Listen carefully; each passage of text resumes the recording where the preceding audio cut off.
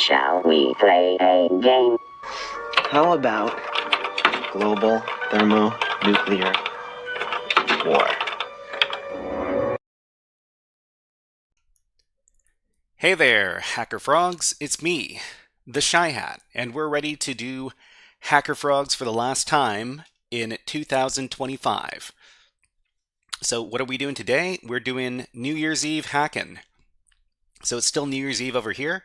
It is December 31st, 2025, and Happy New Year's Eve, Benin. Nice to see you here. So it is 3 o'clock on the west coast of North America over here. And yeah, so it's going to be a good, how many hours is that? 9 hours before New Year's happens. But before then, we're going to be doing a lot of hacking, a lot of gaming, a lot of learning. So what are we doing today? We do 4 topics in each one of these live streams. And the first topic is we're going to be doing some gaming. We're going to be playing a puzzle game called Void Stranger. So I heard that this was a very deep and very difficult puzzle game, and I'm ready to try this out. So that's going to be the first hour of today's stream. The second hour of today's stream is going to be TryHackMe hit Flask. So this is a challenge over at tryhackme.com. Well, it's more of a walkthrough. We're going to be learning about a lot of different concepts, and we're going to be learning about DNS in particular, because I'm trying to learn more about hacking DNS or domain name service. So that's in the second hour of today's stream. In the third hour, we're going to be doing a demonstration of a network hacking challenge. It's called Brain from the Vulnyx.com website. So this is a website where you can download vulnerable virtual machines and then you can hack against them. I'm going to be doing that demonstration, and hopefully you can learn something along the way. So that's the third topic in today's stream. In the fourth topic, we're going to be spending the last couple of hours in the stream going through the PortSwigger API Testing Labs. So PortSwigger is a very, very good web application security education platform, and we're going to be testing some API over here. So API stands for, I think it's Application Programming Interface, and this is a very common component to a lot of web apps. We're going to be learning how to test against it, and yeah, it's going to be a lot of fun. And without further ado, let's get into the first topic. So the first topic is going to be our gaming topic for our warm-up. So I'm just going to put 60 minutes on the clock, and then we'll get started. Not too sure how far we're going to be able to get into this game in 60 minutes, but I guess we'll see.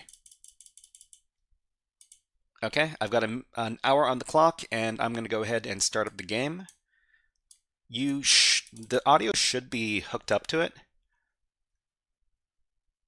but it, strangely enough, the game actually loads up in a very, very small window over here. So that music is a bit loud. So up key, left key, down key, right key, A key, and start key. Okay, so I guess we'll hold down A, try F4. Yeah, maybe. So we get to choose between English or Suomi. I think this is Finnish. So we'll choose English. Okay, would you like to change your settings before starting your journey? Let's say yes. So if you think the music or the sound effects are too loud, let me know, and I'll try to change those up.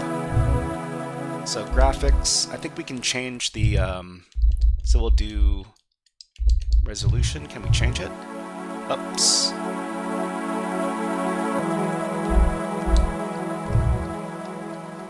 So I'll change it to the largest resolution over here. Oh, that's a bit weird looking. Maybe we can change it to full screen.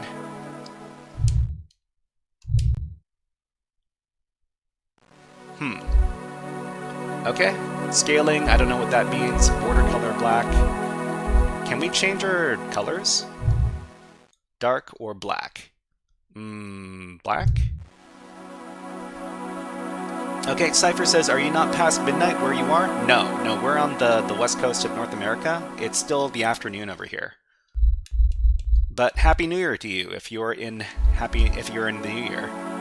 So palette gray, red, orange, yellow, green, blue, or purple? Let's do... What color looks best? Probably something like blue. Blue looks pretty good. Okay, and timer off, counter on. I don't know what those mean. We'll go back. Okay, Happy New Year to New Zealand. Happy New Year. Happy New Year, Benin. I think we'll turn down the music a little bit.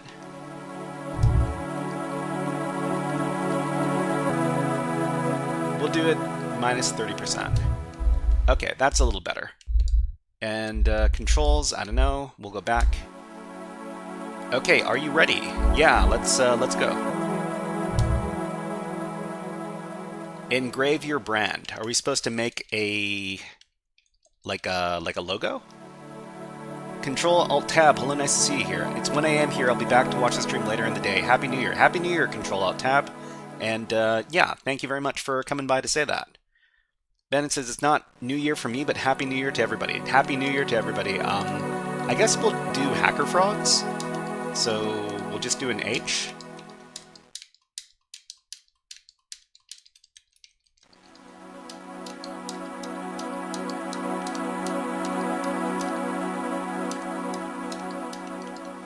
That's a letter H. So what do? Press start.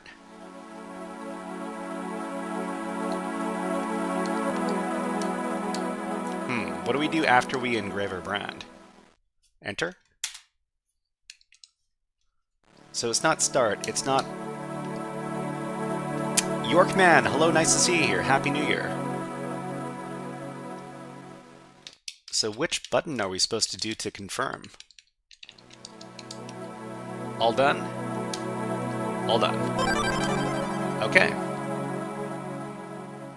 Good luck. Okay, well, we're going to figure out how to play this puzzle game.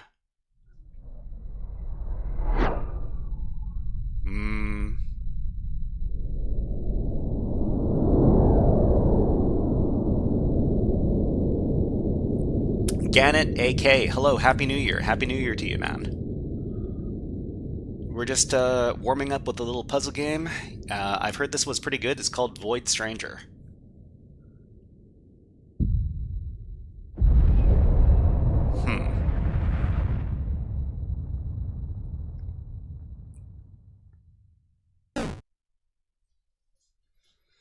Bennett says, this reminds me of Deltarune Dark World Fall animation. I mean, I'm pretty sure the developers of this game are Finnish, but it's definitely got your Japanese anime aesthetics here. We got a big hole.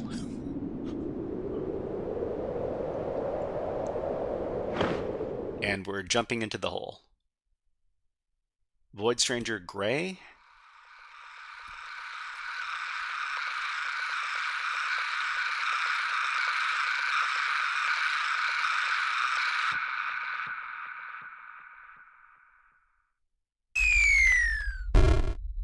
Okay, so we got some hit points. We got 7 of them. We're on... So we can move around. We can...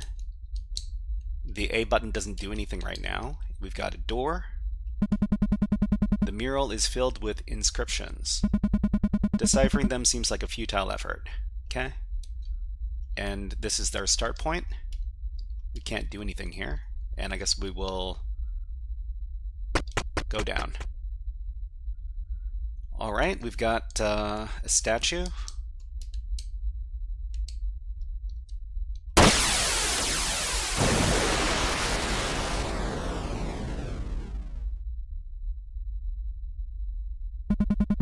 You acquired a strange rod. Okay. Simply holding it makes you feel uneasy. Something's wrong.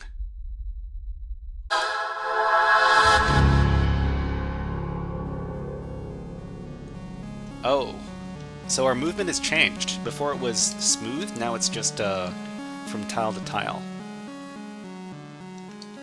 Okay, and the A button does what? Oh. We can mess around with these tiles. Move around, and maybe we can move a tile from one location to another.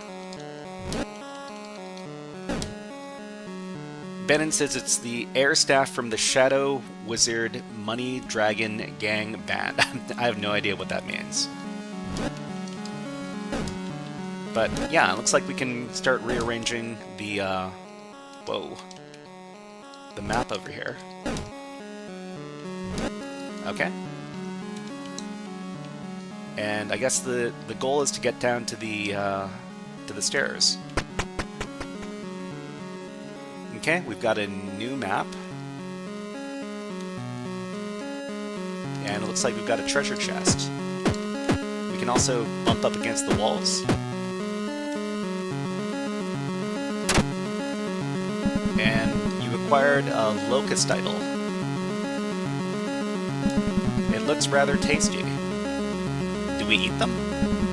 Who knows? Maybe it'll come in handy in the long run. We got a boulder. Can we pick up the boulder? We can't pick up the boulder. But we can pick up these tiles.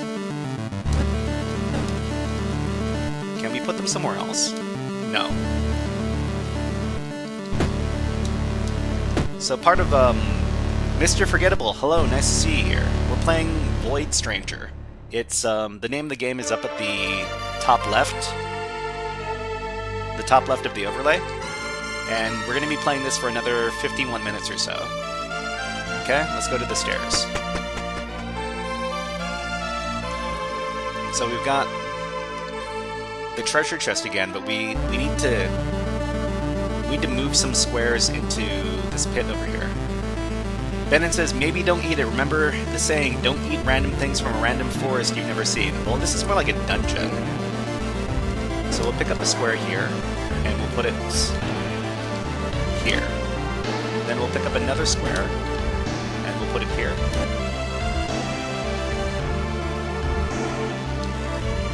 And we'll just open up the chest. So it's another one of these things. Okay, Mr. Ferguwell says, what's the worst that could happen? He needs a kiss from his true love. Do I? I'll just pick up this, and then we can... Yeah, so we've got access to the exit now.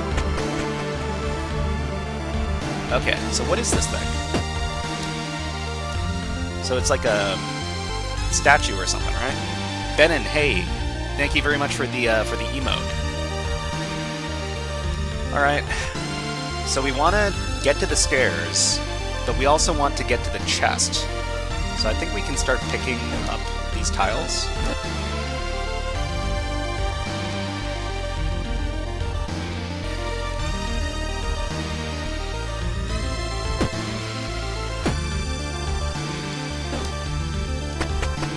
Uh-oh. I didn't mean to skip the treasure chest. I guess you have to step on the stairs last.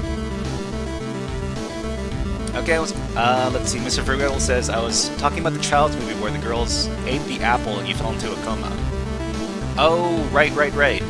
That's wait, what is that? Snow White. Okay, so we need to get to the chest. Open the chest. Uh-oh, we can't open the chest. So it looks like we can only open the chest from the front.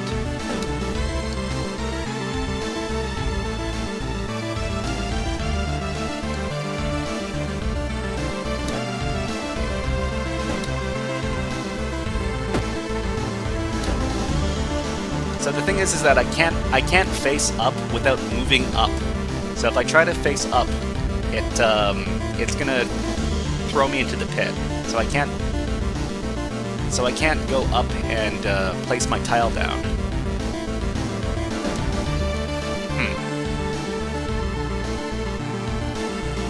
Okay, Mr. Forgettable says, off topic here, but do you ever do malware development on here? No, I've never really done malware development before. It is something that people are interested in. It's not really something that I teach, because I teach stuff that can be found on like education websites, and most education websites don't deal with malware development. So if you want to learn malware development, the first thing you want to do is you want to learn some reverse engineering and some binary hacking first, and those lead to malware development. The thing is that malware development isn't something that you can learn with no prior knowledge. You need to have a pretty extensive background in software and understanding software first. Okay, so let's get the chest. So it's another locust. I don't think I can get any more of these squares. I'll get this one. So we just need to get to the exit now.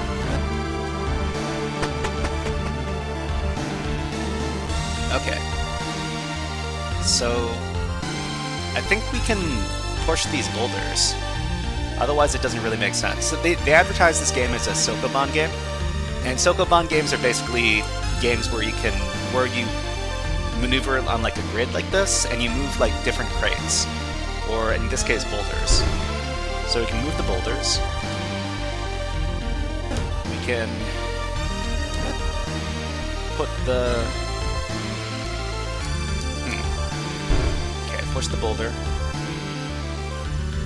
And then push this boulder.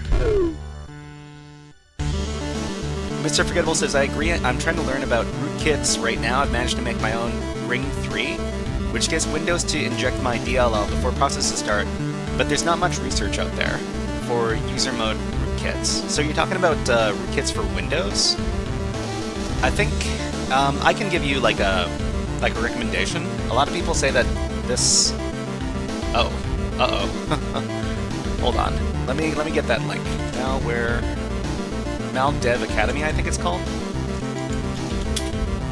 Nemax, hello, nice to see you here. So unfortunately, Maldev Academy is a paid service, and the course that they teach for malware development is about $500. Okay, let's continue the game. And thank you very much, Nemax. Happy New Year to you too. Alright, so I think what we want to do is we want to push these boulders into the pit.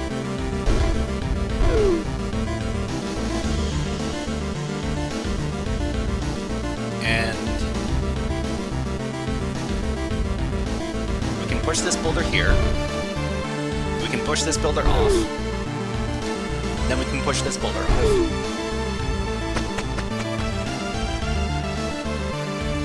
Alright, so... I mean, I guess we just clear a path. So clear a path. Start building a bridge.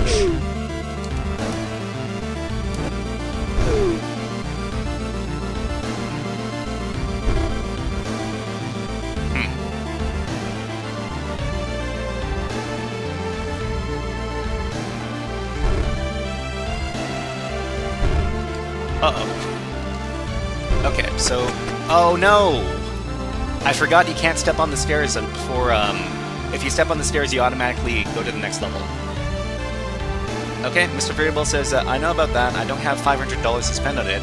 Still under 18, I'm happy I graduated earlier. I graduated about a month ago. Well, hey, thank you very much. Thank you very... Oh, no, not thank you very much. Congratulations. Congratulations on finishing high school. Oh, wow. There's a lot of boulders here.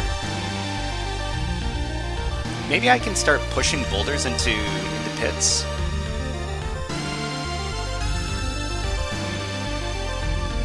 So push one.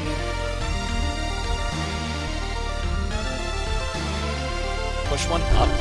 Push one down.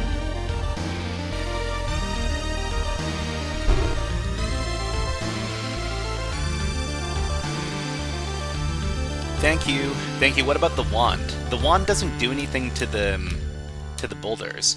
If I could find a way to push the boulders into a pit, I mean, I can make a pit, but I just need to find a way to push the boulders in. Maybe up?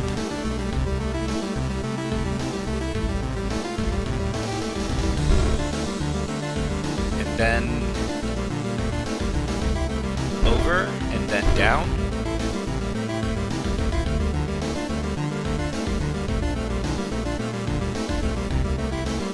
And then up.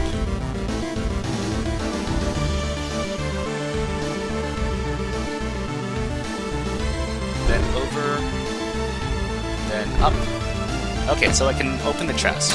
So here's another one of those locust things.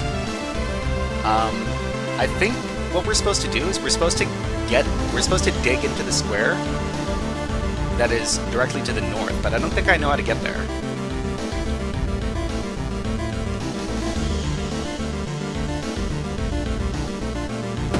Because if the boulders are against each other, they don't move.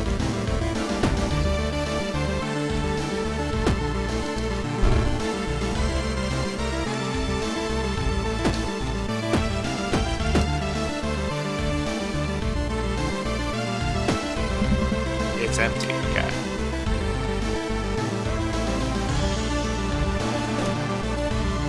Yeah, we can't move the boulders into the pit or anything.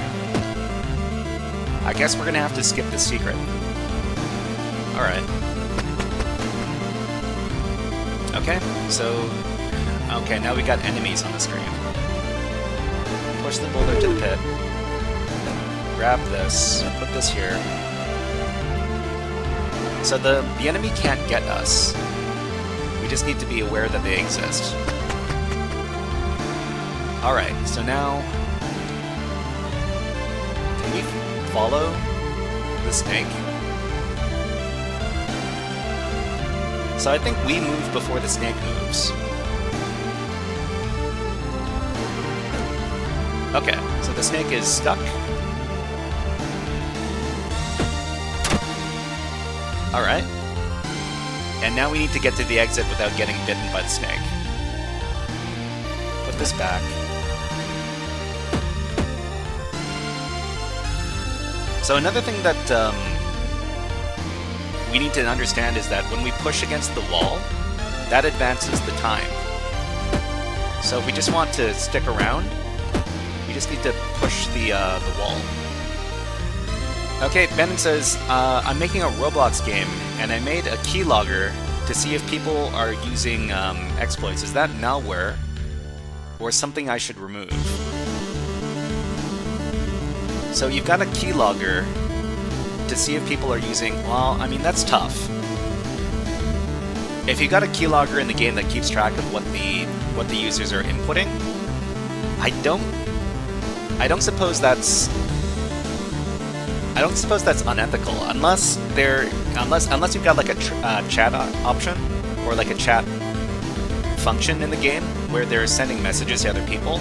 That could be seen as like a breach of privacy if you're able to see like messages that other people are sending inside of your game. So Benin says it erases itself once they leave. I mean, yeah, I mean it's fine as long as it's only game input. But if it's recording like other information as well, then it can get a little bit weird.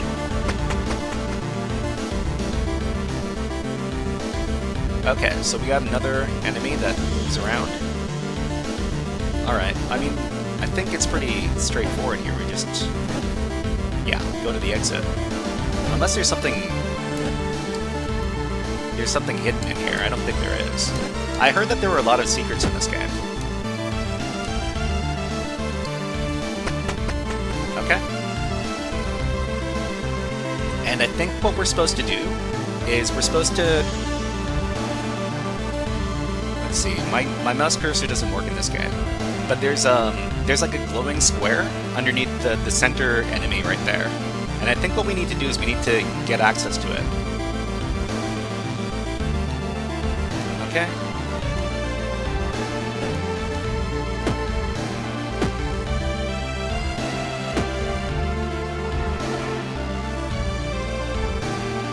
Put the thing down, go up, go down, wait until this thing passes by.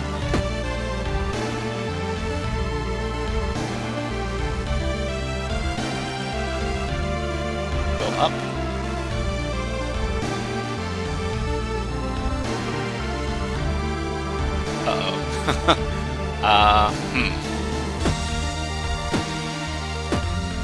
I don't think I want to touch this thing.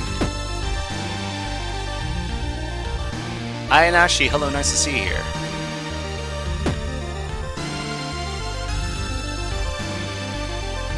I think what I want to do is I want to replace that square.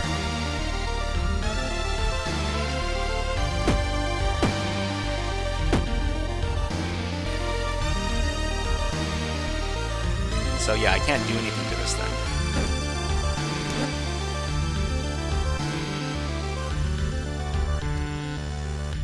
Up, up, up, over.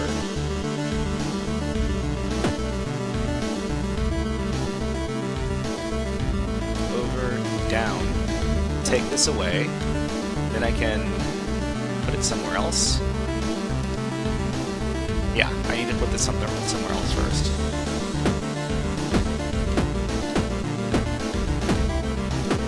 Then over.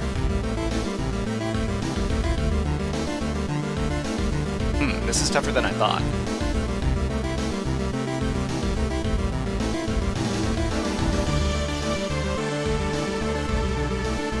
Put this down, go up. Darn it.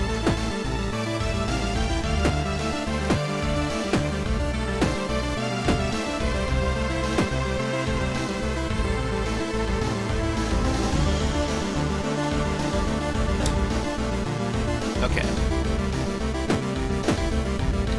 Try not to touch these bugs.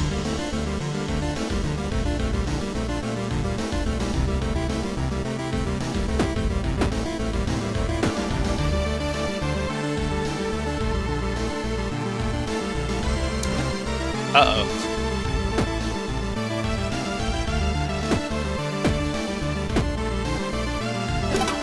Okay, so this gives me a crystal. What does the crystal do? I'll just wait for this bug to pass by.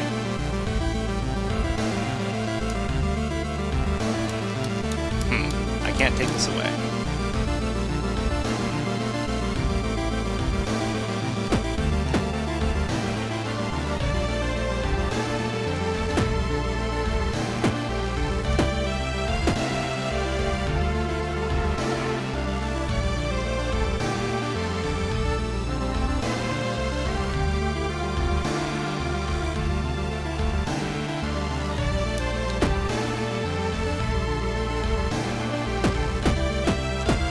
Okay, wait for it to go here. Huh. Am I not able to... Okay. Down here, and then take this away, put this back. Wait for the bug to move off, and then I can get access to the chest. Okay, that's a locust. Great. And then we can finally go back to the exit now.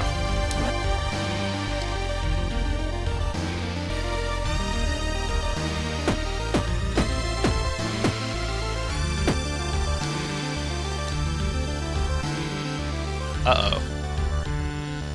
The timing in this game is a bit weird. So you move before the monsters move. Okay, finally finished this level. So level 14, and what did that crystal do? I don't even know. Alright. So I think we need to get another crystal by touching the square in the upper right. We'll just wait for the monsters to move by. Actually, let me grab a tile over here.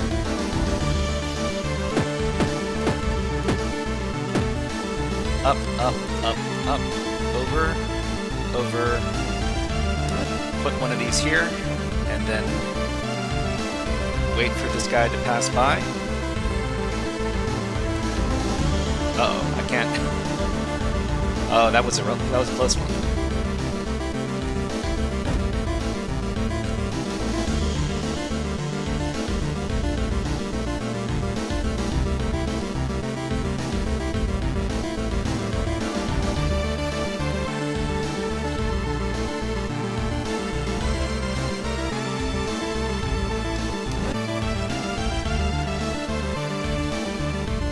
Wait for it to pass by.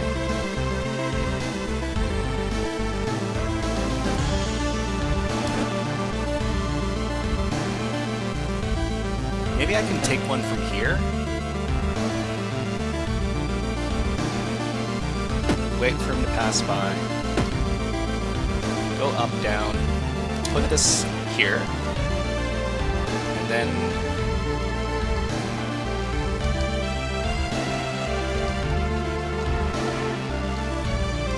pick this up. So this is another crystal. I don't know what it does. And then get the heck out of here. Okay. So one more time, don't know what the crystal does. I think I need to immediately prevent myself from getting bitten by the snake. Uh-oh, I died. Oh. Oh, okay, okay. So the locusts, they give you another try. It's like another life. Bannon says, is there an inventory system for this game? I don't think so. I think the inventory is at the bottom of the screen. So we've got the rod, and we got some of those golden locusts. Over. Pick this up, and then go up. Push the boulder. And then put this down, and then we'll get another piece from over here. Down, over.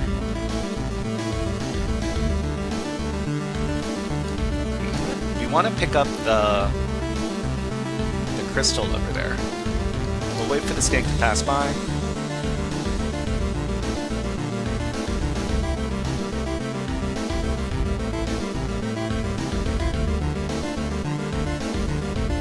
Over, move up,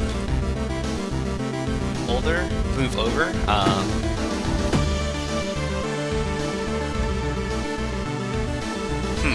So to actually pick this thing up, we need to put a piece down.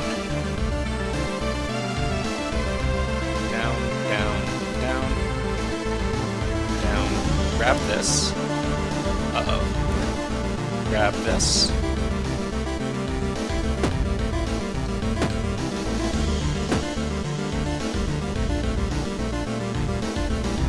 So to actually get it done, we need to wait until this snake is going away.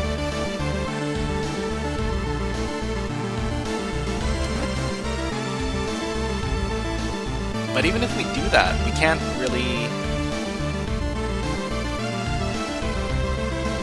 get it done.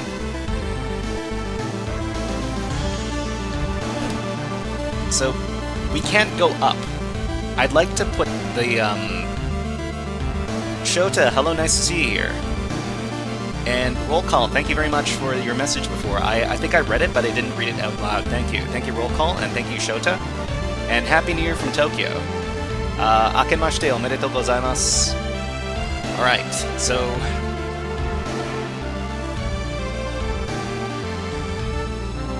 yeah, how do we put that down?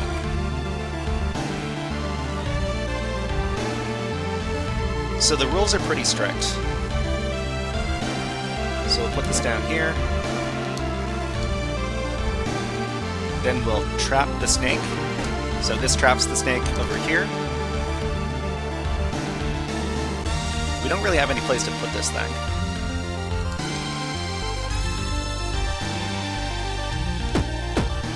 We can punch the wall, which makes the snakes move around, but...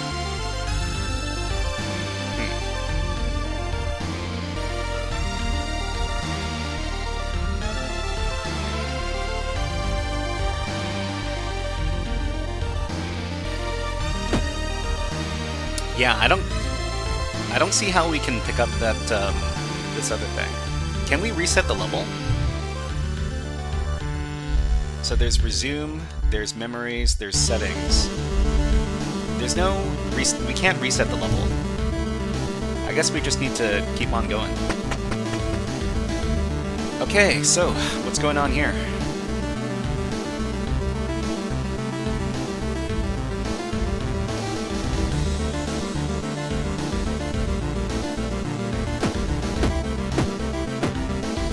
So Bellman says, what if you go down from your spot and place it? You can't face a direction without moving in a direction. So if you try to face a pit while you're next to it, you'll fall in. So that's why we can't get that to work.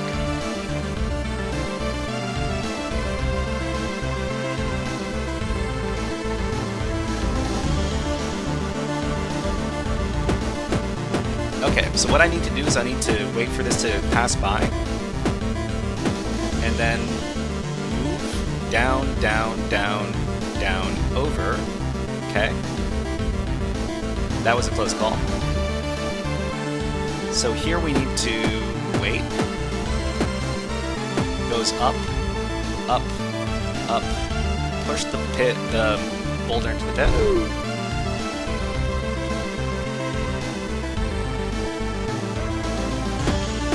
Then wait for the bug to go by. Okay. So what's this? What's this statue here? Can I push it? I can push it. Okay, so it's... I mean, what's the use of that?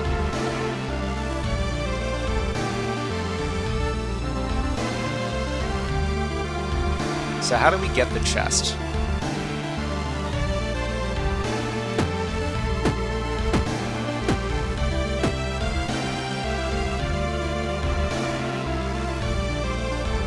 Can we push the boulder and squish the bug, maybe?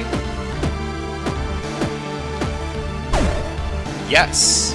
Okay, so if we push objects onto the monsters, it kills them. Okay, we got another locust, and then we can escape the level. Okay, so I guess in the future, we know that we can push boulders into the monsters to kill them. What's going on here?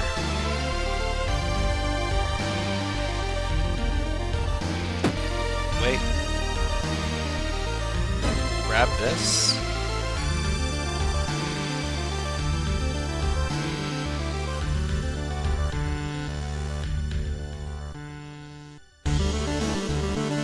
So in this situation, I can't face the left or the right to place down my tile because it'll push me into the pit.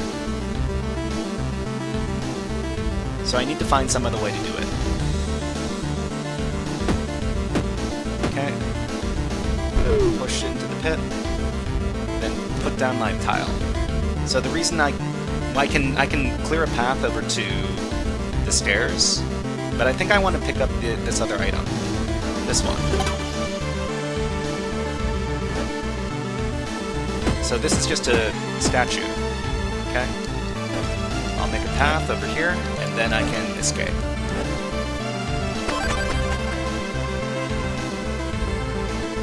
Okay, so these monsters are going up and down.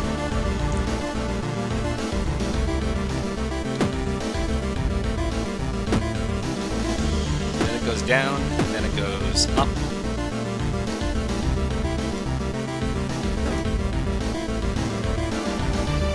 So these are just going up and down.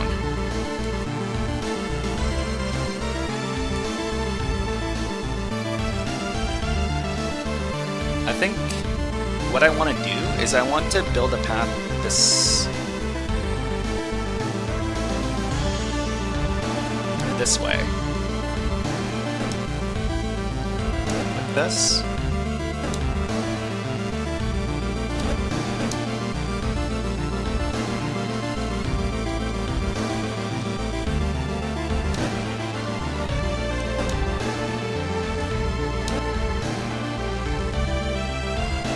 But then I can't go down.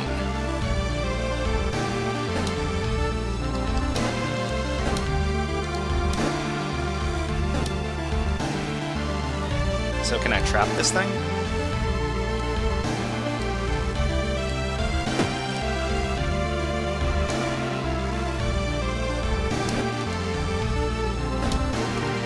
Okay, so that traps that bug there. So I can put this here.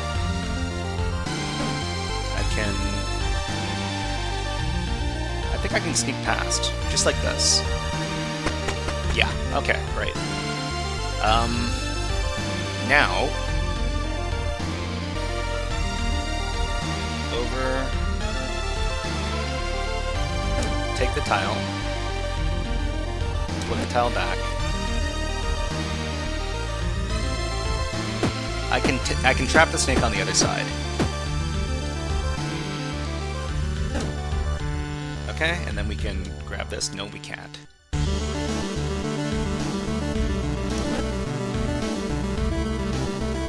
I guess we just wait for the snake to go by.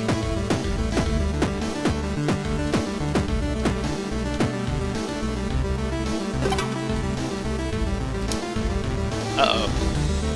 I think I'm stuck.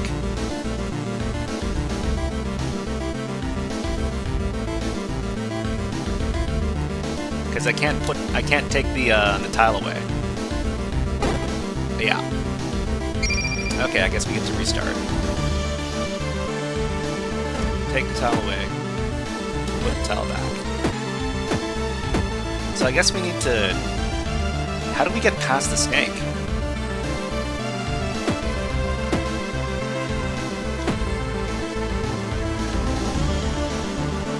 I guess we can wait over here.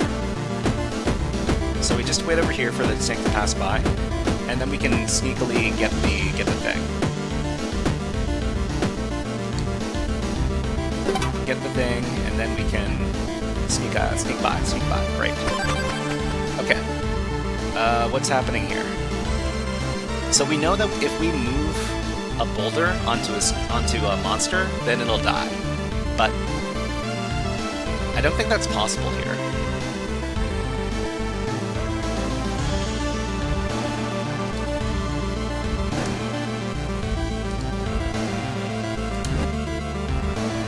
So I think it's easy enough to just get by, because we can just move these boulders over and then get to the exit.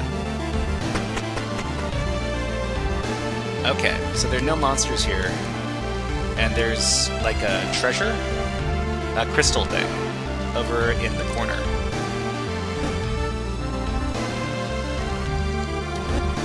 Put this here, grab this, make a bridge.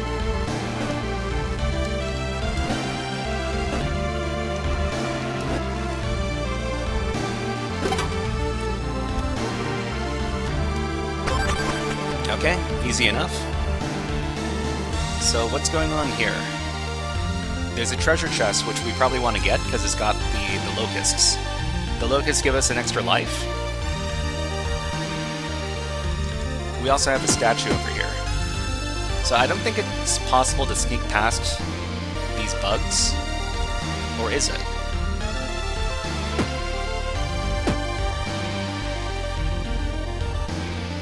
I don't think it's possible.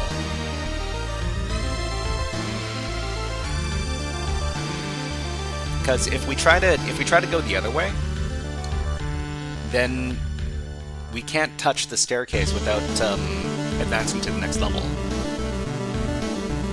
I don't know if there's a way to sneak past these bugs.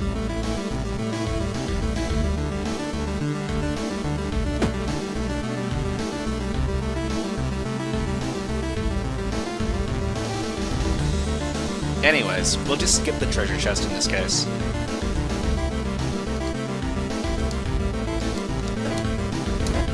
Okay, push the boulder.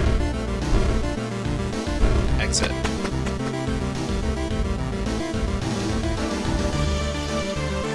So, there's just a treasure chest and nothing else? Is there some sort of secret on this level? I can't tell.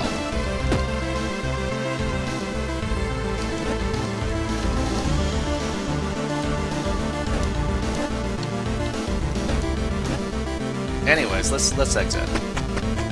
Next, we got like a whole line of these bugs. So how can we sneak past them?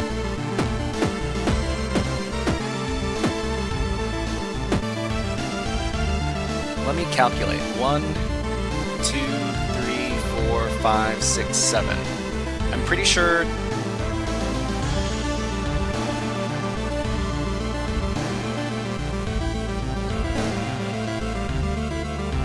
Okay,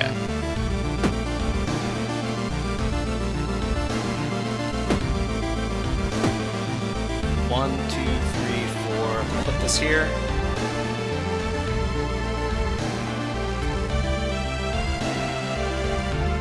Okay, we'll just go to the next level. All right, there's a person. Uh-oh.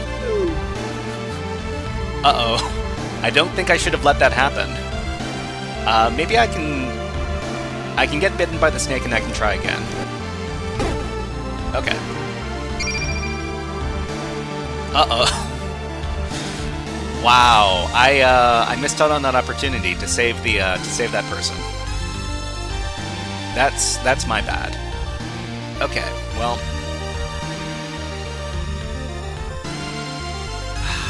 that's unfortunate. All right, we'll wait for the snake to go by. We got a crystal. Then we can put this stuff down. Wait for the snake to pass by, and then exit. Alright, so we got a tree. What does the tree do? A lone birch tree stands in the void.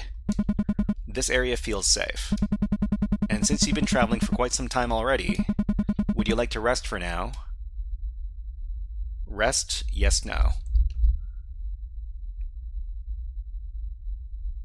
Benin says, I think you invented a new sentence with, we can get bit by the snake and try again. Well, I mean, I thought that it would reset the entire level, but it didn't reset the entire level. It just, yeah, unfortunate. So do we rest? Let's rest. This isn't a trick question, is it? Slowly, surely, dreams embrace you.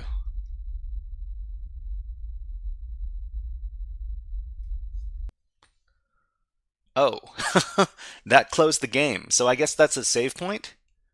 So there's like set save points. All right, let's open up the game again. Got about 15 minutes of gameplay left. Let's see how far we can get.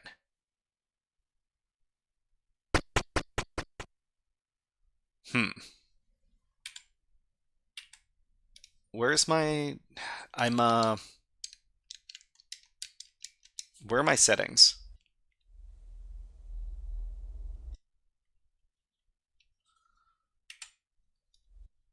When I started up the game, it put the game in a different monitor, so you guys can't see.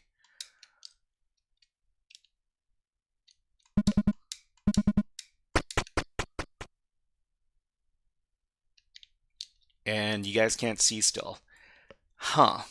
Let me try alt-tabbing. Can I put the game in windowed mode? No, it doesn't look like I can right now.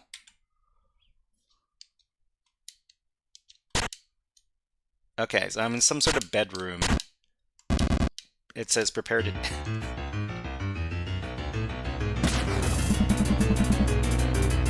Alright, hold on. I'm gonna exit the game, and then I'll try to put it on another screen for you.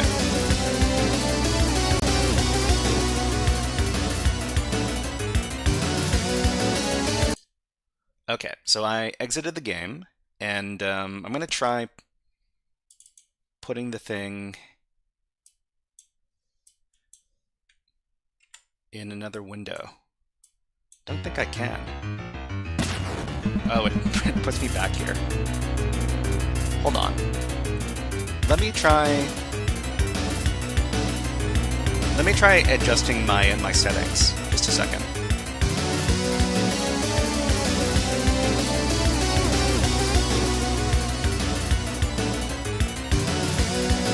Okay, and then I'll try changing my sources.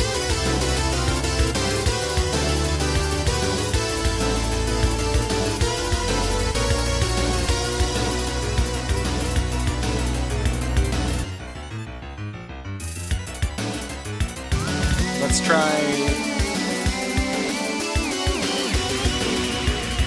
try this monitor.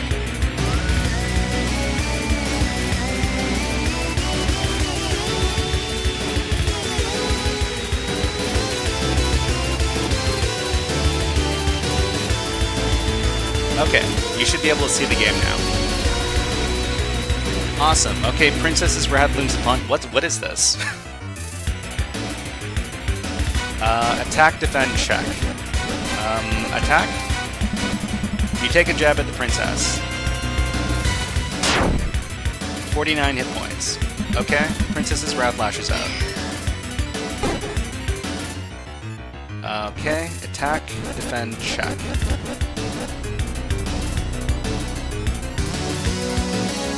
So balance is in OBS's top left, and it should be labeled Twitch, and then switch the display to the second monitor. Yeah, I mean, I don't know why it defaulted to... I guess it would default to the primary monitor. It makes sense. Okay, let's try attack. Let's try check.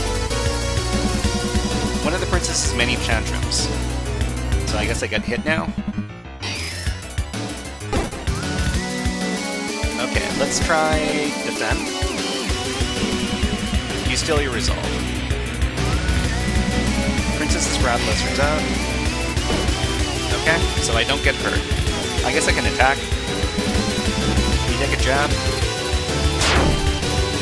I'm not going to be able to defeat this thing. Readying an all-out attack. Okay, let's defend then. Okay. Going berserk. Okay, then we can attack.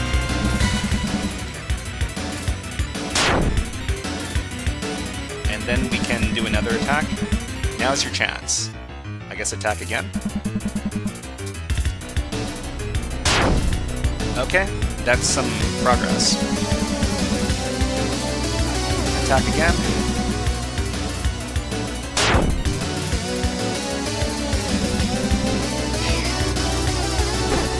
Okay, that's one.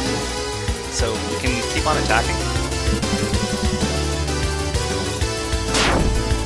So I guess the more times we attack in a row, the more damage we do. Because we're only taking 1 damage each time. So now our attack is up to +4.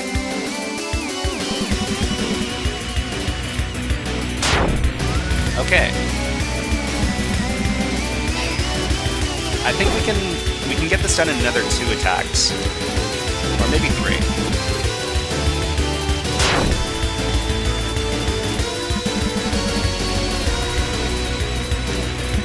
Okay.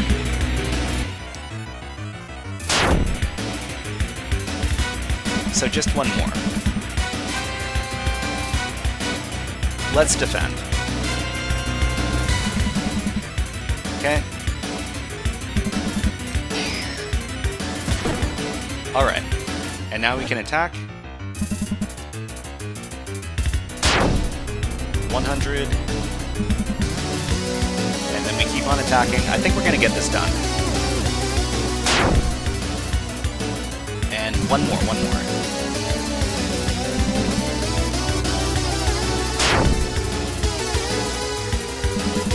Princess's Wrath has finally subsided. How could I lose? I trained so hard. I bet you cheated. Now, Your Highness. Such a sour note doesn't suit a lady of your stature. Fine, you can have this one. How gracious of you, Your Highness. Bite me.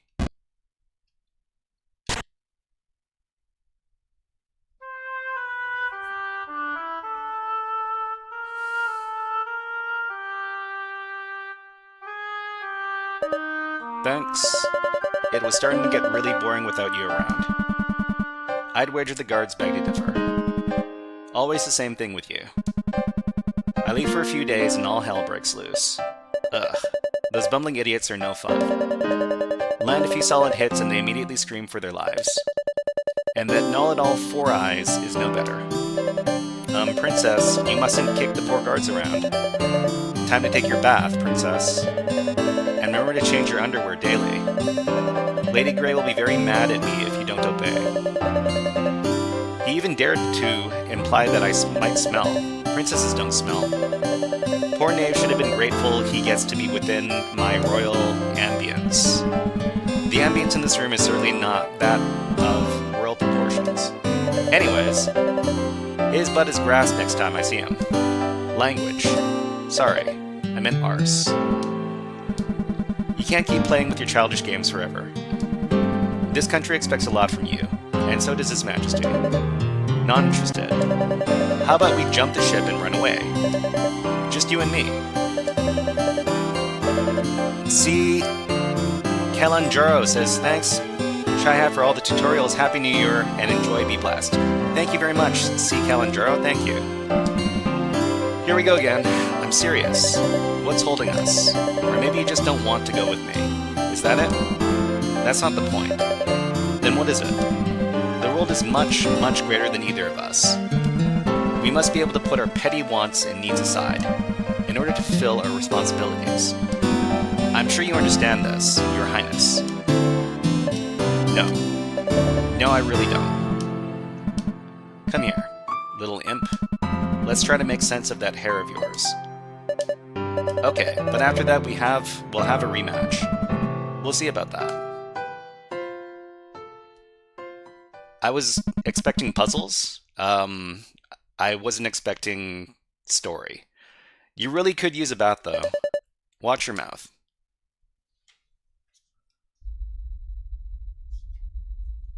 Okay, so we wake up next to the tree. So now can we switch to the other monitor? Hold on. Okay. So now we can switch to the other monitor. Let me go ahead and do that.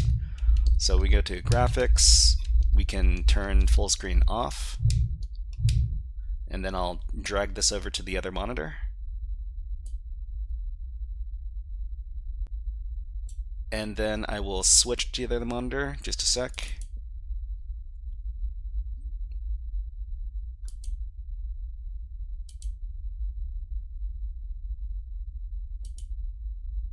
Okay, then we'll turn full screen back on. Okay, let's go back. Resume. I think I'll turn down the audio a little bit more, because the audio seemed a bit loud to me. So we'll turn the master volume down to 5.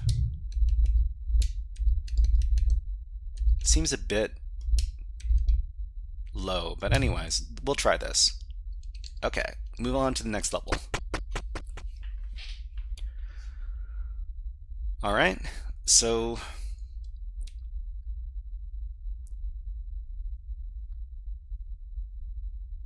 we've got the staircase immediately to our right, no, our left, and the optional path is to go and maybe investigate the door at the top. So I'm just going to grab this.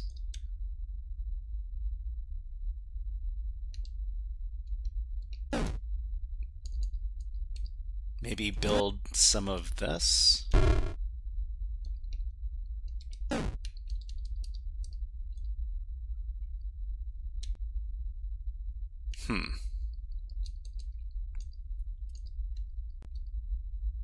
Here's the funny thing. I think we need to approach the door from one particular angle. Actually, maybe we can do this. Oh, maybe we can't.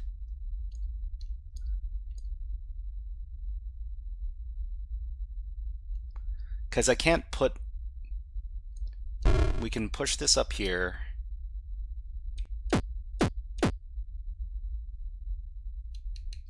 I don't think we can access that door up there anymore. Because we can't face up without going up and falling into the pit. Same thing here. We can't face up without falling into the pit.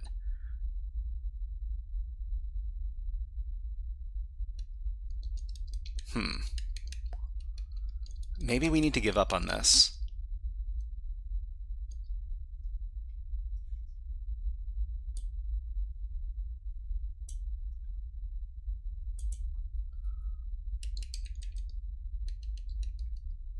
Okay. Never give up. Well, I mean, I don't see a way we can get it done.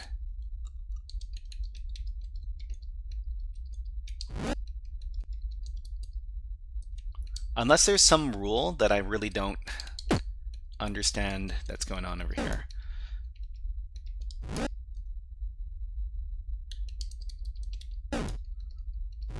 Anyways, let's just move on to the next level.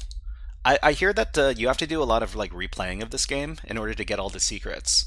So I'll just leave that as a secret we'll pick up on next time. What is this?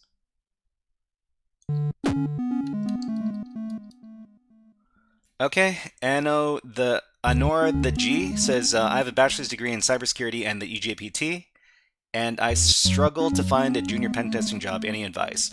So Anor the G, what city do you live in? So we'll try talking. Can we talk? You're a brave little one. Usually your kind will stay far away when they see me. Pleased to meet you. My name is Tail. My scales tell me you aren't an ordinary lost soul. Another G says, I'm in Morocco. So, if you live near a big city, what I would suggest is go to the biggest city in your area and see if there are any in-person cybersecurity meetups. So, for example, you might search for, like, I'm not too sure what the biggest cities are in Morocco. Bennett says, I can't wonder why her name is Tail. I can't either. But try to find some in-person meetups, and then attend those and meet the people there. They're usually people who do cybersecurity as a living, or they're people who are trying to get into cybersecurity. My scales tell me you aren't an ordinary lost soul. If you don't mind me prying, what's your purpose here? Maybe I can offer some help. You tell her you're looking for a young woman. A woman did pass by recently. Unfortunately, she ran away screaming before I could get a good look at her. You try catching up to her, although I can't guarantee you two will end up in the same place. These walls defy reason. They're ever moving. Or so I've been told. Try not to shove those eggs too forcefully. They're close to hatching. I know what you're thinking, but I didn't lay them. They simply fall from above every now and then. Sometimes I catch a few and see what will come out of them. And if you listen closely, you can hear their thoughts. It's so exciting. Try it. Maybe you'll be able to hear them too. Okay. Can we... So if we push on the boulders, do they crack? I have no idea what this is supposed to mean. But anyways, let's see if we can talk some more. You ask her if she knows a different way forward. I've heard some floors have more than one exit. But they are hidden and only the remaining Void Lords know how to access them. You may be able to meet them if you venture deep enough. However, I doubt they'd be willing to share their secrets with you. Me? Imposing as I may look, I'm no lord. And since that exit is a bit cramped for me, here I remain. You ask her how she ended up here. You're a curious one. Are you sure you want to hear? It might take a moment and I wouldn't want to hold you for too long. You tell her you'd like to hear her story. Very well then. Is this going to be long? When Void was still in flux, when all 8 Void Lords still roamed these parts, one of them, named Eus, ruled over this particular realm. They were assigned as the gatekeeper and the judge of the lost souls who arrived here. No soul could get past their judgment. No sin went unpunished. But as vigilant and rigorous as they were, Eus was endlessly fascinated by sin.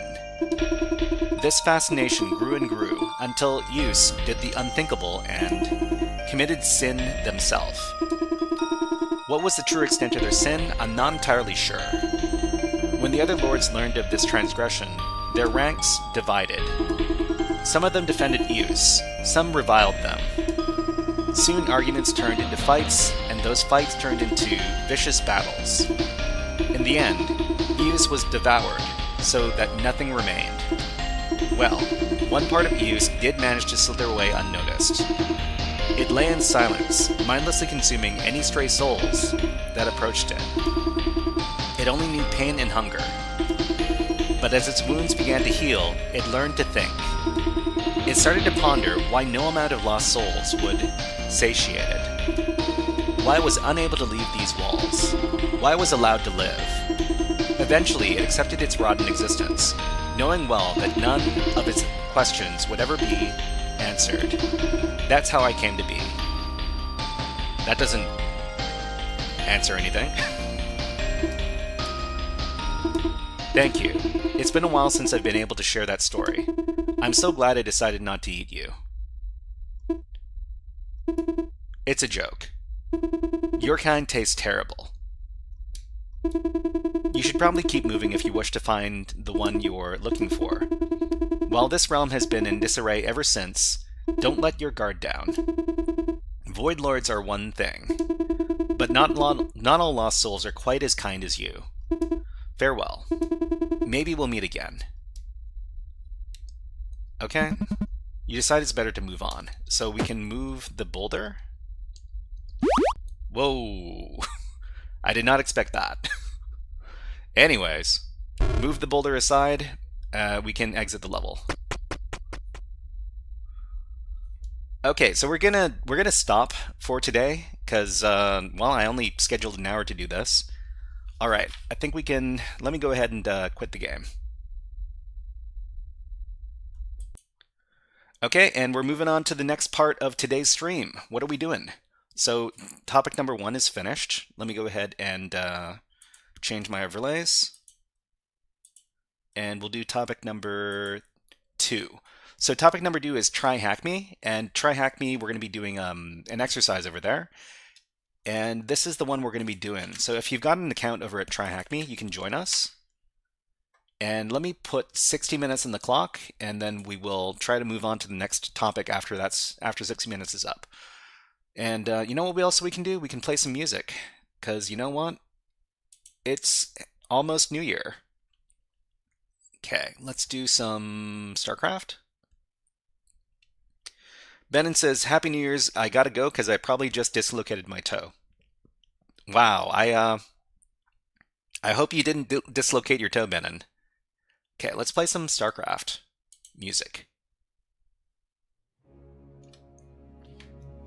Okay, let's move on. So this is Flask.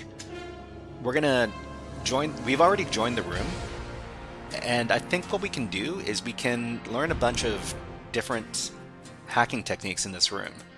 So we've got a machine that we need to use to progress further in the room. So we'll click on Start Machine.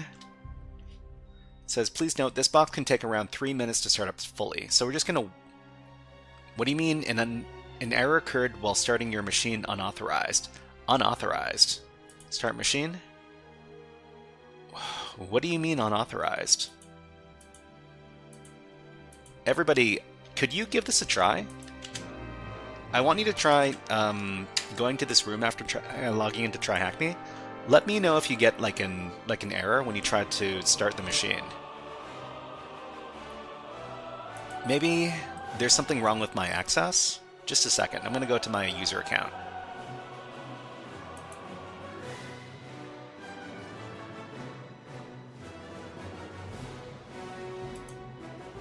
Okay, so manage account, view profile. There's like there should be like an access portion over here. Just a second. So hit Flask. So access machines. So click on that. So you're disconnected. To access the machines, you need to either use the attack box or open VPN. So I think.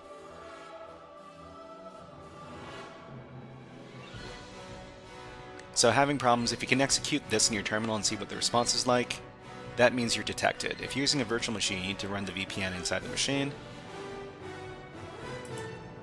You know what I'm going to try? I'm going to try starting a virtual machine in another room, maybe for the AOC event. It could be that only that machine's room, room's like virtual machine is messed up. I'll just try another room. Okay. Let's go down, and I'll just try any one of these. and see if I can start up a virtual machine. Oh, I'm not logged in. Okay, so I need to be logged in. Let's try that again. I thought it was a little bit weird. Okay, we'll go back to Flask.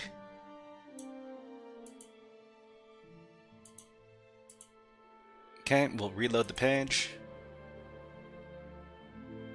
We're logged in, and we'll try starting the machine. Okay, great. It's working again. Good. We just need to wait for a minute for this to go through.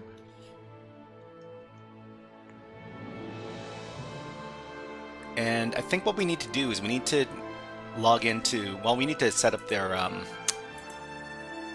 our remote access, not the remote access, the VPN. So I'll just rename this session here to VPN access. I'm pretty sure we've got one for TryHackMe, our VPN keys. I think this is it over here, US East 1, the Shy-Hat regular.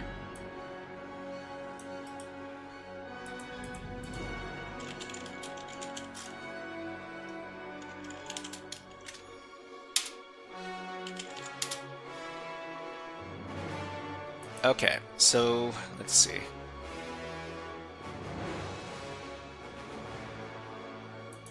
So the way you know that you're connected to your VPN is you do the IPA command, and you're able to see like a /0 interface with an IP address. That's usually a good indication that you're connected. But I don't know if this is the correct VPN key. Hold on.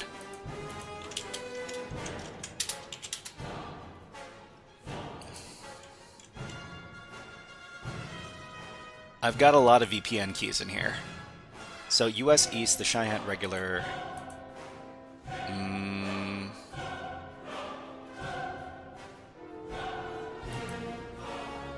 Okay, let me go to TryHackMe and to see if I'm connected. So if I'm connected, I should be able to access this IP address. So what you would do is you would do like a ping command.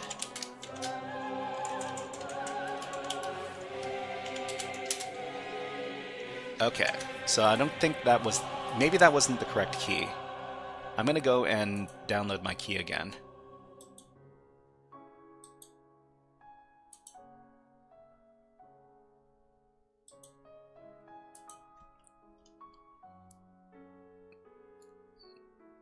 But it says OpenVPN access details. It says I'm connected. Yeah, so that was the correct OpenVPN key. So I just need to... Let me double check then. So this is the IP address. I'll try pinging the machine again.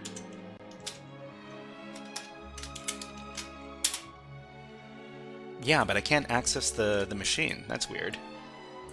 You know what? I think I'm going to use the attack box.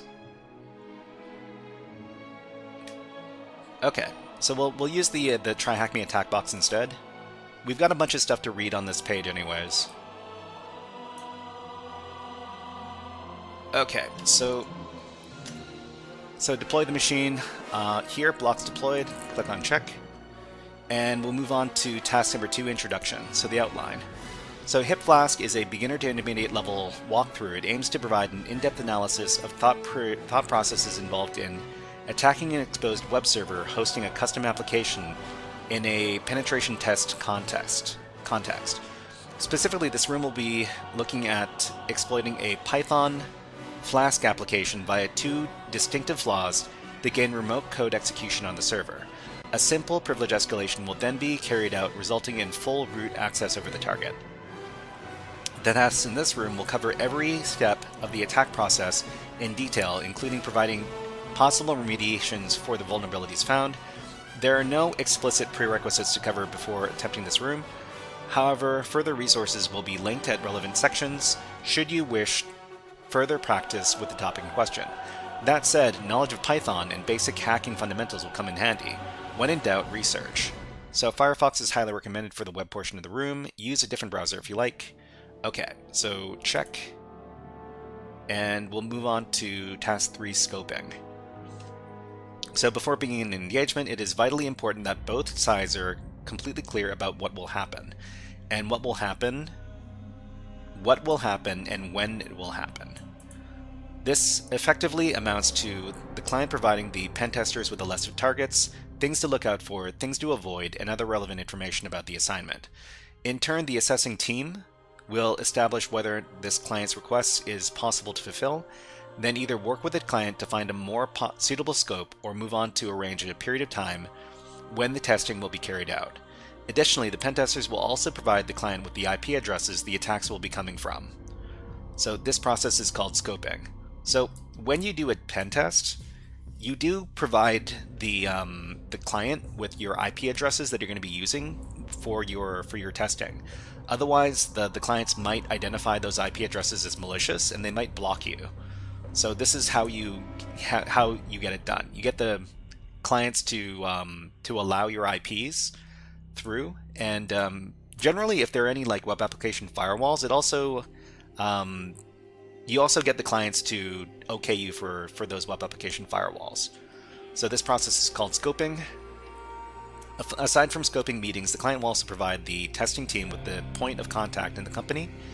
This person will work with the team to some extent throughout the testing.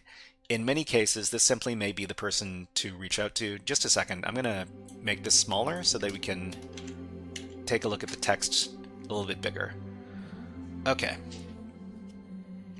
So in many cases, this may simply be the person to reach out to should something go wrong. In other cases, there may be daily or even hourly reporting to this individual. There are various types of penetration tests and various methodologies which these tests can be carried out. These methodologies are placed on the sliding scale between black box and white box, with gray box in the middle. In a purely black box penetration test, the assessing team will be given no information about the target, aside from the addresses or the address range to attack. In extreme cases, the attackers may be given little more than just the company name and be forced to determine the addresses for themselves. In short, the attackers start with no prior information and have to perform initial enumeration for themselves. From the starting position as a bad actor, a malicious hacker or a group of hackers attacking the target without permission. This is good from a realism perspective. However, pen tests are expensive, and many companies do not wish to pay for the assessors to sit around and perform initial footprinting of the organization. At the opposite end of the spectrum is a white box penetration test.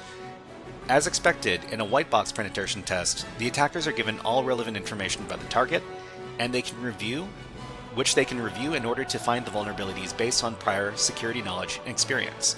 Most common are gray box tests, where only some of the relevant information is provided by the client. The amount disclosed is dependent on the client and the target, meaning that a gray box test could fall anywhere on a sliding scale between white and black box tests.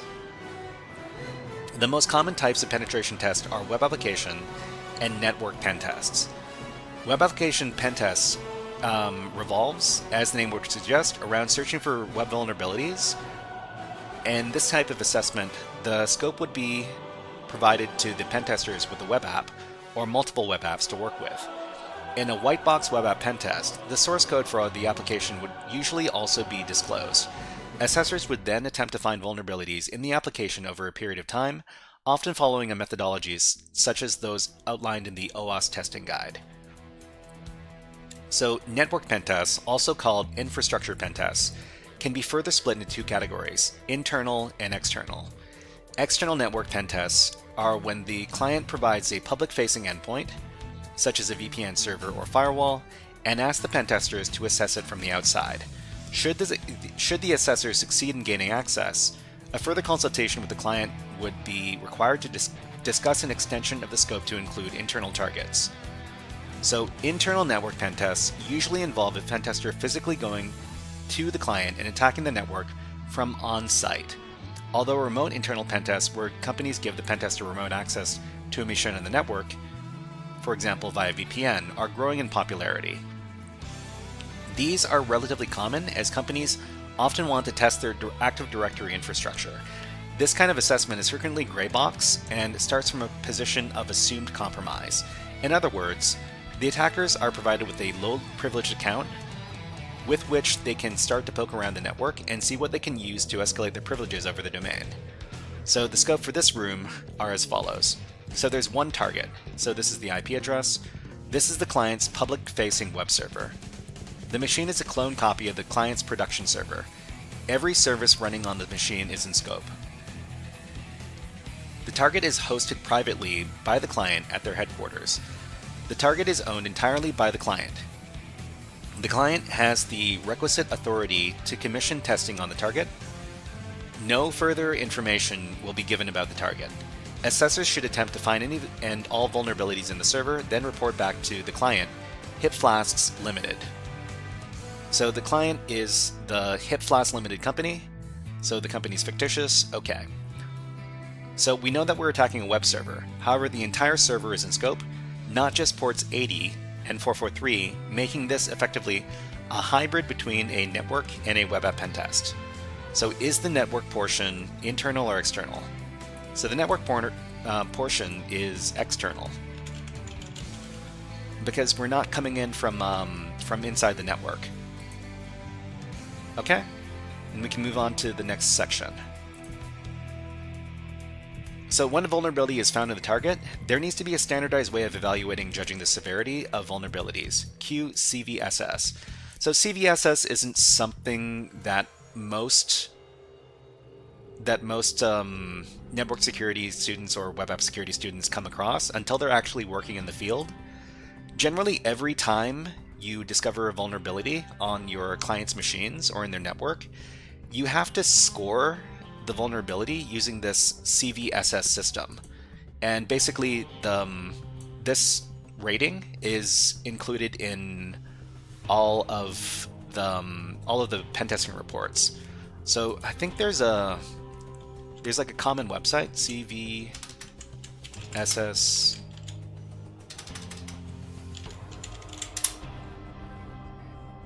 So I think it's this page right here. So you use this site to... Where's the calculator?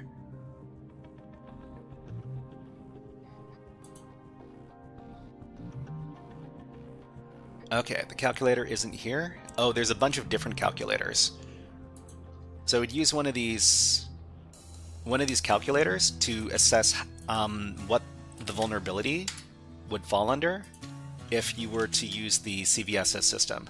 So for example, you basically answer a bunch of questions. So can you access this vulnerability from the network?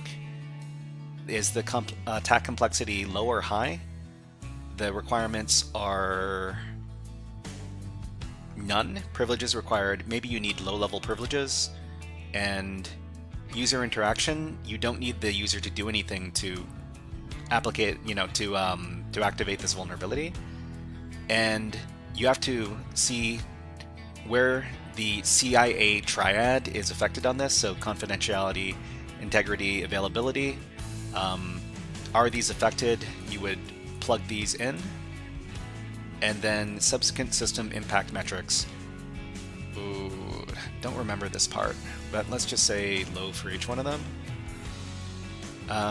You would answer all of these questions, and then eventually you'd go down and score it. So the CVSS calculator over here rates this vulnerability as a medium. Basically, you do this every time you come across a vulnerability on the systems, and yeah, it's a common way to assess like the kind of threat this kind of vulnerability poses to the application or the network. Ronan, hello, nice to see you here. What is up? And Happy New Year's Eve. Okay, let's continue.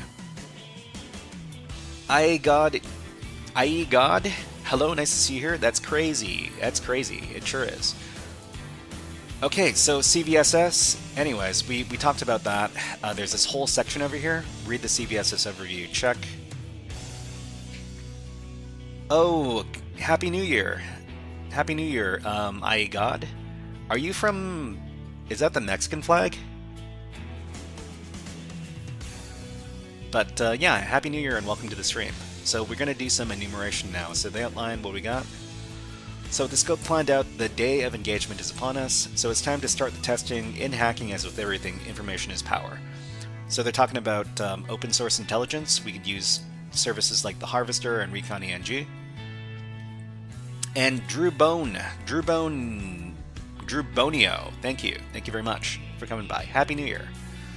Okay, so read the enumeration overview. We've done that. And we'll move on to the next thing. So we're going to actually get to run some commands. Isn't that great? So we're talking about port scanning now, and when we do their port scanning, we use the Nmap program.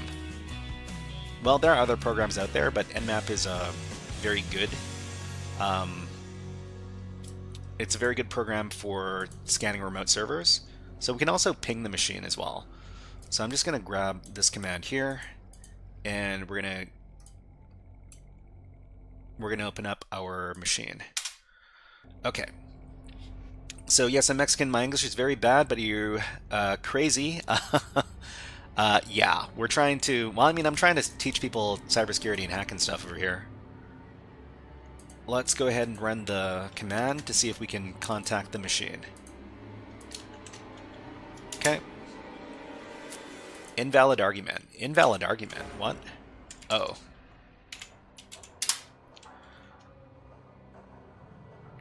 It looks like the machine isn't on the network. That's weird. I'm going to have to reset the machine. Just a second. Or is this the wrong IP address? No, this is the right IP address. Let me terminate the machine. I'll try resetting it. Start machine. We gotta wait for a little bit. So yeah, I mean, TryHackMe has given me some problems. I haven't had, well, I wouldn't say that I haven't had problems with TryHackMe, but yeah, it's pretty good platform. You can access a lot of stuff on TryHackMe for free, including the recent Christmas event. And we got ads on Twitch. So we're just going to take a little break and put on some birds. I love my birds. So check out the birds, enjoy the music. We'll be back in about 60 seconds. I just need to have a little water break.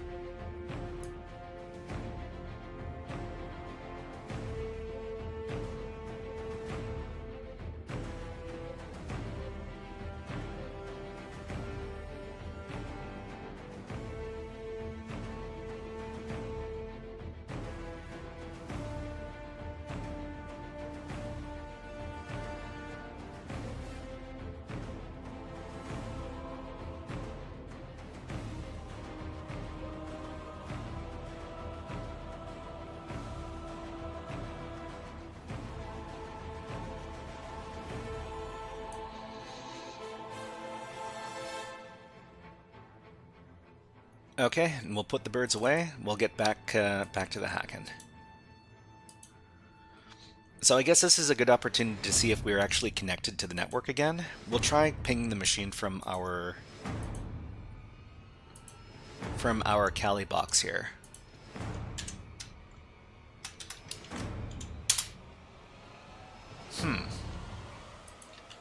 It doesn't look like we're connected. Let's try the same command from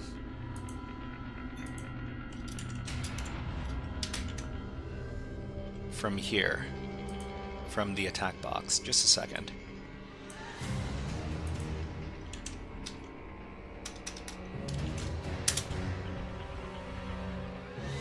Wow, we're really not connected. I'll give this another minute or two. Otherwise, there's something seriously wrong with this room.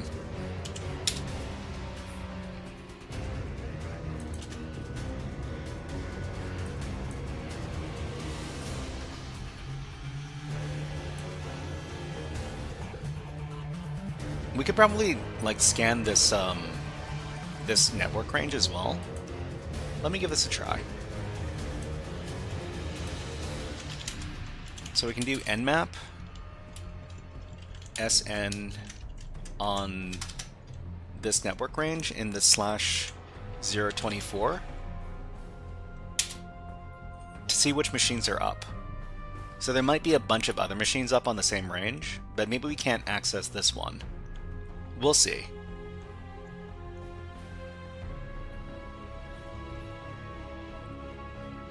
I guess we could try running the same command on our Kali machine as well. We're doing network diagnostics. Exactly what I want to be doing. Not really. Okay. So nothing's coming back for now.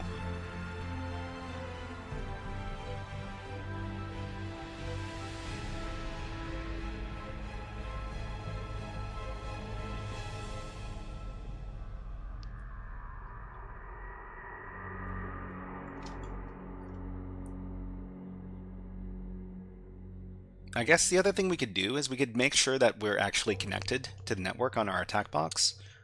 Let's do a new tab, and we'll try taking a look at our devices. So we got iNet 106588. So this is 1065.168. I mean, I'm pretty sure we should be on the same network, judging from the two IP addresses here.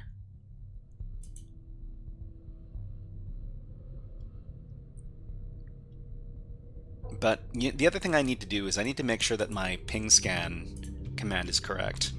So nmap ping scan network range. Okay.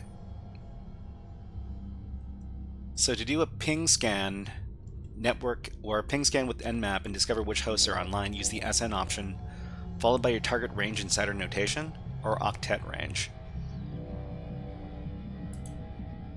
Yeah, so I mean, I'm pretty sure this is okay, but we're not exactly on the same range. So we found a couple of different machines up. Oh, we can access this machine. Alright, well, let's give this a try. So ping C4, this IP address. Oh, you know what? This could be on purpose. This could be on purpose because some servers are designed to not respond to pings. Okay, so if that's the case, we would have to run nmap in the following way. So nmap pn scan all the ports, very verbose, T4, which is fast but not too fast, and identify the versions of whatever we find. Okay, so we can access the server. So it's port 22, port 80, port 443, port 53, and I'm just gonna see if I can do this on my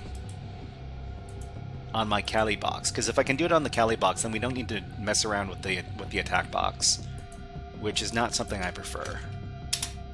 Okay, this is much better. This is much better if I don't have to use the attack box. Alright, so we'll just shut down the attack box. Okay, and then we can move on to port scanning. So when we do our port scanning, we can scan for a bunch of different ports. In this case, they want us to do sudo with nmap. Generally, I don't really use sudo with nmap, but in this case, they want us to. I'm not exactly sure why. So I'm pretty sure this is going to show us like the same ports, 53, 80, 443, 22. So 53 is kind of unusual when you're scanning on these network hacking exercises, because this is DNS. So there's DNS here, there's HTTP here, there's HTTPS here, and SSH. These are the services associated with these different port numbers.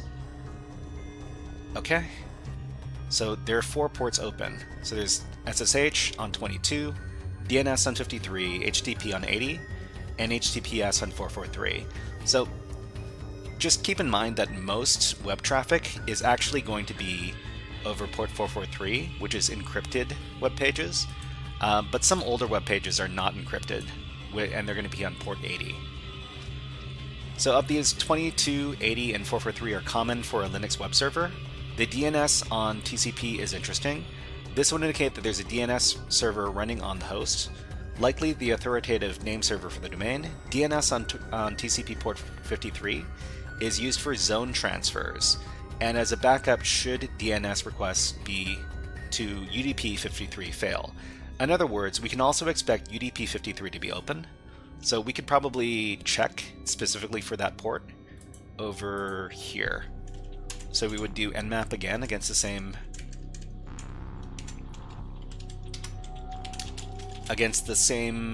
IP address. We'll check to see if UDP port 53 is open.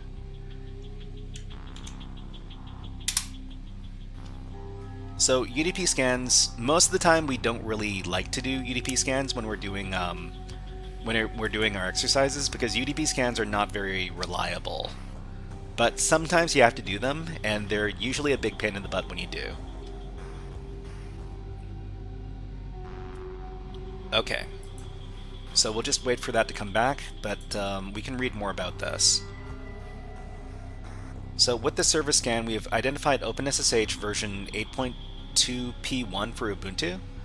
So generally, when you find a version of the software that is running on a port, you want to make sure that there are no known vulnerabilities for those versions of software.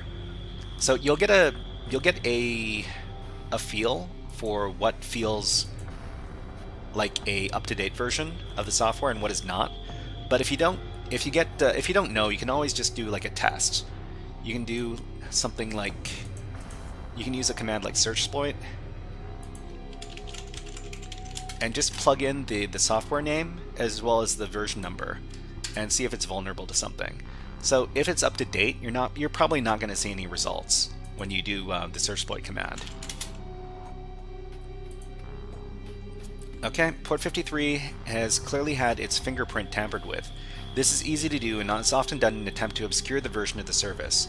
Given that we know that the machine is very likely to be Linux, we can guess that this DNS server installed is most likely to be BIND, Berkeley Internet Name Domain. So if this is the case, then despite the lack of an accurate fingerprint, we can also infer that the service version is at least 8.2, as this is when the option to change the banner was introduced. Well, I mean, I didn't know about this.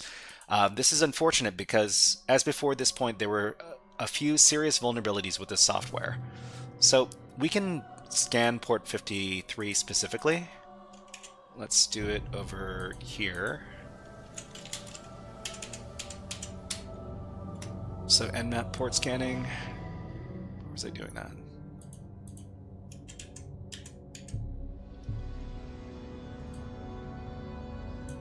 So we're just going to grab that command, we're going to paste it in here, and we're going to just do the TCP port for port 53.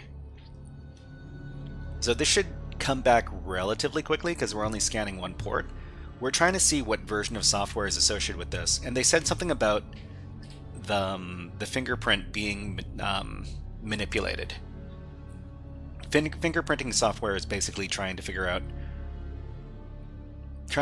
what version of the software is being run, and in this case, port 53 is open, but we've got an unknown banner. Now, why would you need this? That's funny. So we don't know what version of the DNS software is being run, but they say in the exercise that it's most likely BIND. So identifying the web server as Nginx doesn't help us very much, but again, it's useful to note down. So we can usually tell that the web server software being run is Nginx or Apache or something else when we run our curl commands. So we can run curl on the website associated with the IP address here, and we're just going to run it verbose.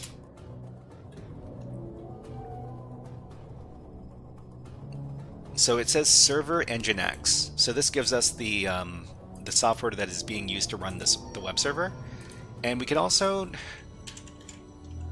scan the application on port 443 by doing HTTPS instead of HTTP.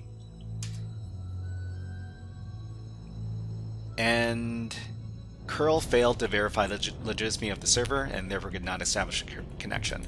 So this happens because curl doesn't like to deal with self-signed certificates, which is what this web server is doing on port 443. I think we can do like -K to force curl to accept the self-signed certificate. No. Okay, so did this work? Yeah, this worked. Okay, and we get the same thing. The server that's involved in this web server is also Nginx. Same software. We can move on to the next thing. So we do the UDP scans. So UDP scans here, it says that they're notoriously slow, inaccurate, and inconsistent. So that's a big reason why we don't do a lot of UDP scans, especially not if we can't investigate other things first. So we want to confirm that port 53 is open, so let's tell Nmap to scan the 50 most common UDP ports. So in this case, we did this earlier, but scanning the top 50 ports or top 100 ports when we do a UDP scan is usually the best way to do it, because even scanning 50 ports or 100 ports is going to take a really long time, because scanning UDP ports is very slow. So much like the filtered response from the TCP scans referring to a firewall in play, open or filtered response in UDP scans indicate a possible firewall. So the thing is that it's not very reliable doing UDP scans. But yeah, it's just not very fun to deal with them. So ensure that you're comfortable with the service exposed by the target. Click on check, done. And then we're going to be doing some vulnerability scanning. So with the initial enumeration done, let's take a look at some vulnerability scanning. So Nmap is what is the word?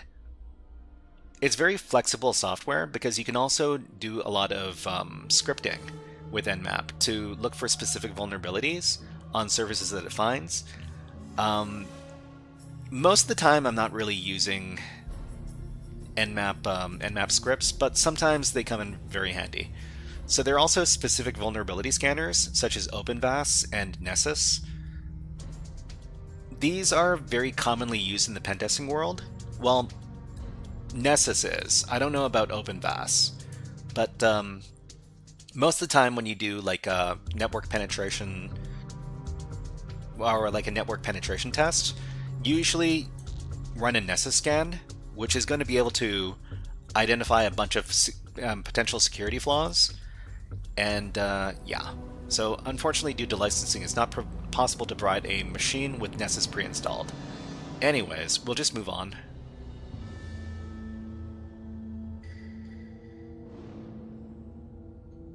Okay, read the Nessus information. So if you do want to learn about Nessus, you can certainly, like, there's a bunch of information out there. Most of the time, you don't really need to worry about Nessus scans until you actually enter the pentesting world, especially network pentesting. Nessus isn't generally used in web app pentesting. Okay, let's move on to web app initial thoughts.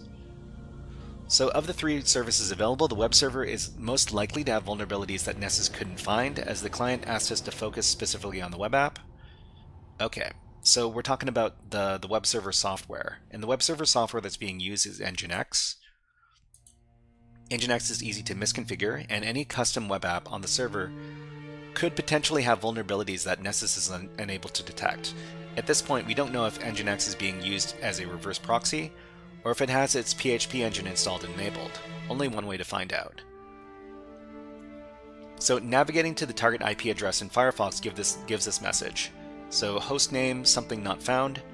This server hosts sites on the hipflask.thm domain. Okay, so let's go ahead and do this ourselves. So over here we've got where's the IP address? This one. Okay, and we will try to go to the HTTP application. And we get this message here. So the host name is not found. This server hosts sites on the hipflask.thm domain. So anytime you try to visit a website and instead it gives you some indication as to like a domain name, like this one over here, hipflask.thm, you probably want to add it to your Linux machine's etc. host file. So this is going to map out a domain name to a specific IP address. So we're just going to grab this IP address, and then on our machine's etc. host file, you need to edit it with sudo.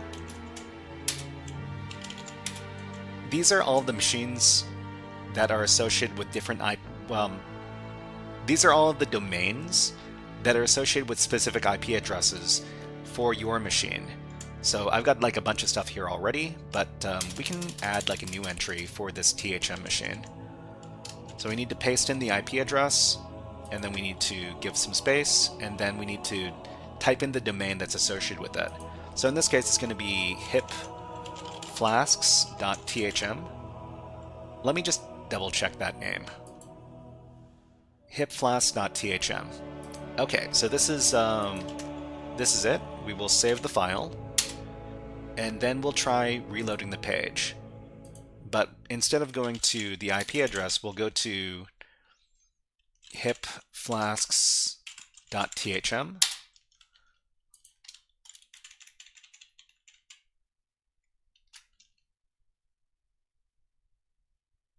Hold on, did I make a spelling mistake?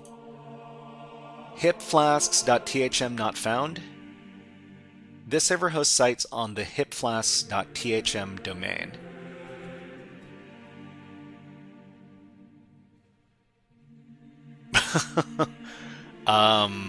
Hold on. Let me go over to the TryHackMe page to see if I'm doing something wrong here.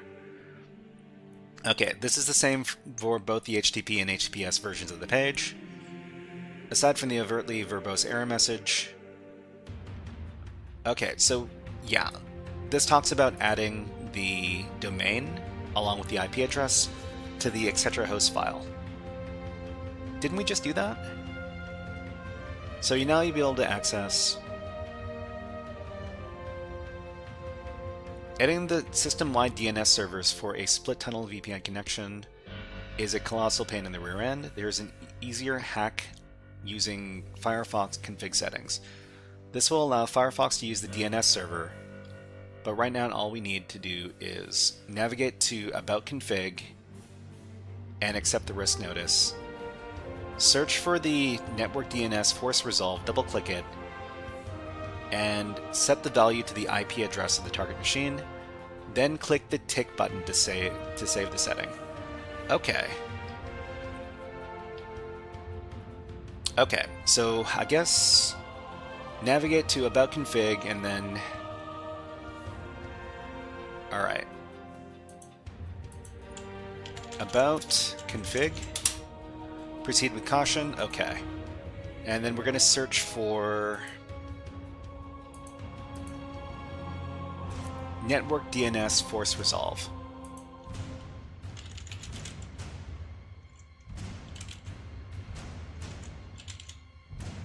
Okay, so over here we can click on the edit button,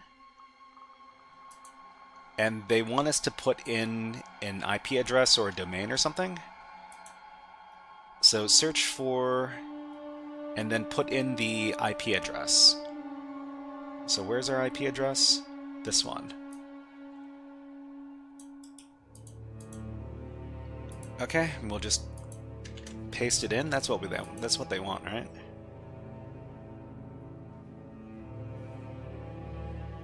Okay, and then enter, and then reload the page. We will go to hipflasks.thm.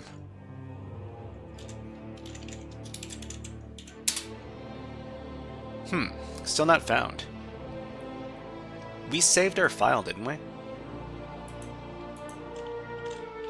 Still not working for me. Ronan, hello. You're following along with us? Thank you very much. Okay, cat, etc. hosts. So hipflask.thm. Yeah, thank you very much for following along with us.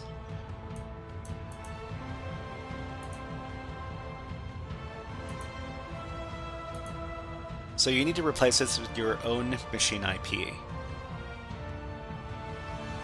Double-click it, set the IP value for the target machine, then click the tick button to save the setting. So I mean, we can go back to the setting to see if we've actually saved it.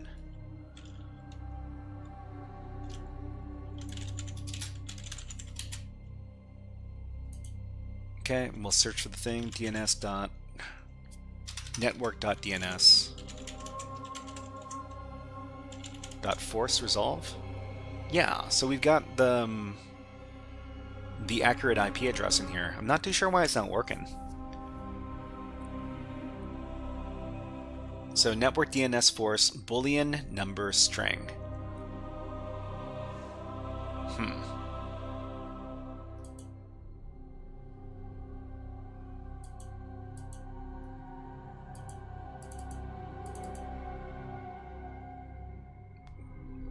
Well, it's true now, okay, and then we can try again. Ronan says we should now be able to access anything on hitflask.domain through Firefox. Unfortunately, common subdomains such as www don't appear to be configured for the domain, so we're left to either fuzz for vhosts or messing around with the DNS server. I mean,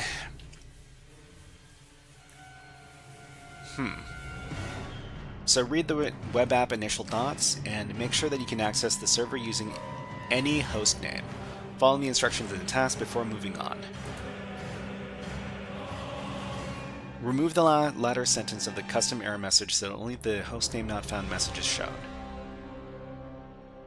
Ah, okay. So they actually talk about how to remediate these vulnerabilities, which is actually pretty uncommon on these THM machines, or these THM exercises. So yeah, we did this, but it didn't seem to work. I mean, the other thing is that we could probably add like a couple of things to our etc host file. So along with hitflask.thm, we could also add www.hitflasks.thm, and then try again.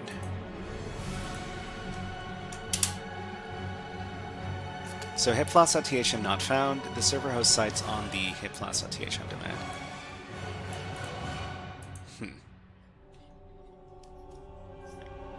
So life on shuffle, life on shuffle, life on shuffle, life on shuffle.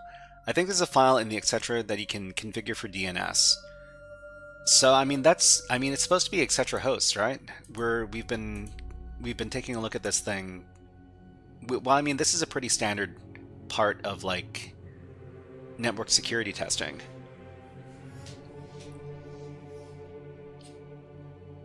But for some reason it's not resolving in our case. There's one specific for DNS. Do you know what file that might be?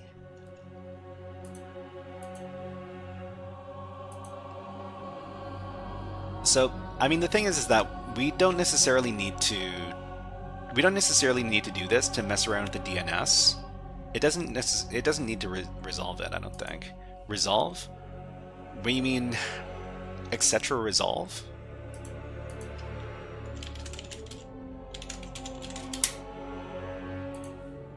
Like,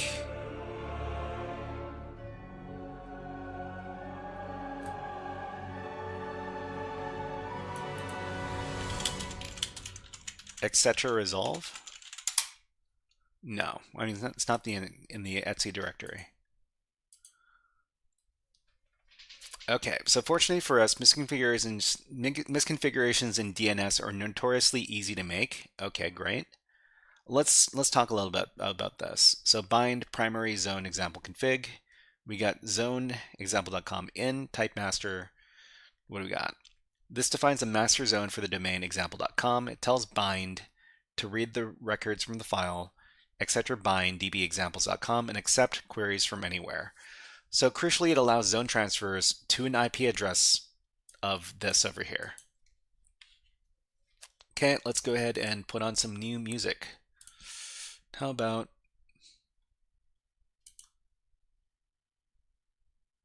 some good old cyberpunk?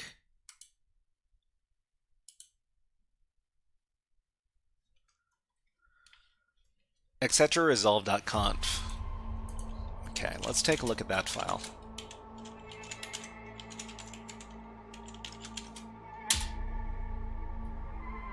Search LAN, name server. Oh, do we need to... Well, I mean, the other thing we could do is we could modify this and set this for the target machine IP. Let me give this a try. So our IP is here.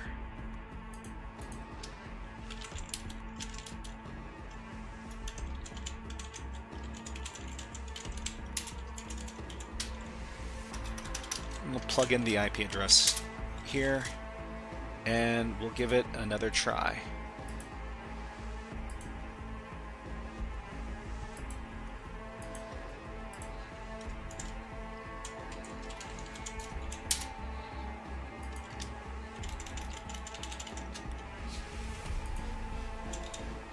Let's try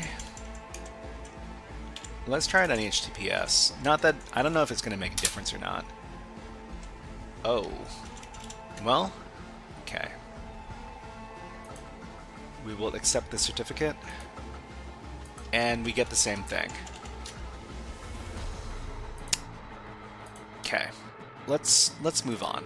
So I think even if it doesn't resolve, I'm not too sure if we're going to be able to do security testing against the DNS. I guess we'll find out in just a second. So we still don't actually know what the DNS server is in use here. Okay, so we were reading about this. This one's hard, no clue. I mean, I'm not sure what's actually going on. I might do a bit of research after the stream is over to figure out what's going on here.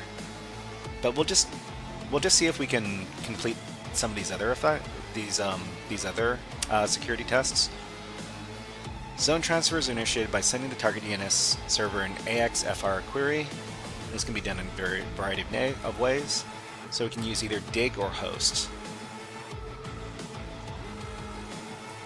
Okay, we'll give this a try.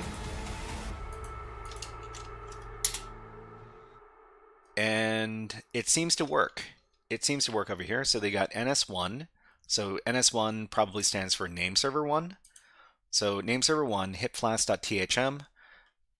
And let's see. Oh, we've got some other domains here as well. So we got hipper.hitflask.thm. And we've got www.hipper.hitflask.thm.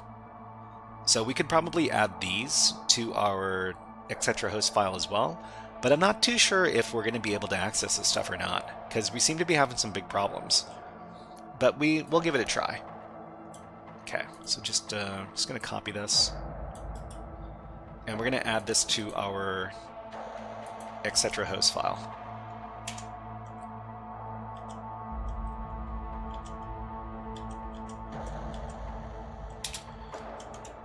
Okay, so we've got hitflask.thm, www.hitflask.thm. We've got hipper.hitflask.thm and just hipper.hitflasks.thm. So we've got all of these different domains that all resolve to the same IP address here. And let's see if we can actually access this.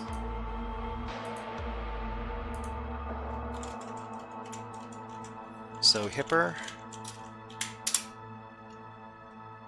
this redirects to the HTTPS site, and let's see. Okay, awesome. So we can access this. I wonder why we can access this only on certain ports. It's weird. So maybe I'm not too sure.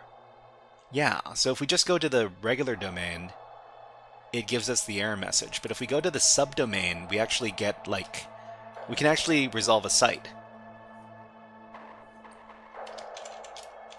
Okay, so we were able to do like a zone transfer attack by using the dig command over here. They also say that we should be able to do it with another command, which is the host command. I don't think I've used this tool before. Let's see if it's installed. So what is this? What is the help menu? Or man host. So host is a DNS lookup utility. There's a bunch of different DNS utilities. I've never used this one before. Host. It's a simple utility for performing DNS lookups. It is normally used to convert names to IP addresses and vice versa. Okay. So, I mean, it's good to be introduced to new tools. Okay, so they want us to run this command. Host T, AFXR, which is zone transfer, hip flasks, and associated with this IP address. Okay, let's give it a try. So same thing. We also, I think the output here looks a little bit cleaner than the dig output. So we get the same subdomains here, hipper.hipflask.thm. I suppose the other way we could discover these subdomains is we could do some subdomain enumeration, which is basically a brute force attack. This is a more elegant way of doing it, because we're just using, we're not doing actual attacks, we're just using intended tools the way they're supposed to. Okay. So we've got all those domains. What do they want us to do next? So if the server is misconfigured to allow zone transfers from inappropriate places, then both of these commands will return the same results, albeit formatted slightly differently. So namely a dump of every record in the zone. So we got some other records as well, right? So we got some name servers, we got some A records. So A records are basically domain to IPv4 IP addresses. So we see these different domains. So AAA, this is ns1.hipflask.thm. So ns1 is probably like, yeah, the name server over here. And SOA, I'm going to assume, is like the primary A record. Are these port numbers here? I'm not too sure what these numbers correspond to. They're probably not port numbers because this is outside of the regular port number range. Okay, let's keep on going. So attempt to zone transfer against the hipflask.thm domain. What subdomain hosts the web app we're looking for? So we're actually looking for the hipper subdomain. Okay, and then we'll move on. So web app fingerprinting and enumeration. So we've already modified our Firefox configuration earlier to send all of our traffic to the target, but you should be able to access the site on HTTPS hipper. Okay. So there's a self-signed certificate which we managed to maneuver around. So having a look at the page in the source code, they don't appear to be any working links. I mean, we can take a look ourselves. Yeah, so there's not very much on the web page. If we take a look at the web page source, we might try looking for some clues. There's not very much here though. There's a JavaScript. I don't know whether or not there's anything super important in there.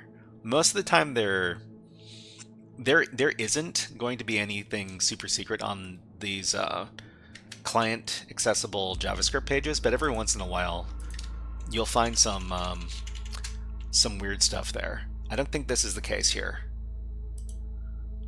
Okay, let's move on.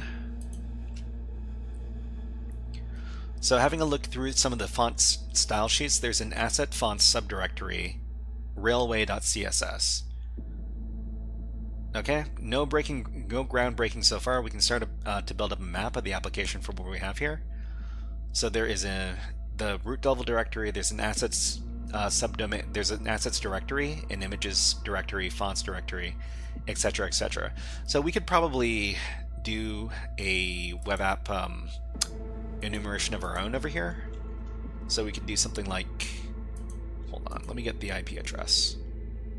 Oh, no, no, no, no, we should probably use the domain. So we can run like a GoBuster command and try to do some directory busting on hipper.hipflasks.thm. Let's see. Server returns a status code that matches provided options for non-existing URLs. Ah, okay. So I think in this case we need to ignore the status code 301. Fanto, hello, nice to see you here. Ronan says, you don't need to add to hosts if you add the DNS to Firefox and DNS in network DNS force resolve. Oh, interesting. I've never really messed around with that before. But I mean, I'm more used to editing the etc host file. I don't know which way is the better way to do it though. Okay, so I think we can exclude the response length or the status code. Maybe we can do exclude 178. Okay, I keep on forgetting what the actual syntax is. GoBuster, ignore response size.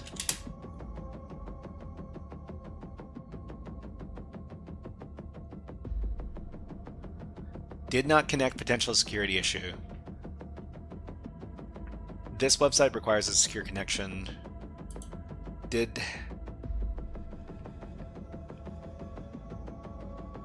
Google.com uses an invalid security certificate. I don't think that's the case. It doesn't even let me... Okay, I think I need to... I don't think I'm going to be able to access any other web pages while I've got this configuration going on. So let's just try going to, I don't know, facebook.com, and it'll... Yeah. So we need to change the configuration, because otherwise we're not going to be able to load any other web pages. Okay, so I've no...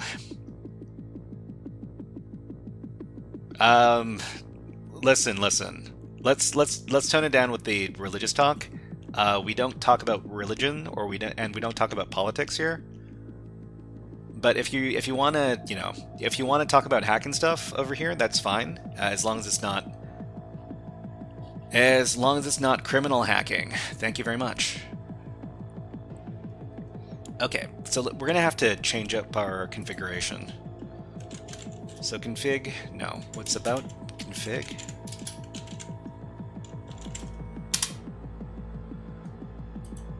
And the setting name was like network.dns.force resolve. This one over here. So we're just going to... So force resolve, we're going to set this to false. And we're just going to get rid of the IP address here. Otherwise our Firefox browser isn't going to work. Okay, so after that's done, I think we should be able to do normal browsing again. Google.com. Uh-oh. Is our browser broken?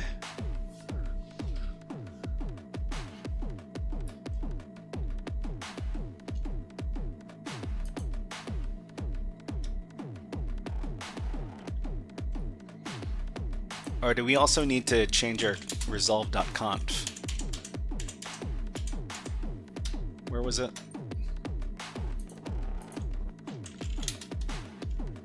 Yeah, we might have to reverse the resolve.conf. Where is it? So we need to change our name server to something else.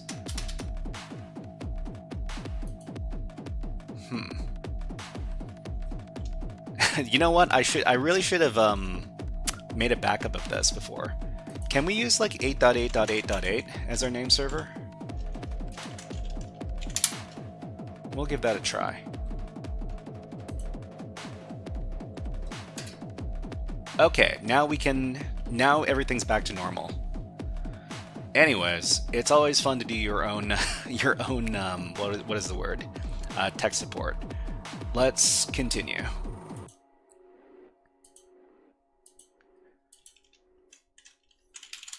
But we can still do our DNS attacks, right? I think we were doing it from over here. Dig. Yeah, so this stuff still works, and I'm pretty sure we can still access the Flask website. Yeah, so I mean this is all fine. This is all fine. We shouldn't have messed around with the resolve.conf file. All right, so yeah, I was originally planning to get more done in this room, but it looks like we've run out of time. You have the Ferrixbuster command on THM. Oh, I think we were in the middle of doing some directory busting, I think. Hold on. So like GoBuster? GoBuster's an old tool, but still used by everyone. I mean, it's like 6 years old. 6 years old. Well, I mean, 6 years old is kind of ancient in terms of security tools, but I mean, Nmap is even older. So Nmap tool age, I think it's like back from the 90s. So Nmap is 28 years old. It was introduced in September of 1997. So I'm pretty sure that Nmap was featured in The Matrix. So the first Matrix movie.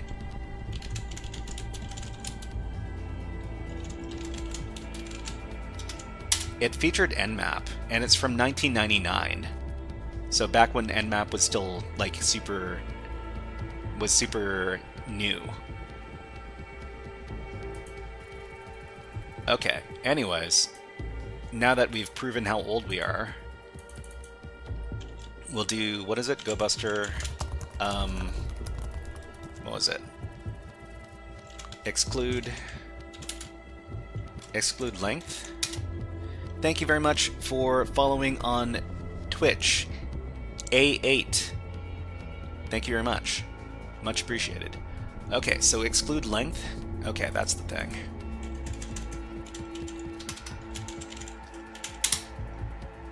Okay, so we're scanning. What is this website we're looking at? So the website we're looking at here, is this index.html? No, this is not index.html. Is it index.php?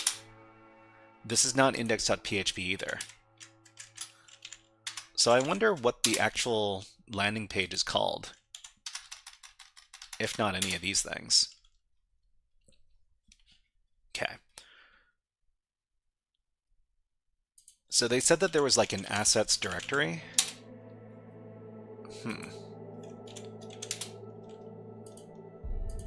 Yeah, that's funny. But we might come back to this challenge later. Admin. Was there an admin one? And we can give it a try. Oh, okay. So there is an admin section. So please log in before accessing the admin area. That redirects to admin login. So the other thing we could do is we could give this a... Oh, this is HTTPS. Yeah, we're not doing the right one. Okay, so it's GoBuster.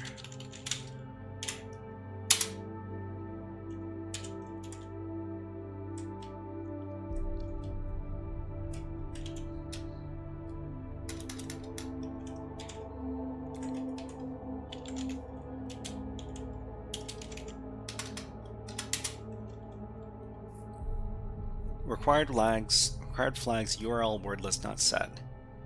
Oh, that's the other thing. We need to specify that this is the URL.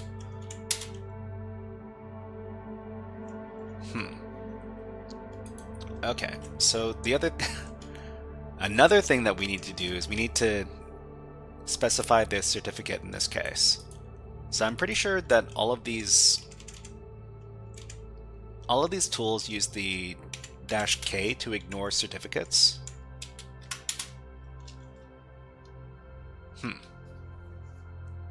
Ronan says it's main.py. Really? So Thanto says, I think the first tool that TryHackMe teaches you is using GoBuster to hack a fake bank. Yeah, I mean, that sounds definitely possible. Okay, so the main page, the landing page for HipFlask is main.py. Oh wow, that's really funny. It downloads the Python file, but does it actually have anything inside of it? Let's check it out. So move downloads main.py to here.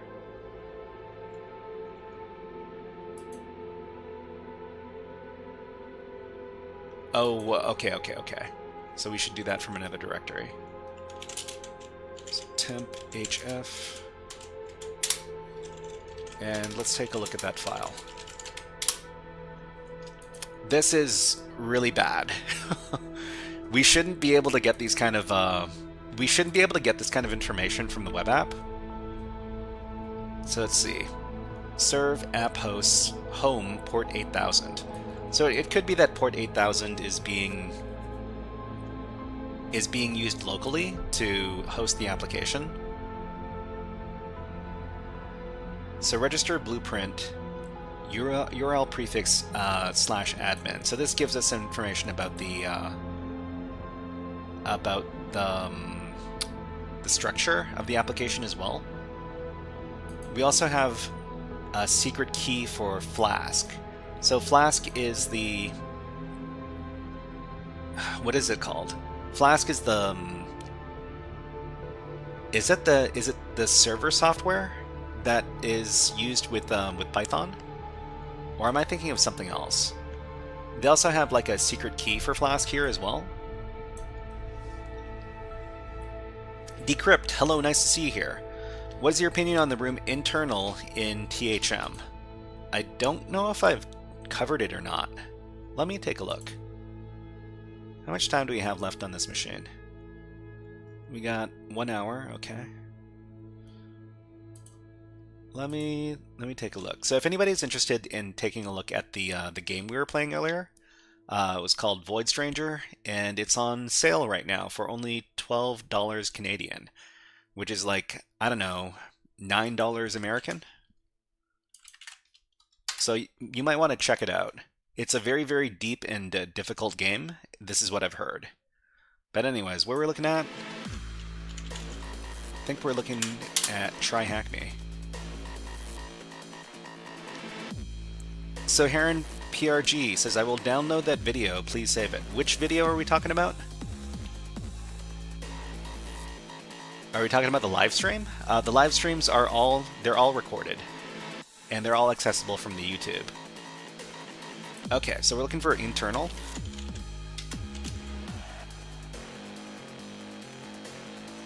So are you talking about Vulnyx internal, or are you talking about just internal? Because there's 2 rooms named internal here. Decrypt, let us know. I'm assuming you're talking about this one. So penetration testing challenge. The first one, okay. I don't think I've done this one before. So is this a free room or a premium room? Hold on, let me get the information for here.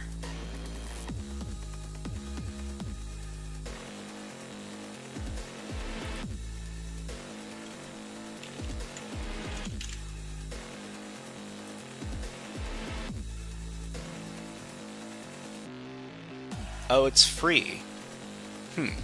Pen testing challenge. Hard.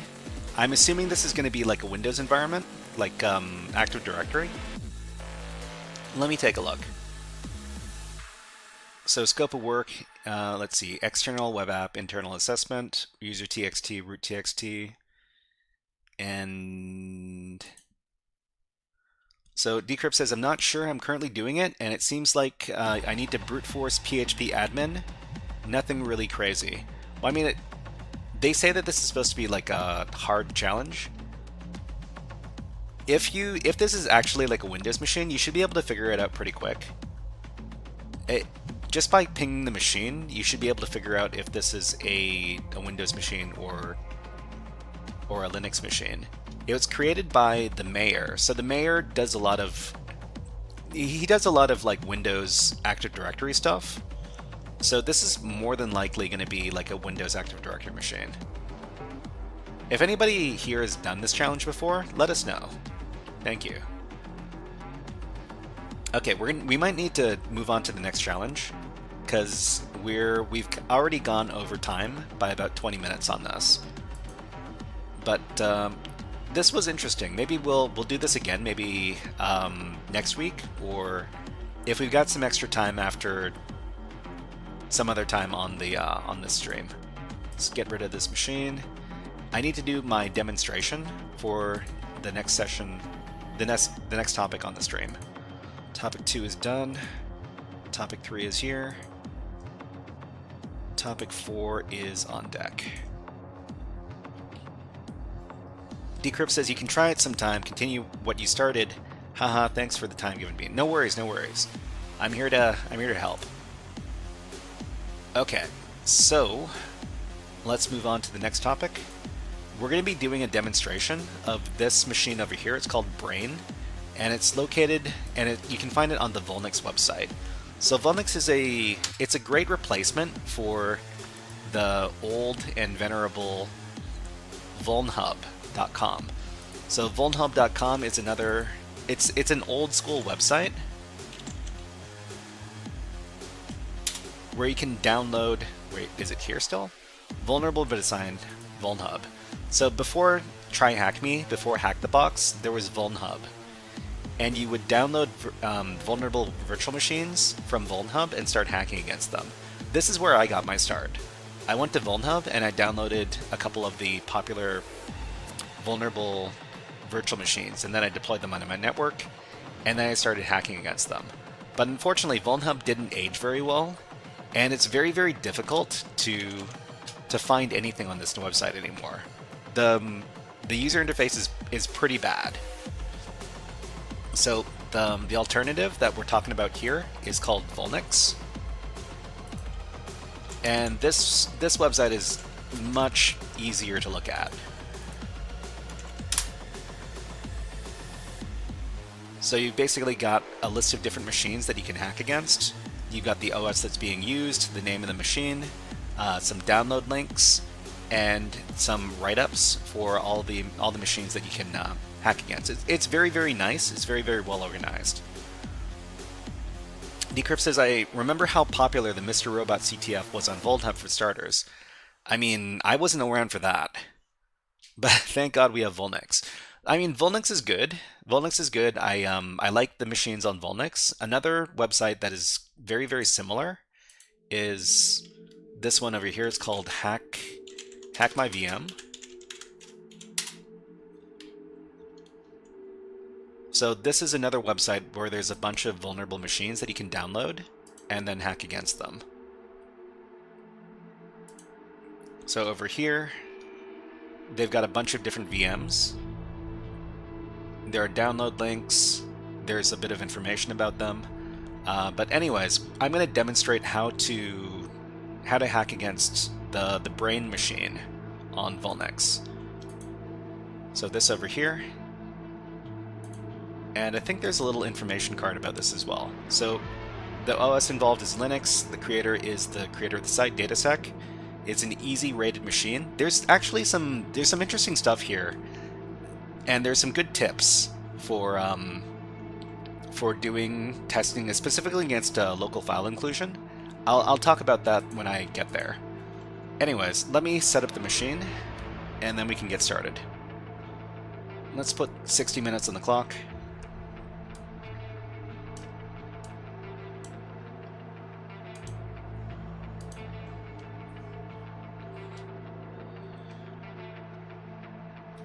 Okay, so I've taken the liberty of installing the virtual machine on my system already. So if you're looking to get into hacking, pen testing, you're gonna be working with virtual machines a lot, and figuring out how to configure the virtual machines and creating a little network of virtual machines. This is a pretty common skill. So we've got the machine running over here on the network along with our Kali Linux virtual machine that we're using right now. And the good thing about these Vulnyx machines is that they usually give you an IP address on the splash screen, so you don't have to go searching for where the machine is on your network. So let me go ahead and put this away. I've got a little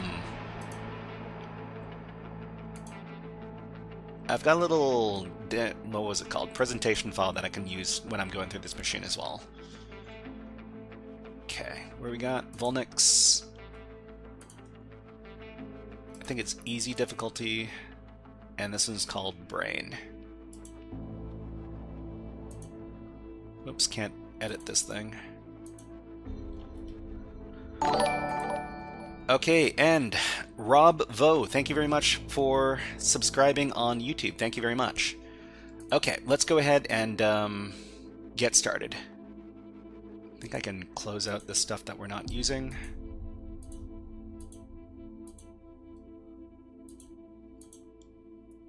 Before I start, let me reset all of my terminals here.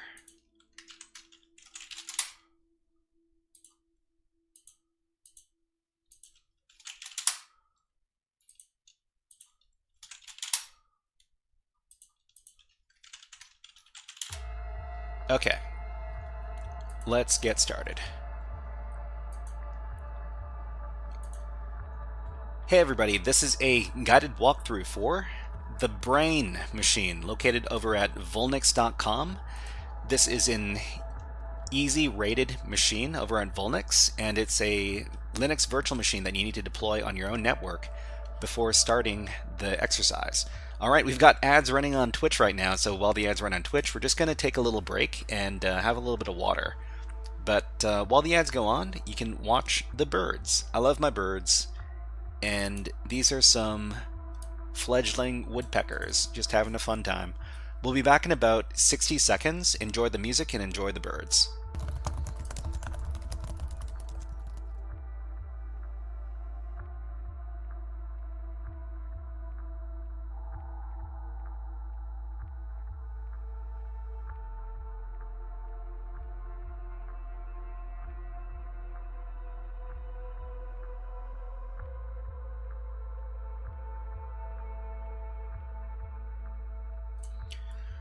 Okay, Rob Vo, thank you very much for following on Twitch. Thank you. So Rob, is your name Vietnamese by any chance? I recognize the name Vo. I think I went to high school with the person whose last name was Vo. Anyways, let's put the birds away. Let's get back to the hacking.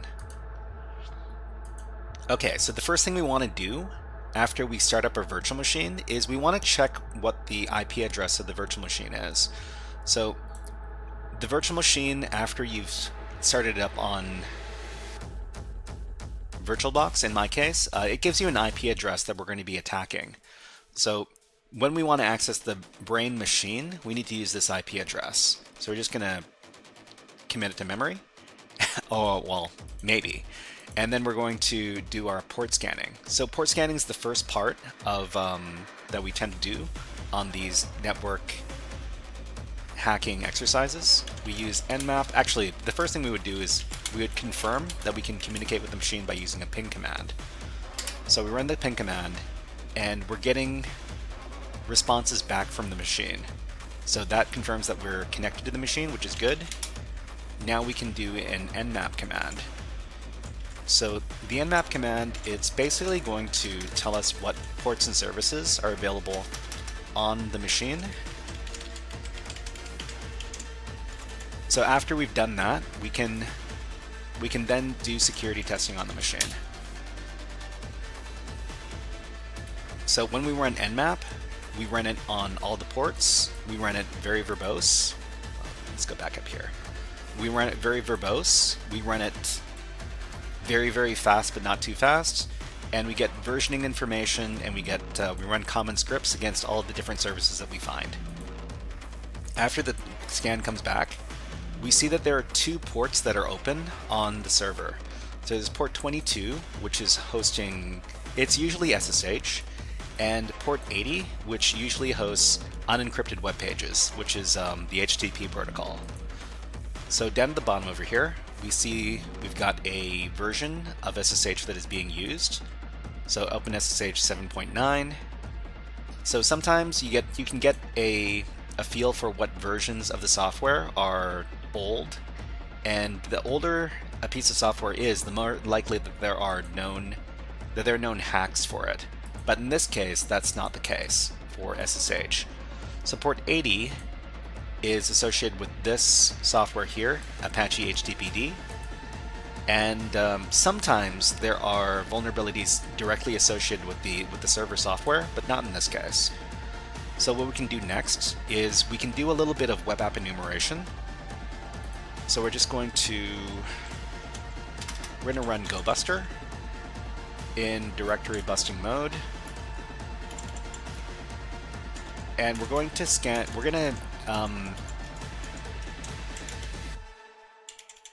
gonna plug in our IP address. So 192.168.212.18. So this command over here is a bit complex. So I'll break it down before we run it, just so everybody understands what's going on.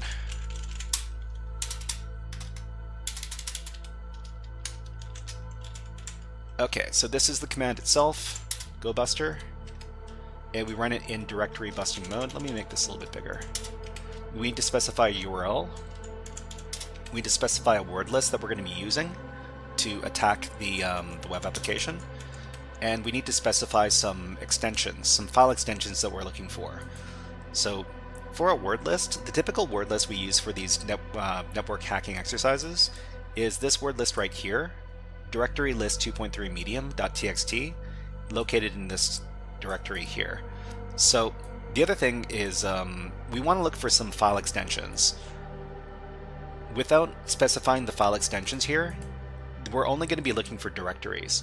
But if we specify -x, we can look for HTML files, PHP files, JS files, zip files, back files, text files, etc., etc. Keep in mind that this also makes the scan much lengthier. Basically, each time you add one of these file extensions, you're extending the scan duration by about 100%. So 1, 2, 3, 4, 5, 6. This is going to be roughly 600% longer than just looking for directories alone. Anyways, let's go back and run the command. So we run the command, and we're going to find only one page. So this index.php page. We can manually navigate to this page as well. So let's see. We're just going to grab this address, and then we're going to navigate to this in our web browser. Okay, and we see this. So this doesn't tell us very much. It looks like some sort of running processes that are going on the system. So this looks like Linux output. Okay, Thanso says, why did you stop making tutorials? We're making a tutorial right now. Are you talking about the classes? The classes, the HackerFrogs After School classes. I finished all the classes that I wrote. I'm in the middle of writing a new course right now for reverse engineering, and I'm not too sure how long that's going to take to write. But we're doing like walkthroughs now, and hopefully those are, well, you learn from those. This challenge is pretty good. Has a couple of pretty fun little quirks, and hopefully you can learn something. Yeah, the classes. I should be. Yeah, I'm in the middle of writing a new course, but we'll see what happens in the new year. Okay, so we were told that this page is index.php, and we can we can confirm that by just typing in index.php over here. So the thing is that there's very little we can find on the web application, and there's only 2 ports open, port 22 and port 80. So from here, one of the things you could do is you could look for parameters, or URL parameters on the PHP page. So because this application is using PHP, let me talk about this.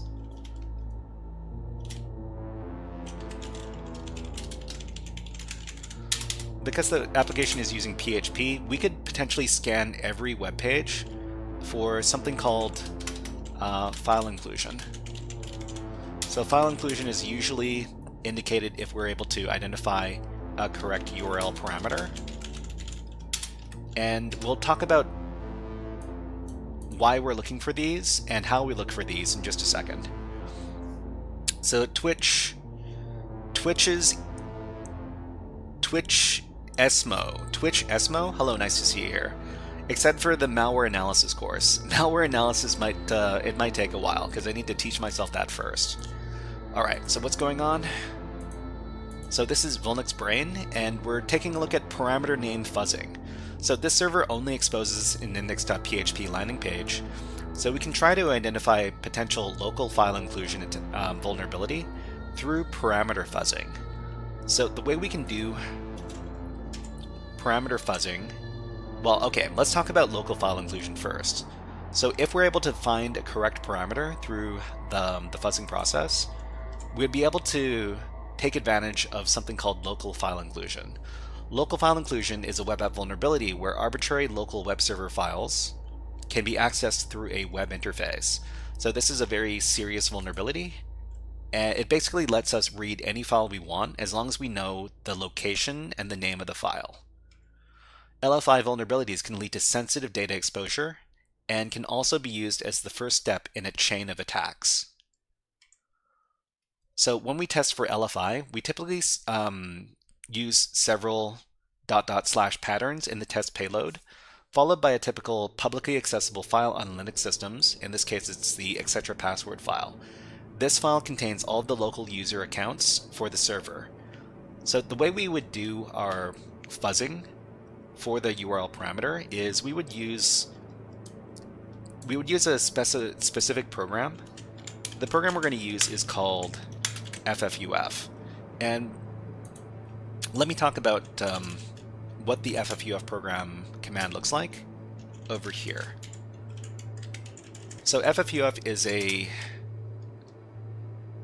fuzzing program. It basically lets you scan for a bunch of valid parameters on a web application. So FFUF is the name of the program. You need to feed it a number of different parameters before you can run the program. So we got this one over here, U, which is the URL that you want to access. So in this case, I need to change up the IP address. Let me do that right now. This one is 192.168.212.18, and we're accessing the index.php page.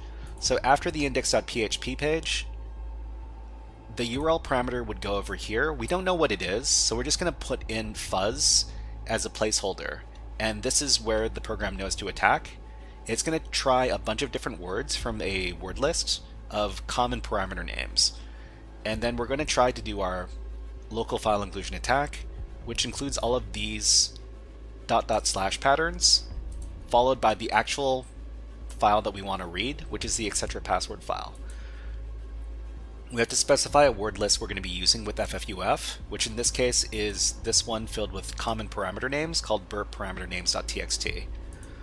So the last thing we're going to do is we're going to specify which matching codes we're going to accept, which is all of them, the different response codes. And, well, we also have to specify what the invalid response sizes are. Let me demonstrate this. Okay, so let's just go back.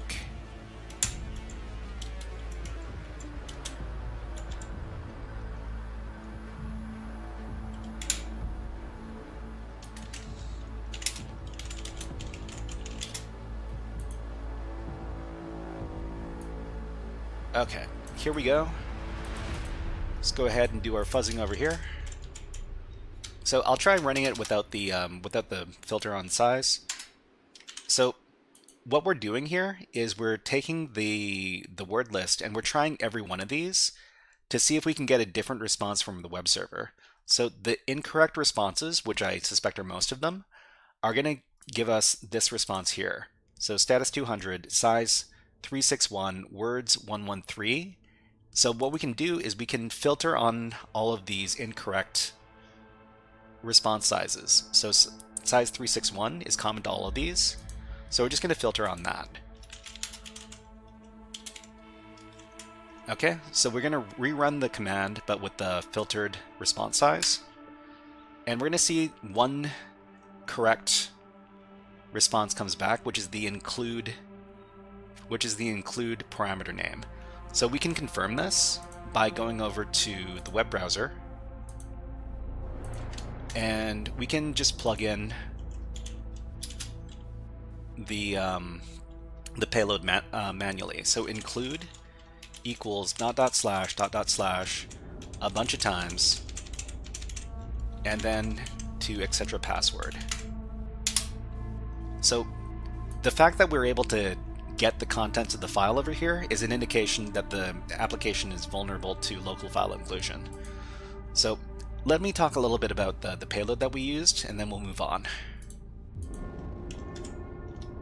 So each time we do a .. in our payload, this indicates an elevation of one level in the file system, traveling from the web app's working directory, which is usually going to be the /html directory, up to the top level directory, which is the / directory. So if we take a look at our typical Linux file system, if you've got a web page, it's going to exist in the /var/ www/html directory, and then this is where all of your web server files would be. Okay, so what we need to do is we need to escape back up to the top of the file system and then access what we want. So we can actually demonstrate this. We can cat .. and then we can do etc. password. And this lets us read our own etc. password file over here. So this is essentially the kind of command we ran on the web server through the local file inclusion vulnerability. Okay, so let's go ahead and take a look here. So the contents of this file are all of the user accounts on the Linux system, the Linux web server. So most of these are service accounts that are not real user accounts, but a couple of them, one of them is this user over here. So this user is named Ben, and this is the regular user. They've got the UID of 1000. That usually indicates an admin user on the system. They also have a valid home directory here, as long as the shell, which has been bash. Streamlabs says, thank you very much for subscribing. Saeed Maruf Ali, thank you very much. And welcome to the stream. Okay, let's go ahead and move on to what we're going to be checking out next. So if we have a local file inclusion vulnerability, there are a couple of different tools we can use to record all of the, some common Linux files that we could read. So we just used local file inclusion to read the etc. password file. We could also try to read a bunch of different files. So maybe we could take a look at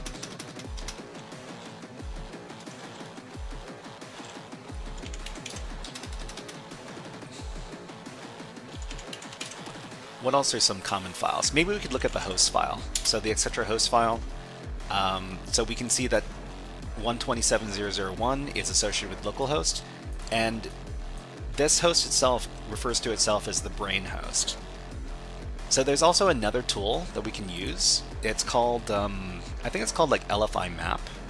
Let me see if I can get the GitHub for this. It's called LFI dump. So Slanto says, I watched all of your after-school classes, but sadly I could not find any reverse engineering related course, so I asked. Very good videos on Linux fundamentals, Python, and web hacking, bro. Thank you very much, Slanto. I hope you got a lot of good use out of that stuff. So okay, so this tool is called LFI dump, and it's created by this user over here. His name is Podalarius? I'm not too sure. But, so this tool over here is a simple Python script to dump remote files through local file read or local file inclusion web vulnerability. So we can clone this tool. We can go up to the code and we can click on copy URL to clipboard. Then we can go to our own machine and then we can clone the repository. So we would type in git clone and then paste in the GitHub address. So after that, it's going to clone the tool into a directory called LFI dump. Okay, so what we need to understand about the LFI dump tool is that we need to use a specific word list for it. It comes with a couple of word lists, but I've made one over on the HackerFrogs GitHub. Let me get that.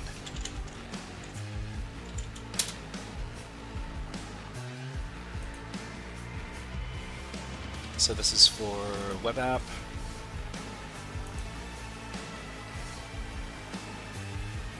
Where'd I put the darn thing?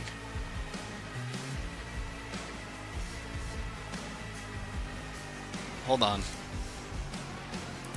Oh, it's in CTF documents, never mind. Okay, so here it is. Over here. So this has the combined word lists from the tool. So I'm just gonna download this to my word list directory over here. So cd word list. I'm gonna wget that thing down. Okay, so there are two word lists that come with that. There's all.txt and proc.txt. So all.txt has a bunch of different endpoints that we could try to scan or dump out using the local file inclusion vulnerability. And there's also one specifically for processes, like this. So what we've got here is we've got one that combines the two lists.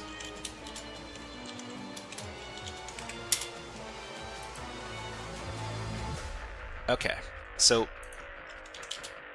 we're gonna run the tool, and the tool is a Python script.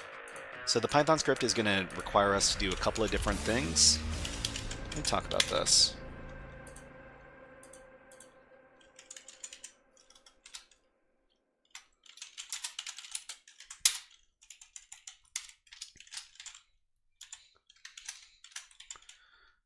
Okay, so we're going to run Python. We're going to run the LFI dump tool over here, and we're going to provide a bunch of different arguments here. So we have to provide the URL of the target, and in this case, it's going to be the index.php page with the include keyword or the include parameter, and we're just going to provide the LFI path over here. So // and we're just going to specify LFI path. This is what the script looks for. We have to specify the word lists of all of the files that we want to access, and we need to specify a directory that we're going to output all of the files into. So we're just going to we'll run the tool over here. We need to modify a couple of things first. So we need to make a directory to dump everything into.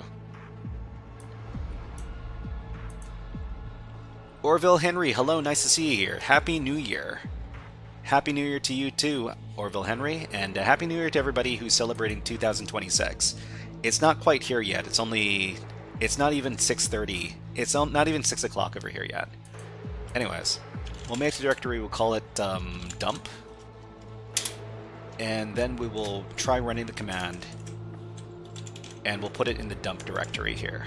I just need to adjust the URL to include the proper IP address. So the IP address is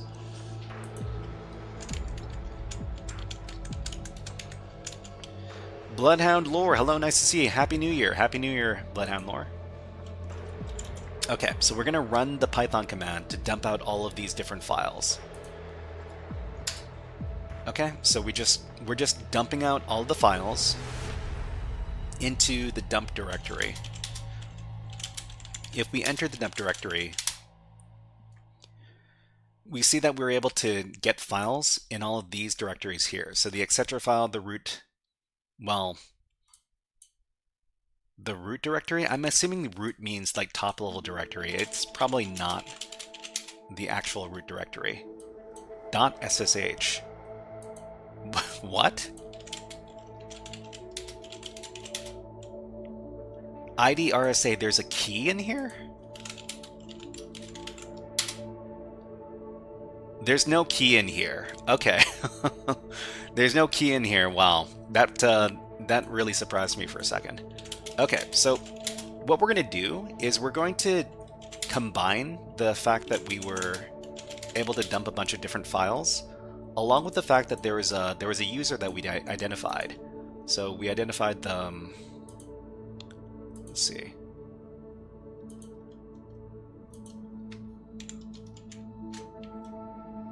The Ben user down here, and we can try looking for the Ben user's password inside of all the files that we dumped out. So we're gonna just we're gonna use a grep command to look through all the files that we dumped. So it's gonna be grep recursive. We're gonna look for Ben plus colon over here. So this is a pretty common format for username and password. And we're going to look in the current directory. So we're going to look for every file under these directories for this pattern, Ben, colon. And we're able to find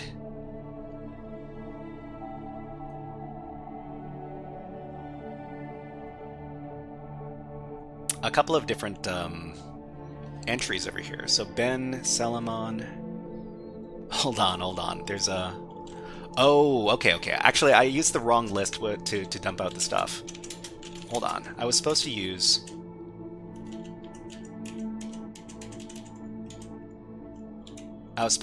the, not the all word list, but the all plus proc word list. All plus proc. Okay, so there are all these common files that we looked for, but there are also all of these proc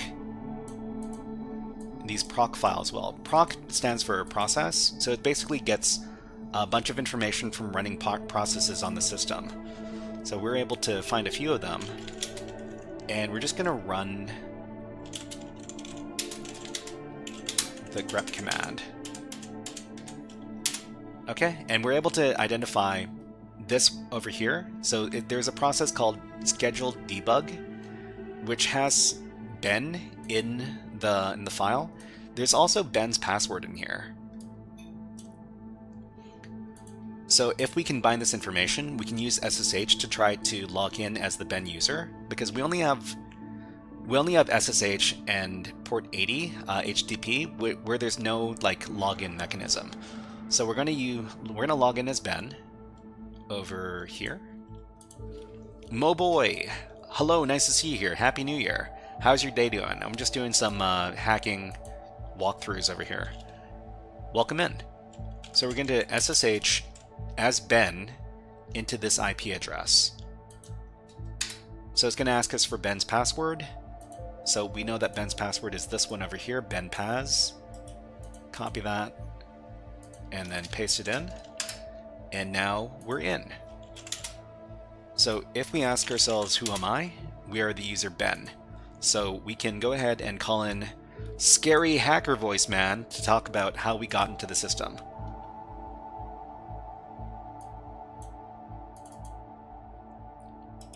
Let's go ahead and call him up.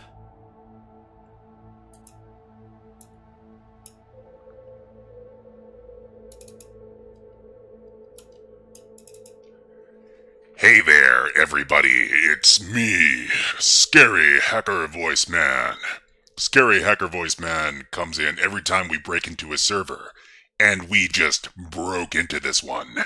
Well, Mr. Brain Administrator, it seems like your application is vulnerable to local file inclusion.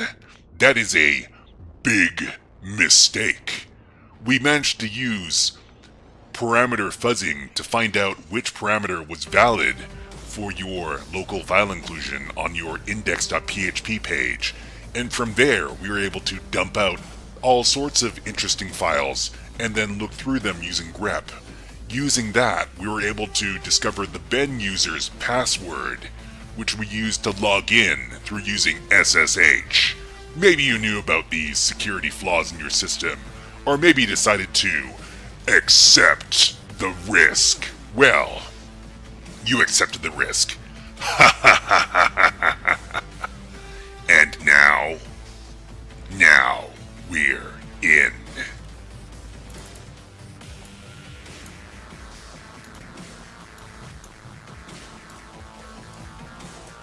Okay, I haven't called up Mr. Scary Hacker Voice Man in a while, but let's take a look at what's going on in the system.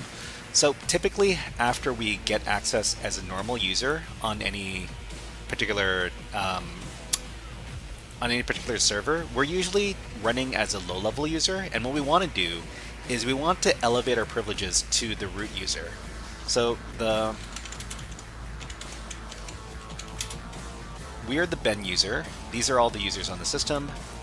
What we want to do is we want to become the root user over here, and the root user has the highest level of access on any particular server. So what we can do is we can do something called privilege escalation to try to find some way to elevate our privileges to the level of the root user. And one very normal Twitch Esmo says, great to see Mr. Scary Hacker Voice Man. Hello, Raniel Lira. Thank you very much. And thank you very much for subscribing on YouTube. Root Fate. Root Fate, that's an apt name right now. Thank you. Thank you very much. Okay, so privilege escalation. A typical way of elevating privileges on a system is to find out whether or not our user can run any sudo commands. So sudo is a command that you can run with any other command to run it as the root user, and some users have these privileges. We find out whether or not we have these privileges with this command right here, sudo-l. Okay, and we've got an ad running on Twitch right now, so we're just gonna take a little 1-minute break and wait for the ad to run past. But in the meantime, let's watch some birds. Oh, you know what? Here's a bird that I saw in the backyard today. Where is it? Here.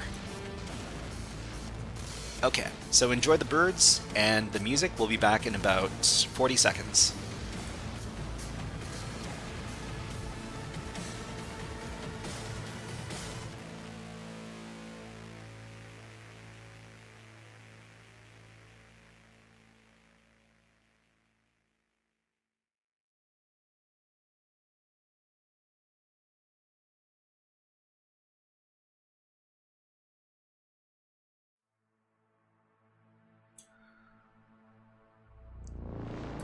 So if anybody doesn't recognize this bird, this is what is the bird called? It's called a spotted towhee. No. It's called varied thrush. So this is the bird that was featured on the, what is the name of that TV series? It was Twin Peaks. Yeah. It's a very beautiful bird, but most of the time you're not going to be able to see it. Anyways, let's put the birds away. Let's get back to the hacking. Okay, so we see here that our user, Ben, is able to run this command over here. So as root, with no password, they can run this command, userbin wfuzz. So wfuzz is actually a security tool. And wfuzz is kind of like an alternative that we can use to the ffuf command to fuzz for vulnerabilities on a web app, on a web application. So the thing we have to understand about wfuzz is that we can run it as the root user, and there's one particular feature of wfuzz that is going to be able to let us get root access. Let's talk about that.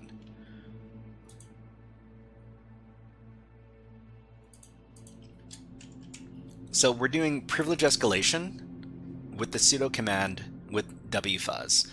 So wfuzz is a web security tool that can be used to do directory busting and fuzzing attacks.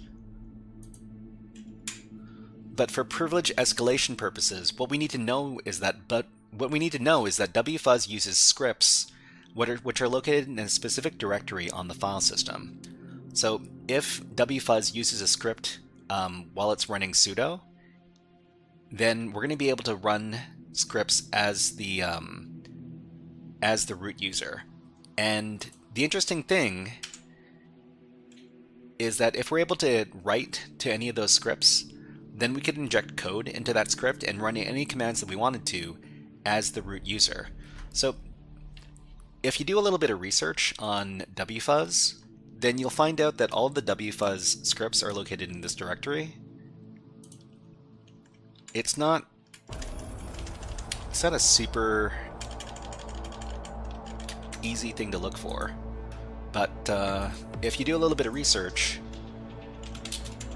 you'll find out that the wfuzz scripts are in this directory. So they're in the user lib python 3 dist packages wfuzz. Because wfuzz is a Python tool, that's why they're in this directory. Ram31 says, Happy New Year, bro. Happy New Year, Ram31. Nice to see you here. Okay, so we've got a bunch of different scripts in here. So these are essentially Python scripts. The interesting thing that we see about this is that there's one particular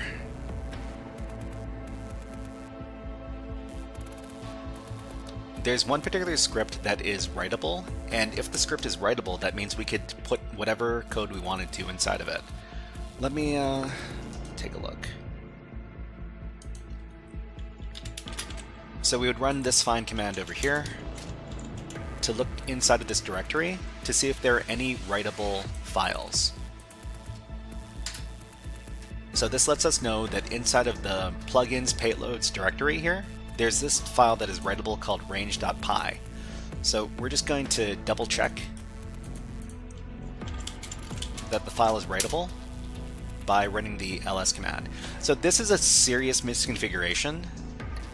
No files that are owned by root should be writable, but in this case, there's one here that is. So what we need to do is we need to put our own code inside of the range.py file, and this is how we're going to do it. We're just going to use the nano text editor on the file.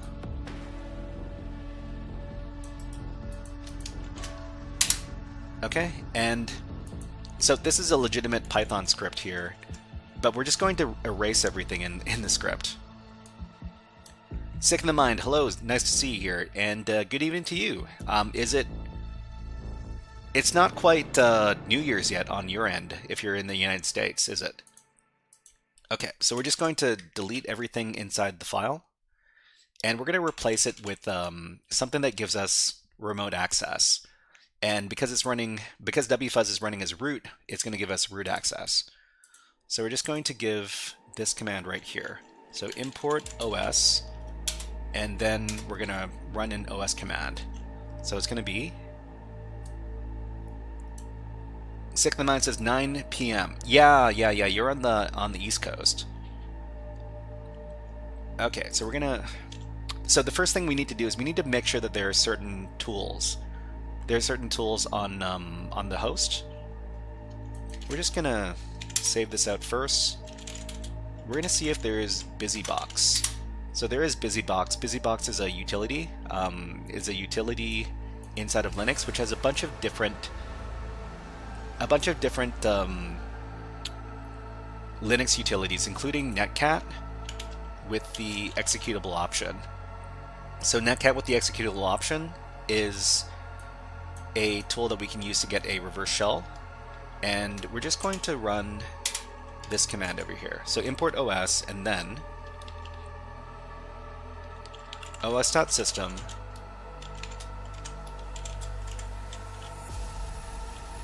BusyBox netcat, and then an IP address, and then -e bin bash, and this is going to open up the shell. So the other thing we need to run with netcat is we need to get an IP address. So the IP address that we use to communicate with the machine is going to be over at We're going to look it up with IPA, and we see that our, I think it's our ETH0 interface. So our IP address on ETH0 is this one over here. We're just going to copy this. We're going to paste it into the script as part of our busybox command. Okay, Sick in the Mind says, I was going to say you should back that file up first. Yeah, we forgot to back up our, resolve.conf file, so we had some problems earlier. I guess that was some brain fart right there. Orville Henry says, when I rerush the video, I want to be able to accomplish everything until here. Are you doing this training on a specific site? Yeah, I mean, what we're using is we're using the Vulnyx site over here. So you're gonna have to be able to set up virtual machines in order to do this. And thank you very much, OWZ Auzusa, thank you very much for subscribing on Twitch with Tier 1. If you want to be able to subscribe to this channel as well, you can subscribe with Twitch Prime. So Twitch Prime is a free subscription you get for Twitch streams. You get one every month. And if you've got Amazon Prime, you can connect it using this link over here. Okay, Sick in the Mind says, you're always in a pen test, back up anything that you're going to modify because you need to restore systems back into working operation. I mean, for my Kali machine in particular, I've got a few different, what is the word, snapshots for the Kali machine. So if I seriously screw up something, I should be able to restore it back to a previous snapshot. Okay, so what were you doing? Okay, so we've got the modified script that we're doing over here, and we're just going to save out the contents.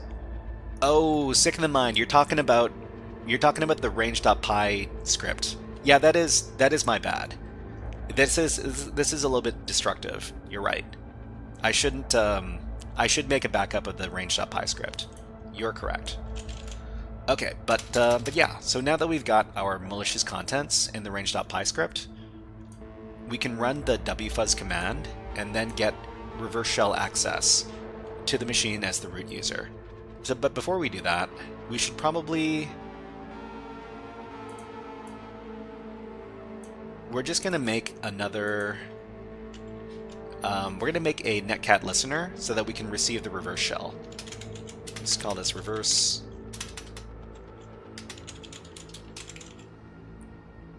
reverse shell. We're going to set that up using the rl wrap command along with netcat. So port 443, we're going to listen on this port for an incoming connection. Okay, so this over here is going to listen for the incoming connection, and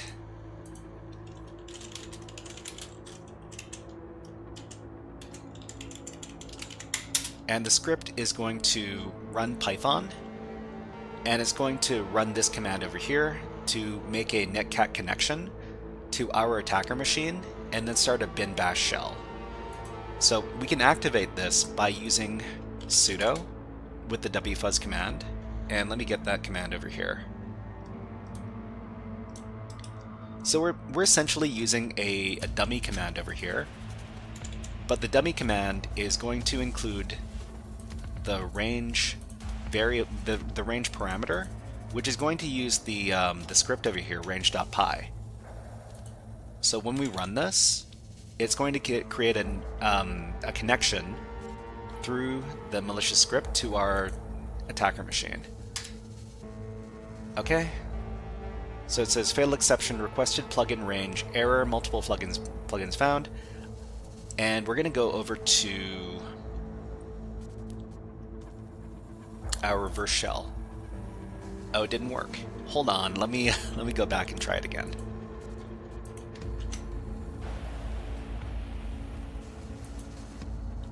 So sudo busybox, maybe we can change the contents. So we're not going to run netcat through busybox, and instead we're just going to try running netcat itself. most of the time netcat doesn't have the -e tag enabled, but in this case it is enabled. Okay, then we're going to run the thing again. Okay, no ports to connect to. Let's go back to reverse shell. Port 443. No ports to connect to. You didn't port... Oh, okay. Oh, I forgot. My bad. My bad. So, netcat, yeah, okay. Has to connect to port 443. Okay, so this is, well, if you don't get all the details right, you don't get to hack. So this is my lesson over here. So netcat to this IP address on this port, execute bin bash. Save it out, then run it again. Okay, so the file is in the middle, or the program is in the middle of running as sudo. If we go over to reverse shell, we received a incoming connection. If we ask who I am, we are root. So if we're root, we've essentially finished the exercise. Neems, hello, nice to see you here. What is good? Happy New Year to you, if you're celebrating Happy New Year right now. Otherwise, Happy New Year's Eve. Okay, let's go ahead and talk about what we did here. So in this exercise, we were able to access the server, and on the server we found that there were two open ports. There was port 22 and port 80, and on port 80 there was nothing available to us except for an index.php page.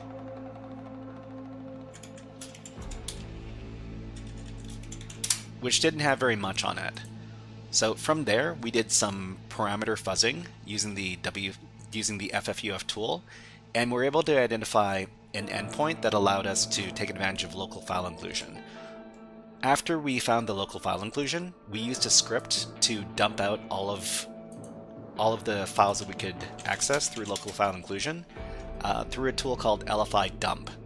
So from the dump files that we received from the server, we are able to look for a specific pattern for a username and password, because we identified the Ben user over here, and we got the password for Ben, which we used to directly log into the server. So after we directly logged into the server, we found that we were able to access the wfuzz command with the sudo command, and we were able to take advantage of wfuzz to get ourselves root access to the server. And that's all she wrote. So typically in these challenges, we need to read the root.txt file to complete the challenge. But in this case, we're not going to read the root.txt file because we want to respect the challenge organizers. So we're just going to read root.txt and redirect it into a file called iReadRoot.txt.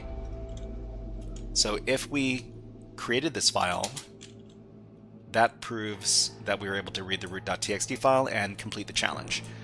Alright, so I think we can give this redeem.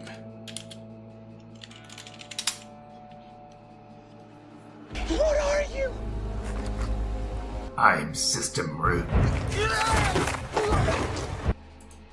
Alright everybody, that was a guided walkthrough for the Brain Machine over at Vulnyx.com. If you enjoyed this guided walkthrough, please click on the like and subscribe buttons on the video and leave a comment underneath the video. But until next time, HackerFrogs, out. Alright, so that was the Brain Challenge, and yeah, so the interesting thing about this challenge was the use of this tool over here, so LFI dump. I find that LFI is a very powerful vulnerability if you can get some really sensitive files. This basically automates dumping out all the files you can get with LFI, and yeah, I found it a pretty fun machine. Oral Henry, amazing broski, thank you very much. And Twitch Esmo, fun machine. Yeah, I think that local file inclusion is a pretty fun vulnerability to take advantage of. And we're just going to move on to the next portion of the stream. we've got a couple hours to go. Let's put 120 minutes on the clock, and we'll do API hacking challenges over at PortSwigger. Okay, so where are we? I think let's just close out all of the windows that we don't need. And we're going to be doing API testing over here on PortSwigger. PortSwigger is a very, very, very good website for learning about web app hacking. I can't emphasize this enough. PortSwigger also creates, they created the Burp Suite tool, which is the security testing tool that almost every professional web app pen tester uses in their day-to-day work. Let's see, let's log into the website. Okay, and yeah, so before we go ahead and get started into testing on the labs, let's talk about what API testing actually is.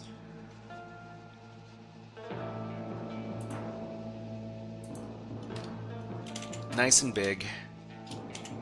Nice and big, okay.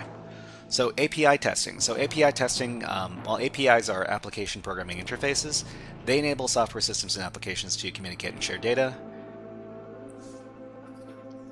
Sick in the Mind says, I mean, if anyone's ever praised the Web App Hacker's Handbook, the author is the founder of Burp Suite. Wow, I didn't know about that. But that's a pretty fun little fact. Sick in the Mind, thank you. Okay, so API enables software systems and applications to communicate and share data. API testing is important as vulnerabilities in APIs may undermine core aspects of the website's confidentiality, integrity, and availability. So this is the CIA triad that we talked about earlier today. Web App Security Academy is the 4.0 of WA. Are we talking about Web Application Hacking Handbook? Oh, okay. 4.0 of the web application. So, I mean, I guess it's a continuation. These things get out of date pretty quickly. So, all dynamic websites are composed of APIs, so classic web vulnerabilities like SQL injection could be classified as API testing. So, in this topic, we'll teach you how to test APIs that aren't fully used by the website front end, with the focus on RESTful and JSON APIs. Sick of the Mind says he never released a 4.0, he released the Web App Security Academy instead. Do you remember the name of this person? I mean, I'll probably recognize the name of the author, because there are only so many really big names associated with Burp Suite. Dafid Stuttered.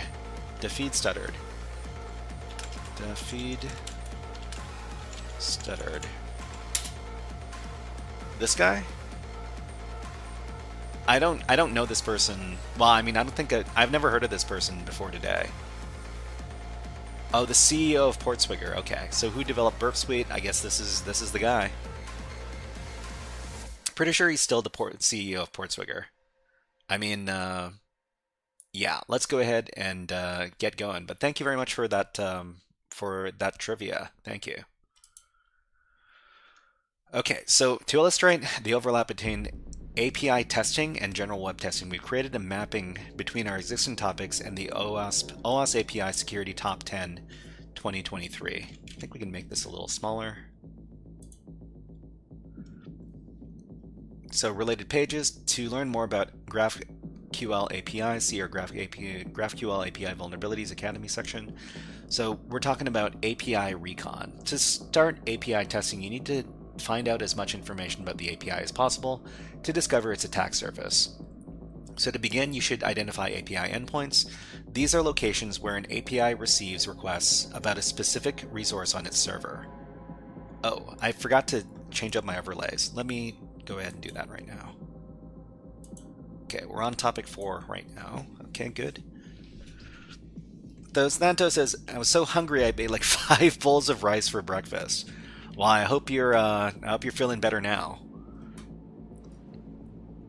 Okay, so identify API endpoints. These are locations where an API receives requests about a specific resource on its server. For example, consider the following GET request. So get API books, host example.com. So the API endpoint for this request is the API books. The result is an interaction with the API to retrieve a list of books from the library. Another API endpoint might be, for example, books, API books mystery, which would retrieve a list of mystery books, okay? Still hungry though, geez. Still hungry. I mean, maybe you should have some protein. Try having some eggs with that rice. Once you've identified the endpoints, you need to determine how to interact with them. This enables you to construct valid HTTP requests to test the API. For example, you should find out information about the following. So there's the input data that the API processes, including both compulsory and optional parameters, the types of requests the API accepts, including supported HTTP methods and media formats, and rate limits and authentication mechanisms. So a lot of the time, API endpoints are not authenticated, which means that anybody can use them, which is definitely not the safe way to do it. But anyways, API documentation.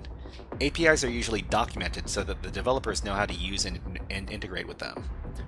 Documentation can be in both human-readable and machine-readable forms. Human-readable documentation is designed for developers to understand how to use the API. It may include detailed explanations, examples of and usage scenarios. Machine-readable documentation is designed to be processed by the software for automating tasks like API integration and validation. It's written in structured formats like JSON or XML. Okay, so documentation is often publicly available, particularly if the API is intended for use by external developers. If this is the case, always start your recon by reviewing the documentation. Okay, so discovering API documentation. Even if API documentation isn't openly available, you may still be able to access it by browsing applications that use the API. So to do this, you can use Burp Scanner to crawl the API. You can also browse applications manually using Burp's browser. Look for endpoints that may refer to API documentation, for example, /API, /swagger, /index.html, and openapi.json. If you identify an endpoint for a resource, make sure to investigate the base path. For example, if you identified the resource endpoint API swagger v1 users 123, then you should investigate the following paths. So basically go down. So if you know that there's 123, you can investigate this path, and then you can investigate this path, which is the smaller one, and then just this path. So API swagger v1, API swagger, and then API. You can also use a common list of common paths to find documentation using Intruder. Okay, so let's go ahead and do this. So attack the API endpoint using documentation. We'll go ahead and open up this lab. So along with the lab, we're also going to write our own write-up. We're going to write a write-up. We're going to create a write-up over at the HackerFrogs GitHub. So this is going to be for PortSwigger, and the topic we're covering is API. And this first lab is called this right here. So attacking an API endpoint using documentation. We're just going to create the file over here.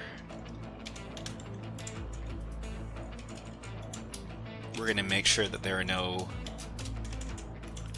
GitHub unsafe characters in the name.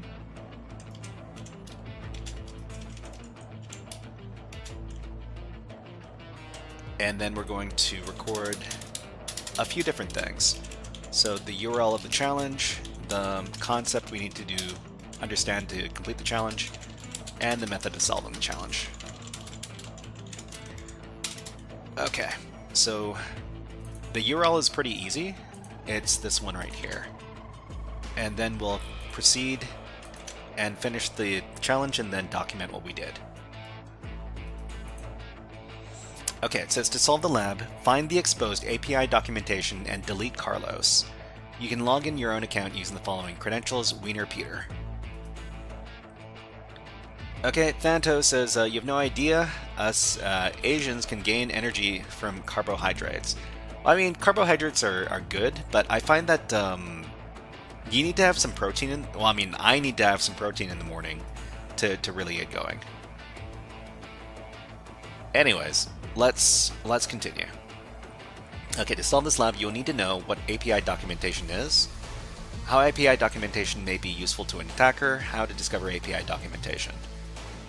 I guess we can put these in the concepts that we're going to be recording over here.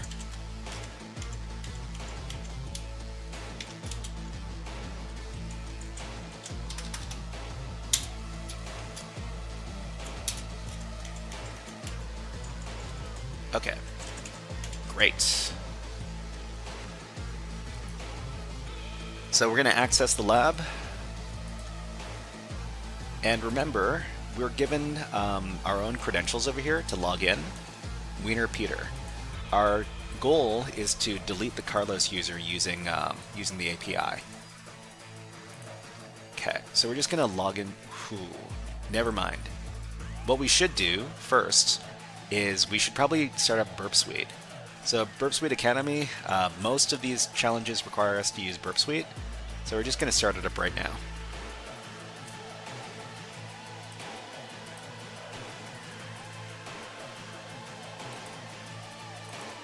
Okay, and what we're going to do is we're just going to... Yeah, this is fine. We're just going to go into Burp Suite, and then we're going to start up the Burp Suite browser. So we go to Proxy, Open Browser. And we're just going to paste in the address for the lab. So we're going to log in using our own credentials, Wiener Peter. Log in. Okay, so your username is Wiener, your email is wiener@normaluser.net. So Thanto says, with the rise in vibe coding, there will be a great increase in unsecure API keys. That's just my opinion. I mean, that's probably a pretty safe prediction. Vibe coding is going to create a lot of security issues because the AI is not really interested in creating secure code more than, well, it's more so interested in creating code that works. So sometimes security gets thrown by the wayside. Okay, so this is the My Account page we're on right now. And I guess one place we could look for API, well, one obvious place we could look for API endpoints is just the API directory. So we'll just hard navigate to API. Wow, okay. So this is the API endpoint. This endpoint teaches us how to use the API. So we have the get method, the delete method, and the patch method. So what we want to do is we want to just use the API to delete the user Carlos. So the delete verb, we have to use the delete verb though. So delete user Carlos. Oh, can we just type this in here? Oh, wow.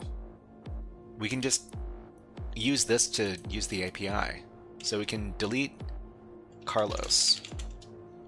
So curl command over here, it deletes Carlos. Is it this easy? Okay, click send request, and we're done, and we're done. That was it. Okay. So we managed to delete the user Carlos. Okay, let's talk about what we did, then we can move on to the next lab. Well, we'll learn about the next thing and then the next lab. Okay. So method of solve. So what do we do? Log in to the application. Actually, did we even need to log into the application? Maybe we didn't. Let me go back. So we will... Yeah, so now we're not logged in. So if we're not logged in, can we access the API endpoint? Oh, we don't need to be logged in to access the API endpoint. That is... I mean, that's even worse. Actually, wait, so we're not logged in. Can we still delete users? So if we click on this, can we delete Wiener?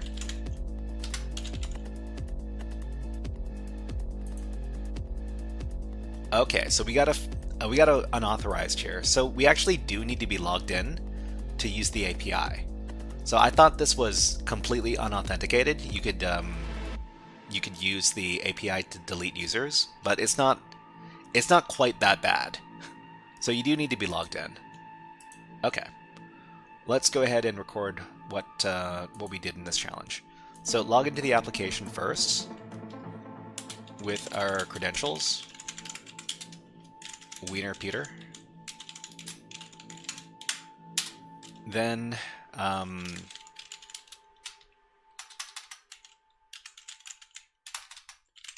navigate to the /API endpoint on the app. Click on the delete. What is it again?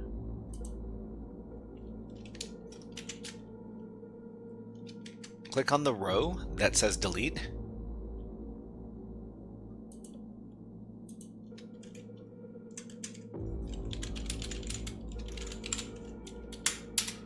And then type in Carlos in the string.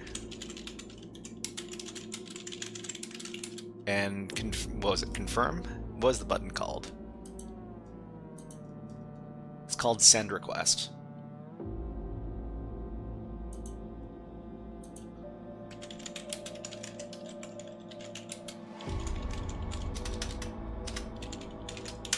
And we're done.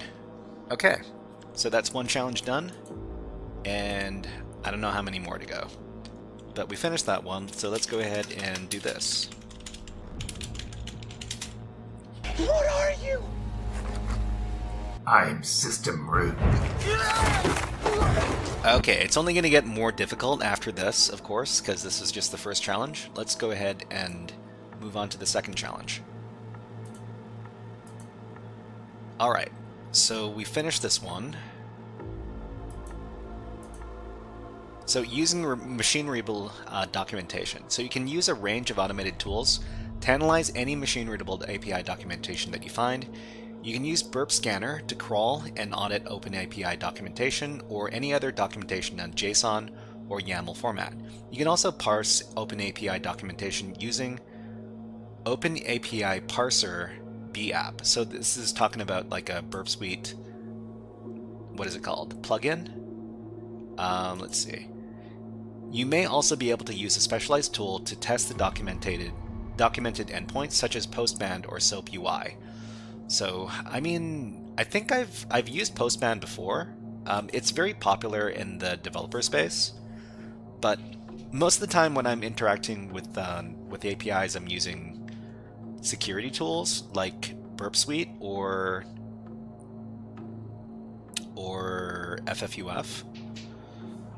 Identifying API endpoints. You can also gather a lot of information by browsing applications that use the API. This is often worth doing even if you have access to the API documentation, as sometimes documentation may be inaccurate or out of date. You can use Burp Scanner to crawl the application, then manually investigate interesting attack surfaces using the Burp browser.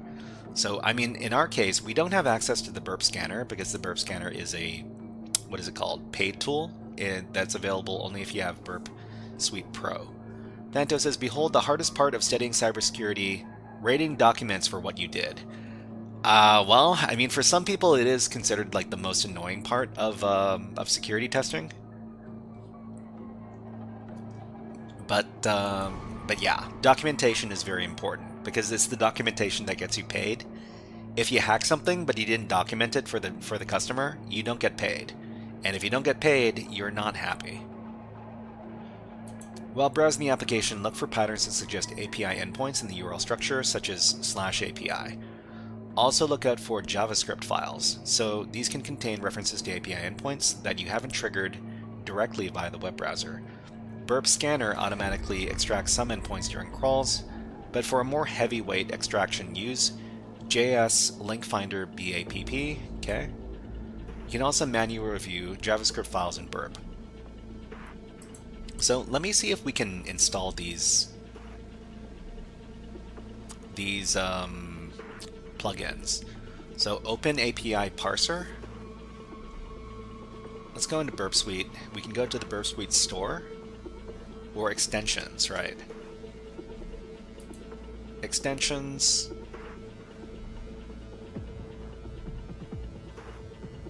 Hold on, where's the store? So extensions and then BAPP store.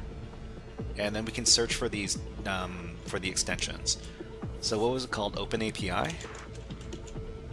Open API parser. So some of these extensions are only available for professional, but some of them are available for the community edition as well. So open API parser, it looks like we can install this. So let's do that. Click on install. And okay, so it's installed now. The other extension is called, what was it called?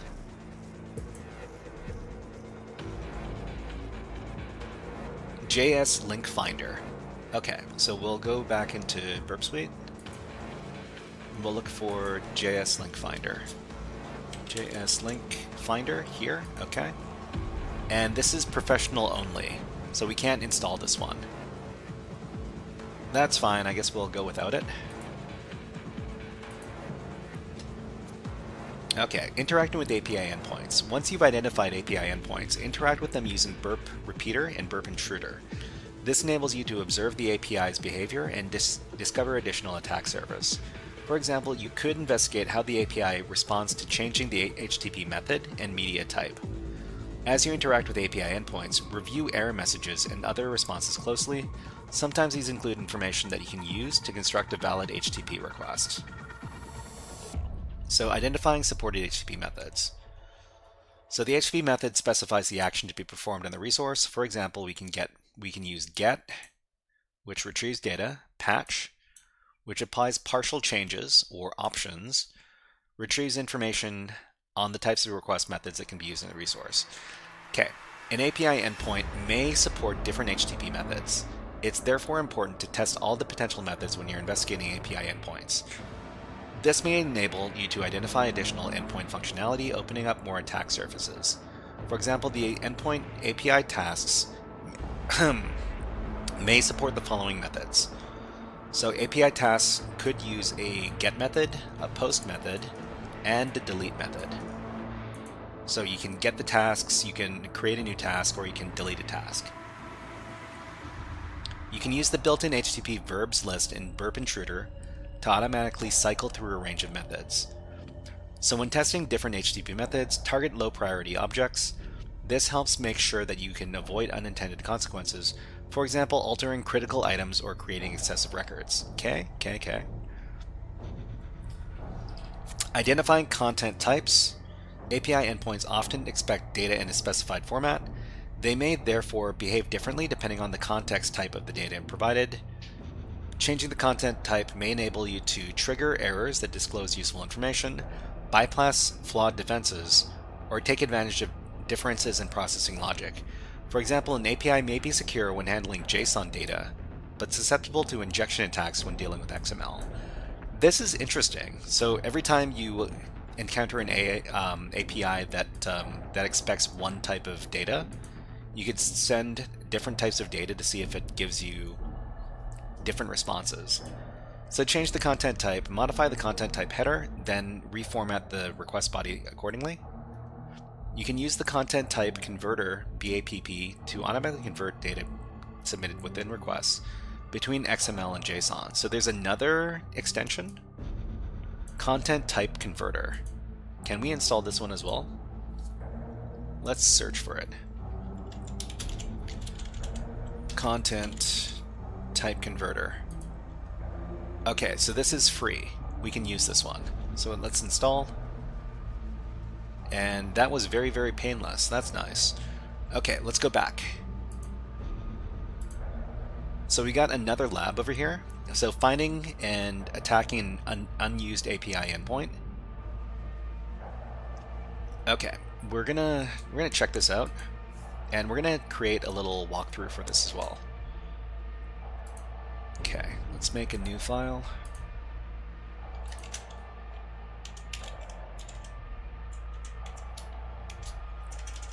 You know what I should be doing? I should be numbering these, because I definitely don't want to have them unordered. Just a second.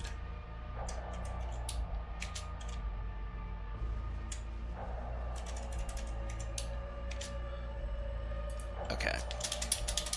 So we're gonna number these. This is the second lab, so I'm just gonna call this 02. And we're gonna name the first one 01. I'm just gonna modify the name of the file.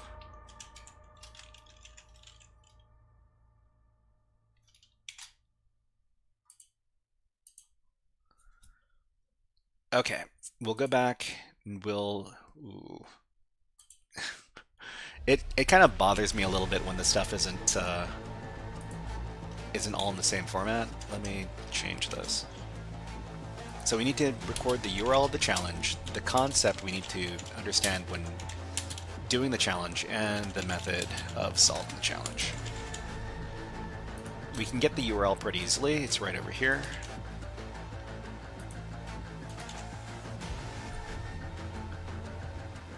So we're looking for an unused API endpoint. So we need to understand, identify API endpoints. This is what I'm assuming we're going to have to do.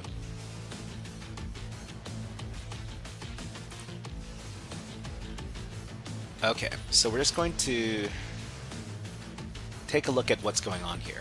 To solve the lab, attack a hidden API endpoint to buy a lightweight light leather jacket. Lightweight elite leather jacket. You can log into your own account using the following credentials, Wiener Peter. So to solve this lab, you need to know, okay, these things over here. Let me just copy them. We can just paste them directly into our write-up.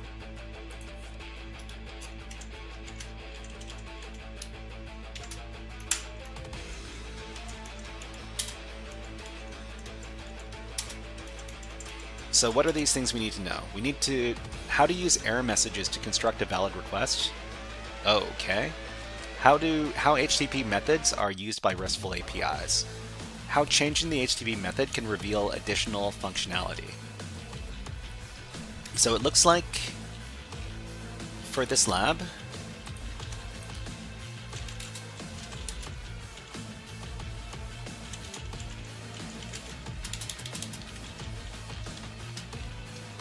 Lab 2,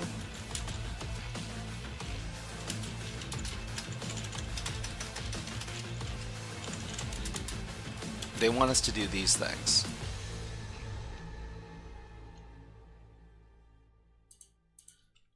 Take advantage of error messages to gather information. They want us to do what? HTTP methods. So cycle through different HTTP methods on API endpoints to enumerate interaction or responses. And the last thing they want to do is what? Change the HTTP method can reveal additional functionality. So yeah, basically the same thing. Okay, let's go ahead and go to the lab. So access the lab.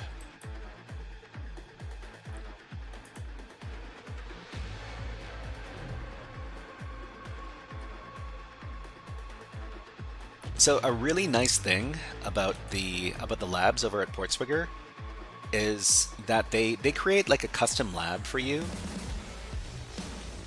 in a very, very, very responsive time. So usually the lab comes online within like 10 seconds or so. It's very, very nice. Anyways, let's go ahead and take a look at this inside of Burp Suite. So we'll just go to the Burp Suite browser, paste it in. and we need to log in from here.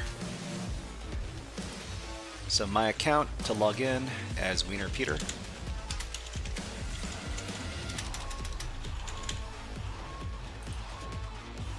Okay, so we're logged in now. We got store credit 0. And what we need to do is we need to purchase something. They want us to purchase. Where's the jacket? The lightweight elite leather jacket. There you go. So Thanto says, "Why are the labs so expensive?" Which labs are you talking about, Thanto? You're not talking about the PortSwigger labs. The PortSwigger labs are free. The certifications are not free. 3 people have viewed this item in the last hour. Oh, what is this? Every purchase, well, I mean, we have to buy this without having money.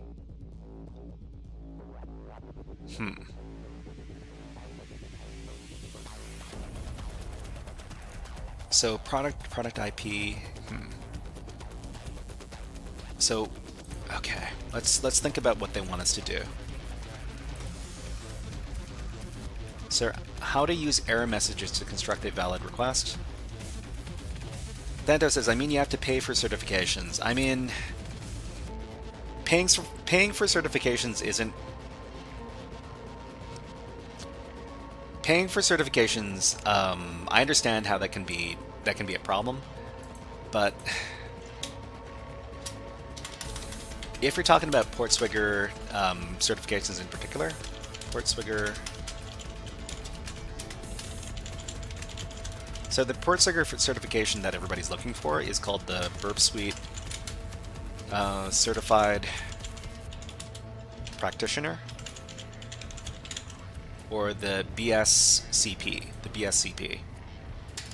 So the certification, I think it costs like $150. $150 to take the test.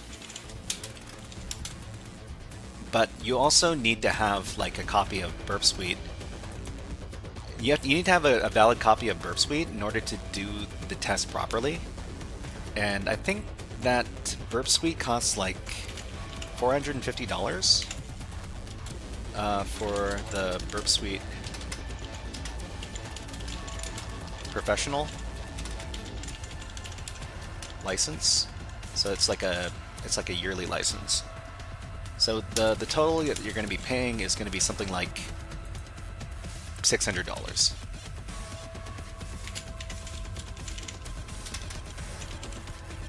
I mean, the thing about having the Burp Suite Certified Practitioner certification is that if you have the BSCP, you are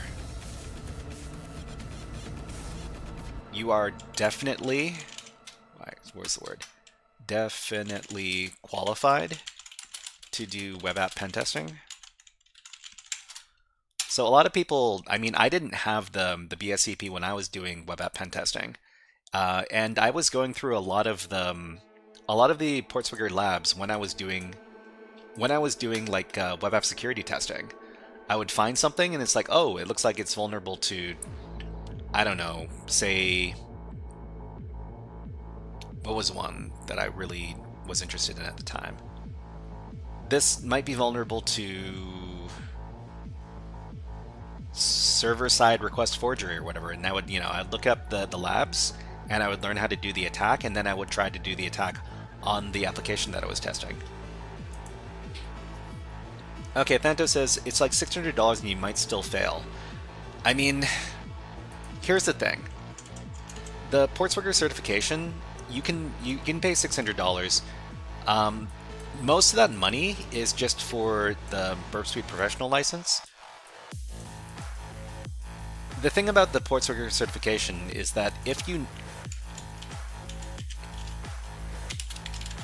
you can solve the labs, then you can solve the cert test, because they're not going to give you something like what you see in OSCP. They're not going to give you any situations or any applications that are outside of the scope of the learning materials. If you know the learning materials, you will complete the test. If you don't know the learning materials, then you might not complete the test. You shouldn't be so pessimistic when you think about this stuff. $600 is actually very, very cheap for a certification that basically guarantees you a job. Or it basically guarantees that you're qualified to do a job, like web app pen testing. If we compare it to like the OSCP costs somewhere in the neighborhood of like $2,000.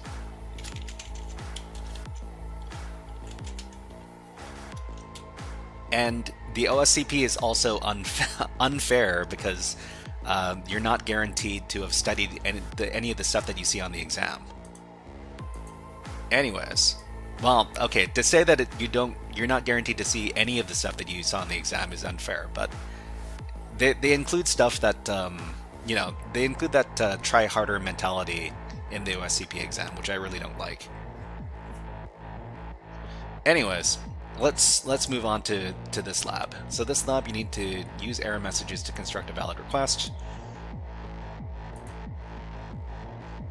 Okay, so I guess what we can do is we can try to purchase this thing without having any money. We can add it to the cart, and then we can try to... Where's the cart? Okay, so the cart is here. We can try to place the order. Okay, not enough store credit for this purchase, so can we give ourselves store credit somehow? Oh, there's coupons. So we might be able to add like unlimited numbers of coupons. So, I mean, the other thing we could do is we could try to figure out like what are valid coupon codes. So coupon, test, invalid coupon. Okay, invalid coupon. Let's take a look at what we've got in our request so far. So we can go back to the Burp Suite proxy HTTP history. And what were those plugins? So the plugins we were told about were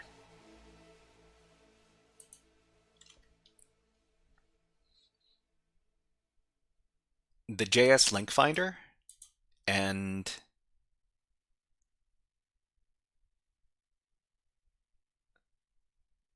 the content type converter. One of these we weren't able to access. I think it was the JS, what was it? JS link finder. Let's go back. Oh, we ran out of music. Let's put on some more music. JS link finder is an extension. Yeah. Let's play some of this music here.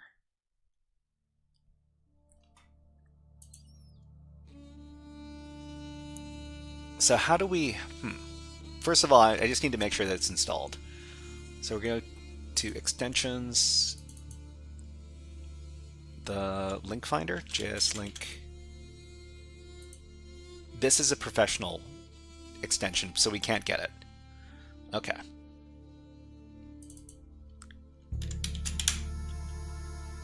The other thing we're looking for is the content whatever. So, let's see. So inside of a request, we need to, oh, there's AP, okay. Those are from previous labs. So we got post cart coupon, resources API product price.js. Okay, so this could be good. Resources JS API. So I mean, it has API in the thing. We got cart error, insufficient funds.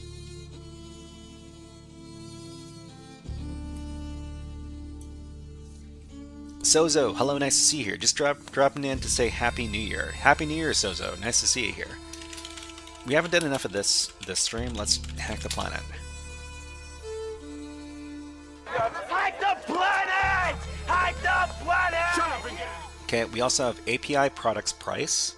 I wonder if we can navigate directly to the API endpoint. So, I mean, That'd be very, very handy if we could. Let's give it a try.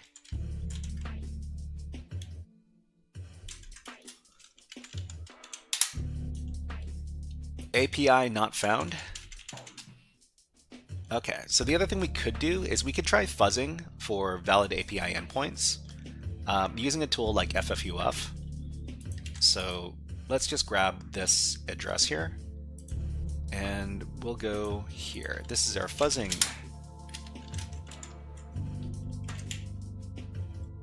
This is our fuzzing tab. So FFUF. Okay, so we just need to plug in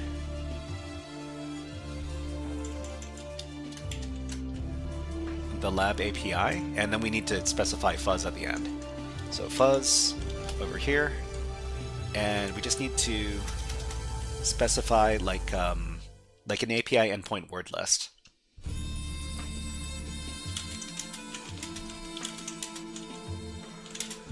So locate seclist grep API. So discovery web content API. So common API endpoints. I mean, I'm not too sure which list I should be using. Let's check out this one. That's a directory. Okay, so this is directory actions lowercase API endpoints res API endpoints.txt. API endpoints seen in the wild. I have no idea which one of these lists to use. Well, let's take a look at this first one.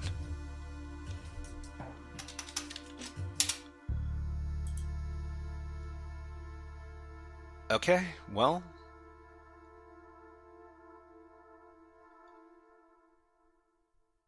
All right. Well, we'll try this list.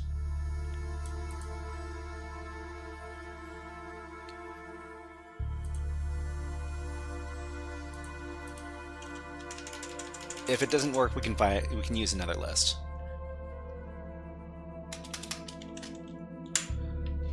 All right, everybody. We've got ads running on Twitch. When ads run on Twitch, we'll also take a little break for some water.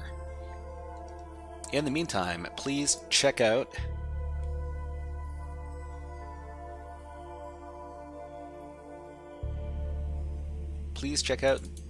this squirrel. We'll be back in just about 50 seconds. Just need to have a little water break.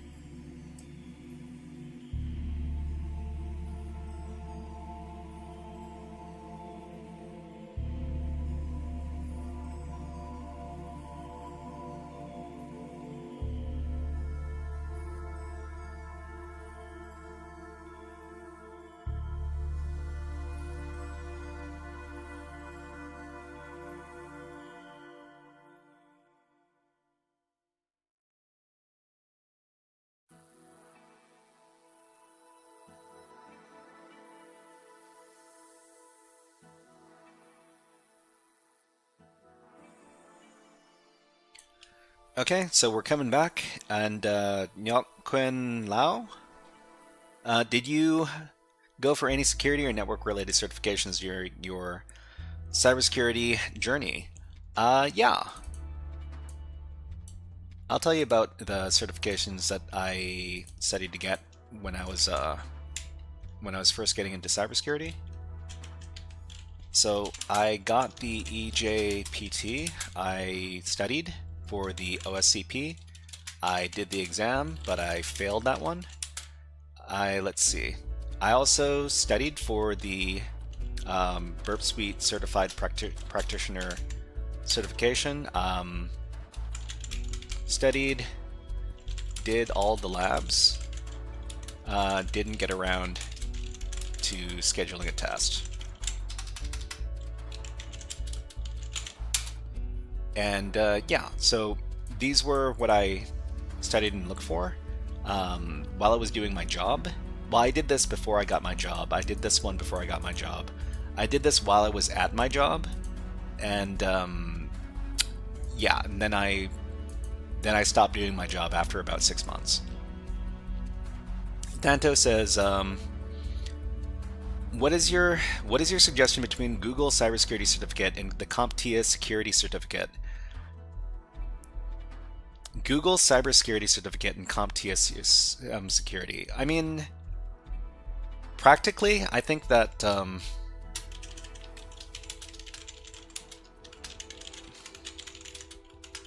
Google Cybersecurity Cert is probably going to be more useful from a practical point of view. But the CompTIA cert? CompTIA, what was it called? Security, like Security Plus? I think that's what they call it. This might open some doors as far as like HR is concerned.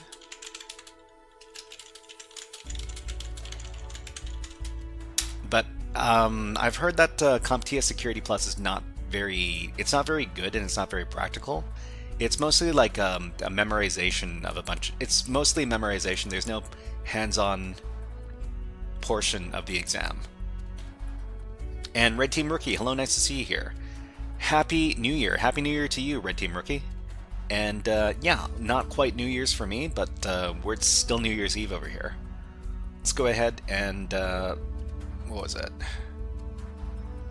Get back to the hacking. What are we doing? Oh, we're doing some fuzzing for APIs. So fuzz the API. Let's look. Okay, we get a bunch of 404s. I think that might be because we're looking in the wrong place. So we're just gonna modify the endpoint here. Okay, so we got a bunch of 404s. We're going to filter those out. So filter on code 404. Okay, so nothing comes back to us. Second of Mind says Security Plus is a knowledge cram. Comparing the syllabus for the two, the Google Cybersecurity looks much more promising in terms of active skills. Yeah, I mean, I think I've taken a look at the syllabus for Google Cybersecurity Certificate syllabus. Let's take a look at this real quick. So they teach you stuff like Python and about like networking stuff. Ooh, this. Does it actually tell you here? Maybe not.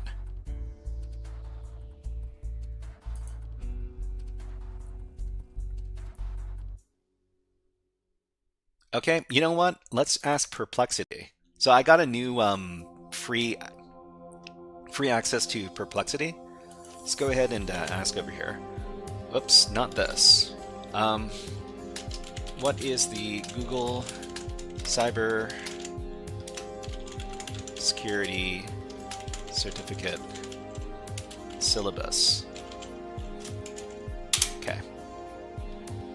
Google Overview told me.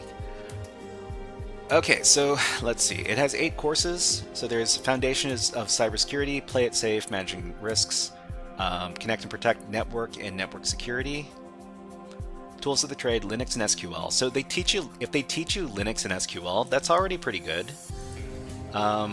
Assets, threats, and vulnerabilities, sound the alarm, detection and response, automate cybersecurity tasks with Python. So they also teach you a little bit about Python in the course, which I think is pretty good. The practical things that that are gonna be really good for a foundation in cybersecurity are probably like stuff like SQL and Linux, along with Python.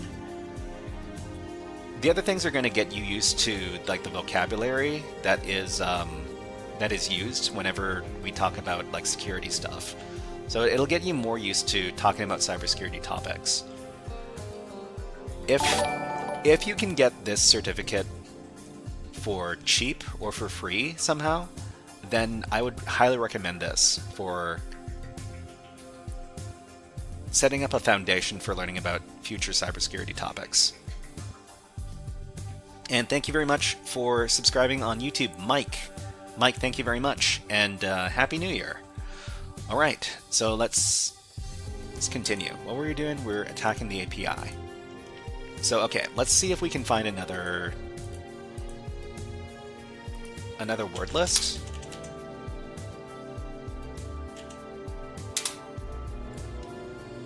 So we got APIs seen in the wild. Let's try this one.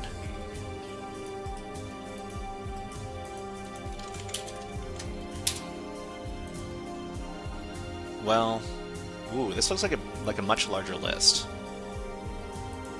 Yeah, let's try this one.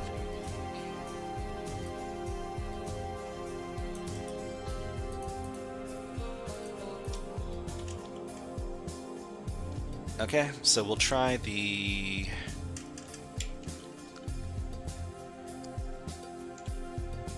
Senka Dagala. Hello, nice to see you here. Are you for real? Yeah, I try to be. Anyways, let's fuzz this API endpoint.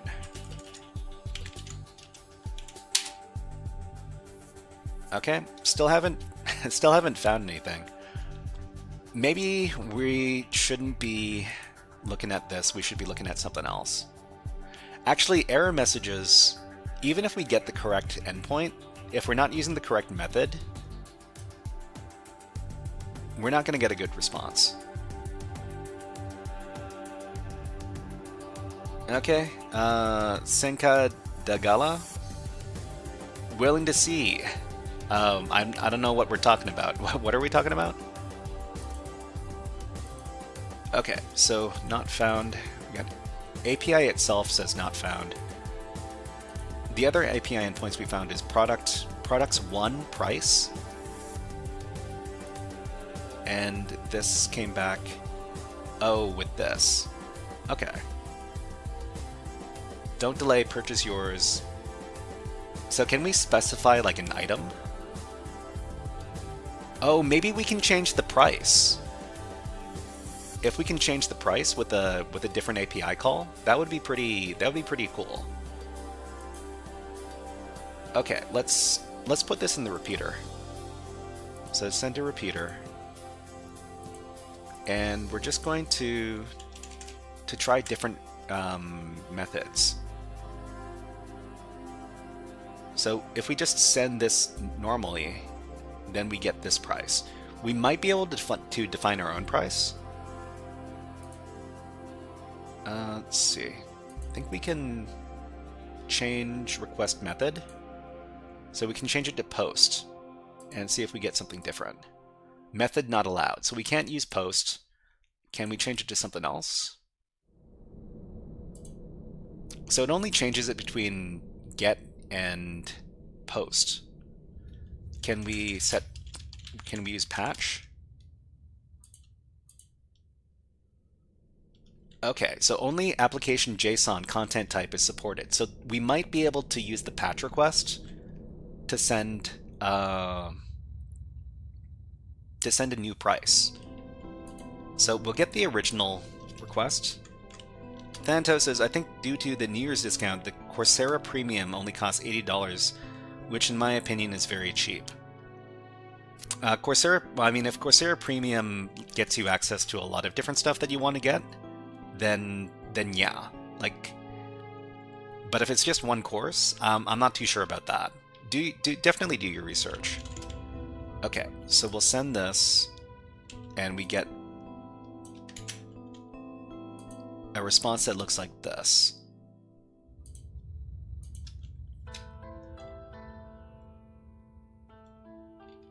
So if we go over to our text editor,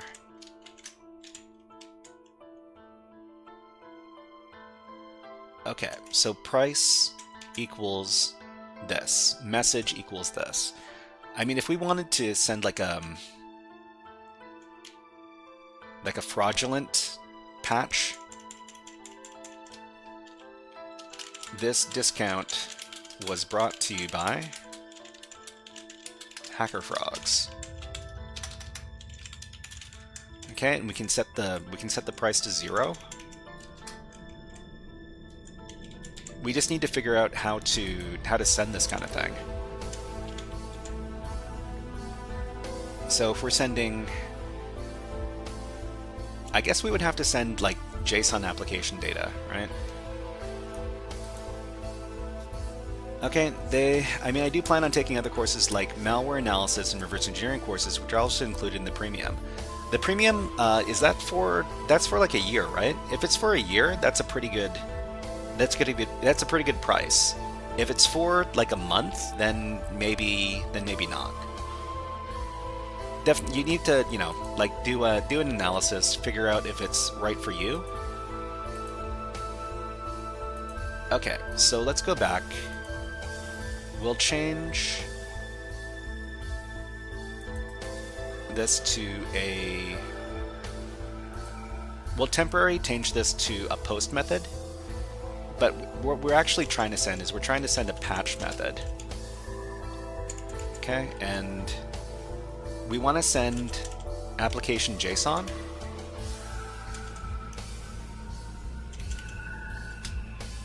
Let's see, content type application JSON. I just need to make sure the syntax is correct.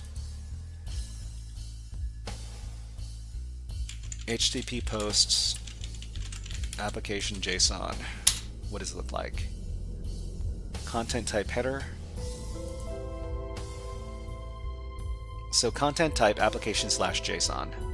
Just type that in here.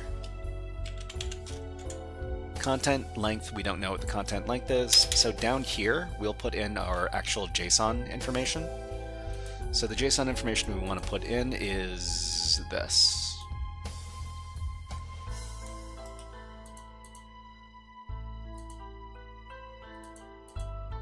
Okay, and then paste it in.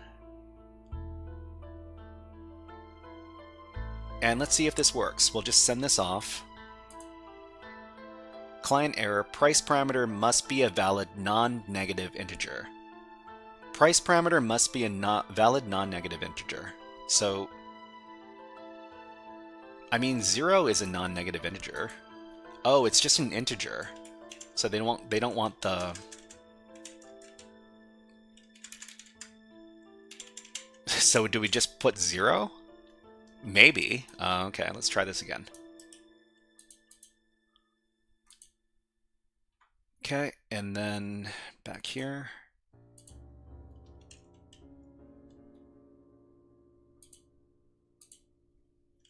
Just set the price to 0. Send it off. Price parameter must be a valid non-negative integer. Price 0. 0, do they want 0.00? Still get an error. Price parameter must be valid non-negative integer. Are they looking for like 1 or something? Because I want to make this thing $0. Valid non-negative integer.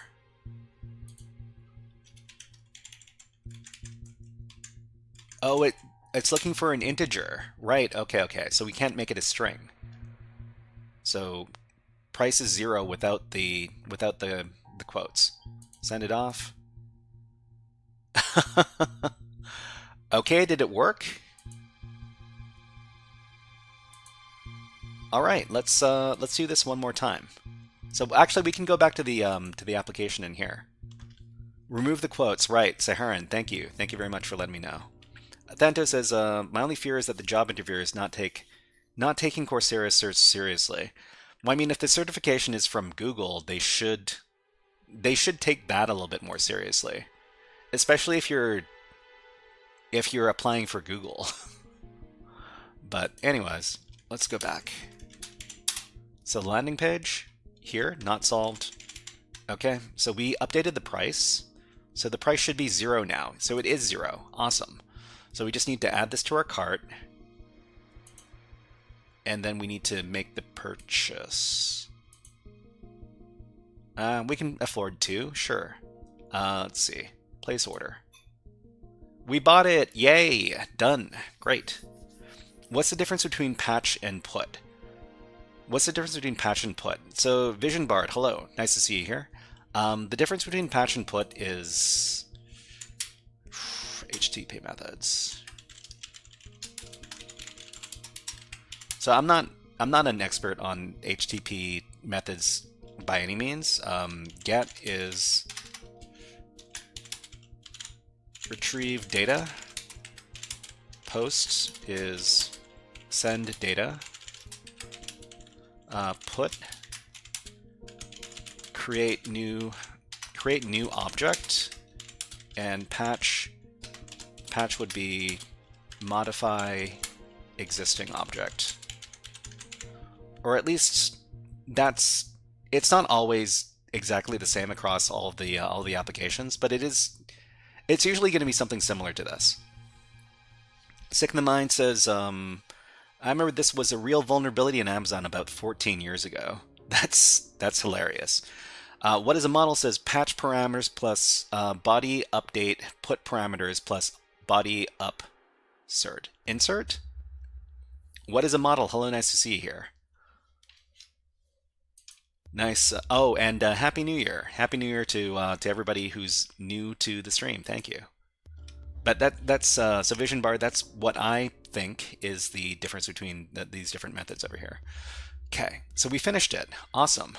So let's talk about how we solved the lab. So method of solve.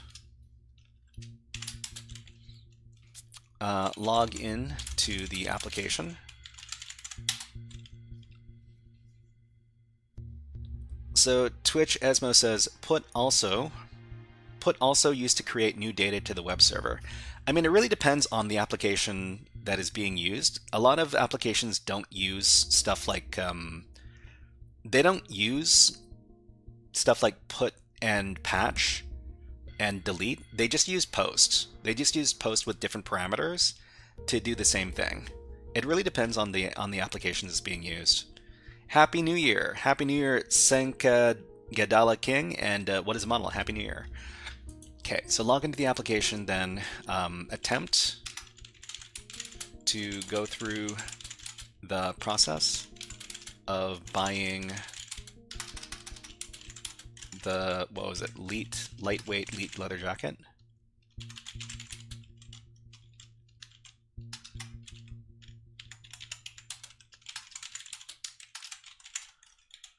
Okay, then go to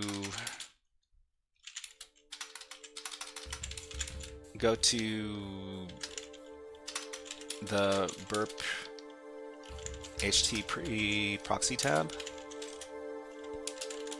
and observe that there is a request to the God, what is the name of the API endpoint? Okay, so Vision Bard says, makes sense, thanks for exampling. I've only used post for attacking web apps, so cool to see put and patch. Yeah, they're pretty rare. They're pretty rare methods to, well, I mean, as far as, you know, the stuff that I've seen, I don't see that stuff very often. What is a model says, it's good to stick to standards if you can, but yeah, everybody uses post. Sick of the Mind says, all depends on the maturity of the controls for the organization and how they configure application servers out of the box. Let's hack Tesla after 10k subs. Hack Tesla. Well, I mean, if you're talking about like Tesla's, what was it, bug bounty program? I'm pretty sure they have one. Tesla bug bounty program. So bug bounty for Tesla, it's part of Bug Crowd apparently. If you want to attempt hacking Tesla legitimately, then you would go through their bug bounty program over here. Okay, so what were we doing? Oh, we're writing our thing. Okay, so what was the endpoint called? So API products 1 price.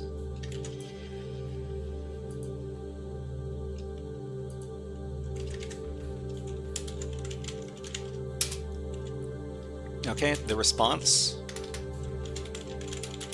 to this request is the price of the jacket. Okay, you deserve more subs, not gonna lie. Well, I mean, you know, I'm sure if I keep on working, I'll get those follows and yeah, then there'll be more eyes on me. Maybe we can get some more subs. That'd be nice. But this is just, you know, hard work and a lot of hacking. Okay, the response is the price of the jacket. We can attempt to use different HTTP verbs to make requests to that endpoint. The patch method returns an error, letting us know that we need to send JSON data to complete the request successfully.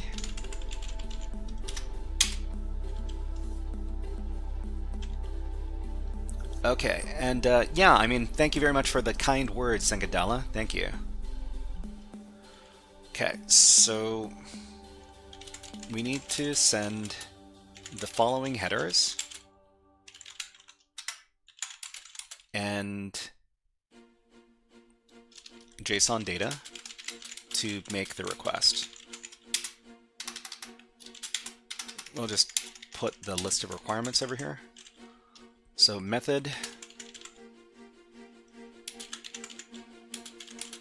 must be changed to patch. Content type must be changed to, what was that? Application JSON.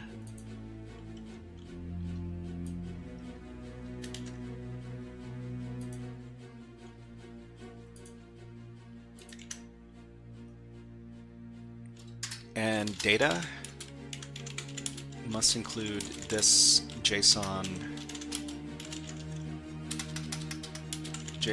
string. Are they called strings? Maybe they're not. Okay, so this right here.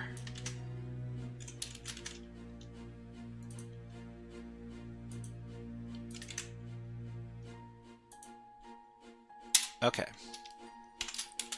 So send the requests through, and the price of the jacket becomes $0. Haha, hack the planet next. Well, I mean, we're trying. Let's see. Buy the $0 jacket to complete the lab.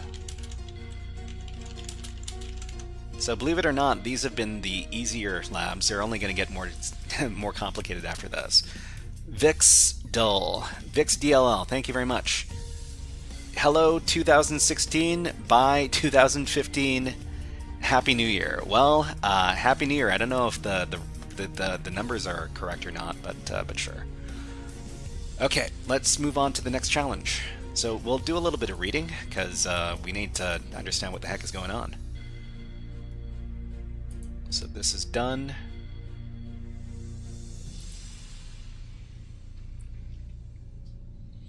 Okay, so we did all these. So using intruder-defined hidden endpoints. So once you've identified some initial API endpoints, you can use intruder to uncover hidden endpoints. For example, consider a scenario where you've identified the following API endpoint for updating user information. So put API user update.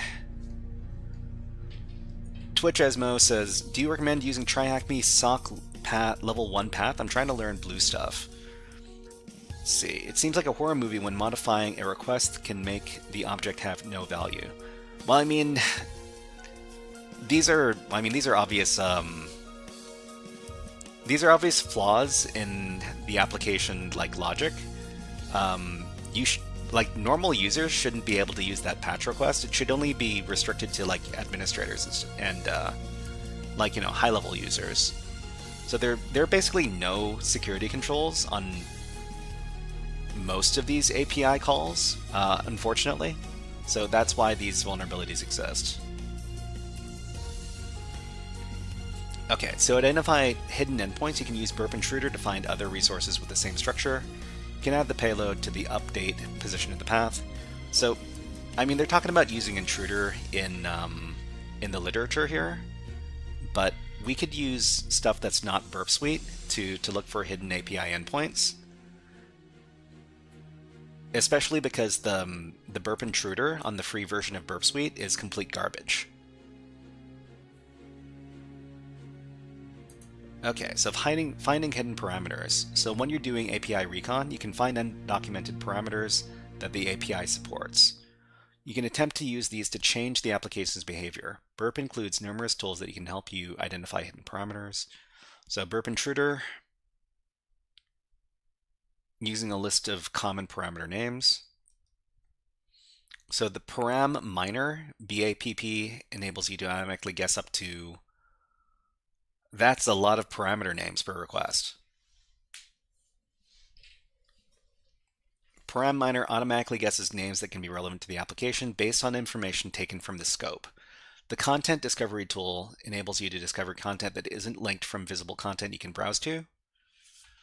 Argos Titan says, "Hi, can you do something about the SOC analyst for?" Oh, sorry. I meant to answer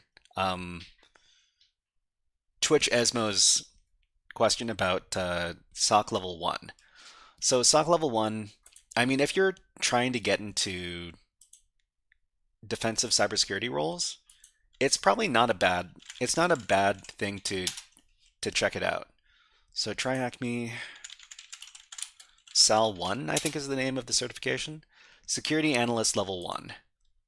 Okay, let me put on some new music. We'll be back in just a second. Here we go.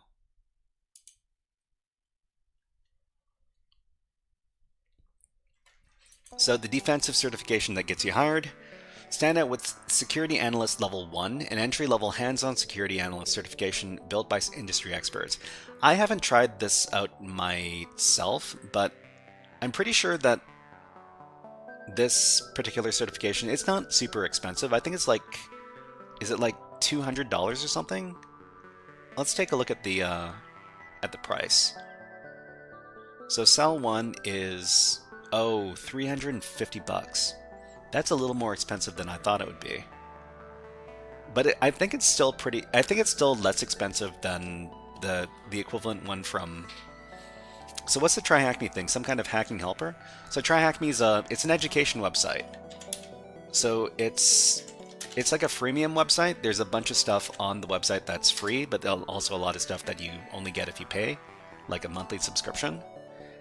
And yeah, I mean, if you haven't checked it out before, I'd definitely check it out if you're looking to get into cybersecurity and hacking stuff. So they're offering the certification here for $350. The equivalent one from Hack the Box. So Hack the Box, their certification is called,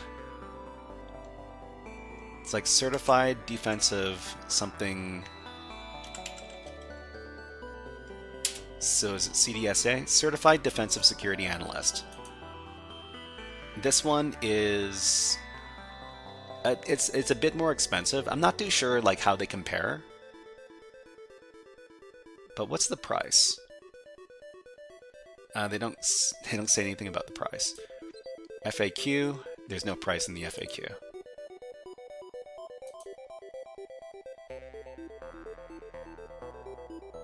Okay, so let's just ask the question. So Hack the Box CDSA price. Okay, Argos Titan. Oh, Saharan PRG says, I guess the next object is setting your own server and setting your own knowledge on building the hardest thing you know and then trying to brute force it. I mean, you could. I mean, the thing is that I suppose if you're building your own applications, you can definitely do security testing against them yourself. But it's probably better to hire somebody to do it for you, because as an amateur security person, you're not necessarily going to be able to catch all of the vulnerabilities that you might have in your app. Okay, so Argos Titan says, do you know any free SOC real-time alerts? I'm not too sure what you mean by real-time alert. So Vix DLL says, what's the best certificate for web hacking? The best certificate for web hacking is the one from PortSwigger.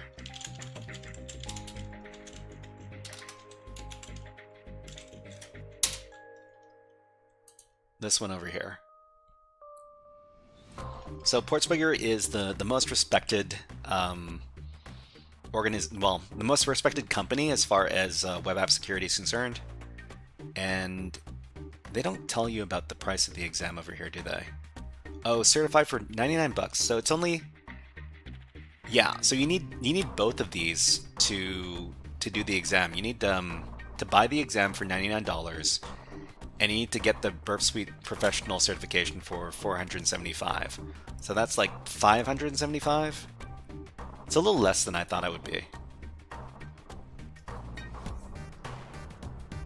Okay, so what are we talking about? By the way, how did you learn about the whole hacking by yourself? I mean, I learned mainly from doing exercises.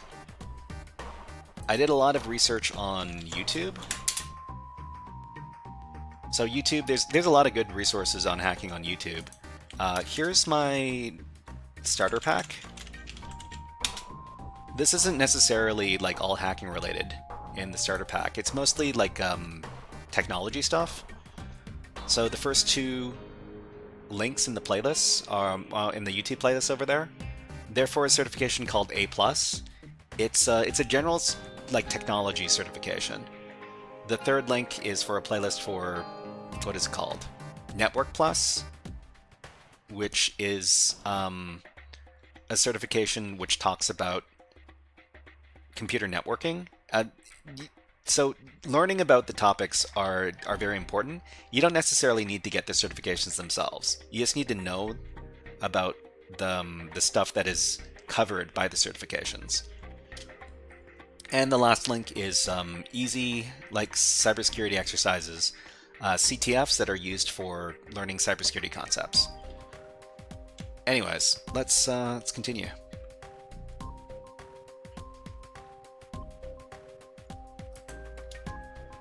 Okay, what are we doing here? So using Burp Intruder, finding hidden parameters, mass assignment vulnerabilities. So mass assignment, also known as auto-binding, can inadvertently create hidden parameters. It occurs when software frameworks automatically bind request parameters to fields of an internal object. Mass assignment may therefore result in an application supporting parameters that were never intended to be processed by the developer. So I'm pretty sure I covered like a big mass assignment vulnerability in one of the exercises I did like a few weeks ago, and I think Sicken the Mind helped us out with that one as well. Okay, so identifying hidden parameters. Since mass assignment creates parameters from object fields, you can often identify these hidden parameters by manually examining objects returned by the API. For example, consider a patch API users request, which enables users to update their username and email, and includes the following JSON. So username Wiener, email wiener@example.com. Senka Dagala, no worries. I'm here to help people get into cybersecurity. It's what I do. So concurrent get API users 123 request returns the following information. So this is what we're talking about. Applications usually do a lot of oversharing. So every time they get information about the users, they get everything about the users. And when they actually don't need this much information. So this may indicate that the hidden ID and is admin parameters are bound to the internal user object, along with the updated username and email parameters. So to test whether you can modify the enumerated is admin parameter, you can add it to a patch request. So here we're able to modify this user, which has their admin flag set to false, and we can just set the admin flag to something else, like true or foo in this case, I suppose. If the application behaves differently, this may suggest that the invalid invalid value impacts the query logic, but the valid value doesn't. This may indicate that the parameter may be successfully updated by the user. You can then send a patch request with admin parameter set to true, and then try to attack the vulnerability. Okay, so I guess this is what we're going to be doing in the next lab.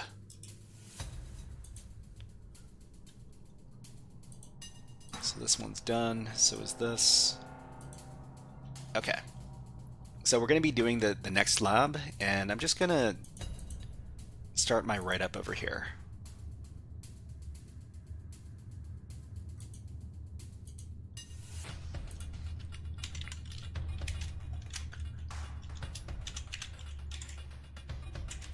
So the reason why we document all these exercises is that eventually you're going to see the same vulnerabilities occur over and over again. And if you're able to look up how you covered that vulnerability the last time you saw it, you're going to be able to solve the next challenge a lot more easily than you solved the first challenge.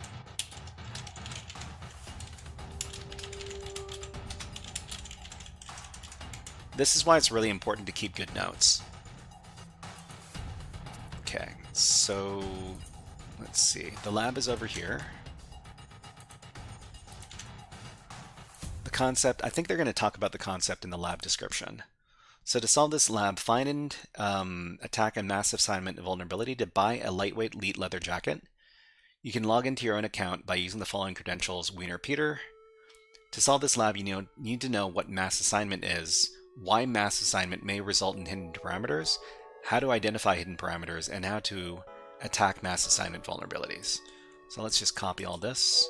We'll just include this in the concept.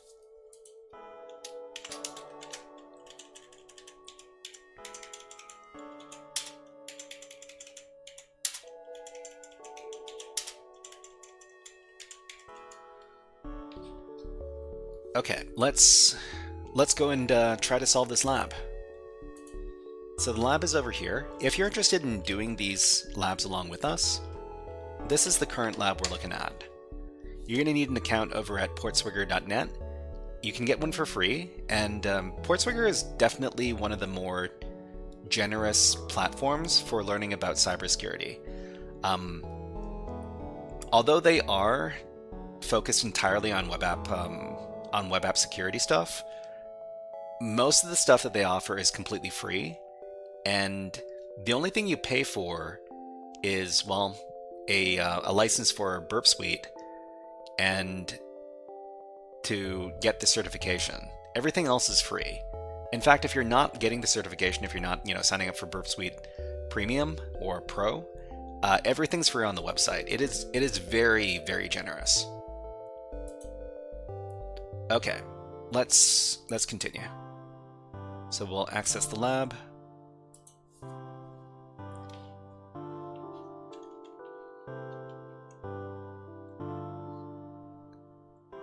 And now we can pass this over to the Burp Suite browser. The reason why we use the Burp Suite browser is because Burp Suite browser, this blue browser over here, this is connected to Burp Suite, which means that everything that goes through the Burp Suite browser is going to be recorded by the Burp Suite proxy, and we're going to be able to inspect all the information through those web requests. Okay, so I think what we want to do is we want to log into the application with our credentials. So the Wiener Peter.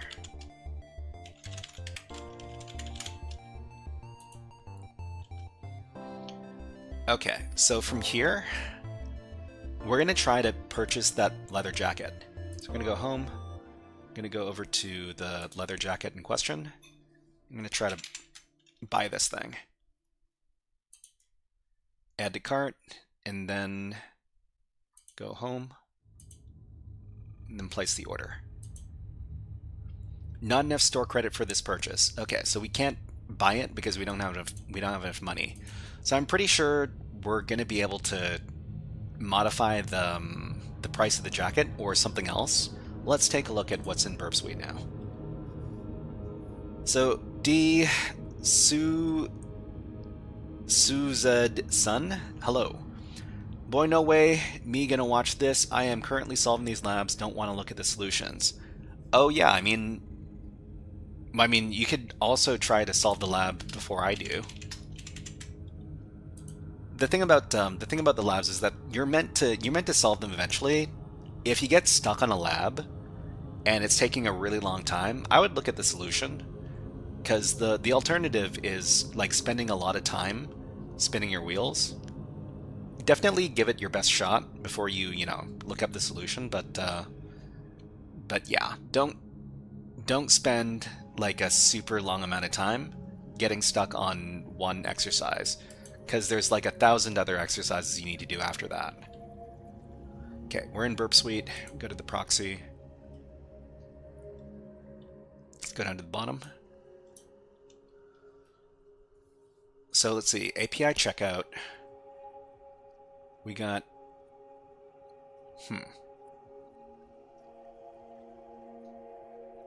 API checkout, resources API checkout.js,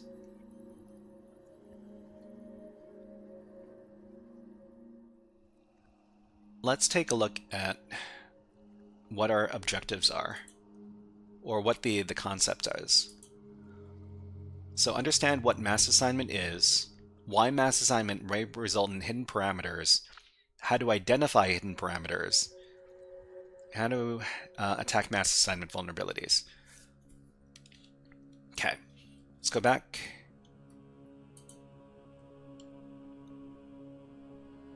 So API checkout. I guess the other thing we could do is we could look around the application to see if we can get more information about this jacket. So there's information about the jacket that the API handles. There's information about our account over here. And Blaine, hello, thank you very much for subscribing on YouTube. And I also missed a subscription from 15 minutes ago. Thank you very much, Ice002, for subscribing on YouTube as well. Thank you. Okay. Happy New Year, everybody, and hack the planet. Hack the planet! Hack the planet! Shut up and get it! Okay, my account over here, and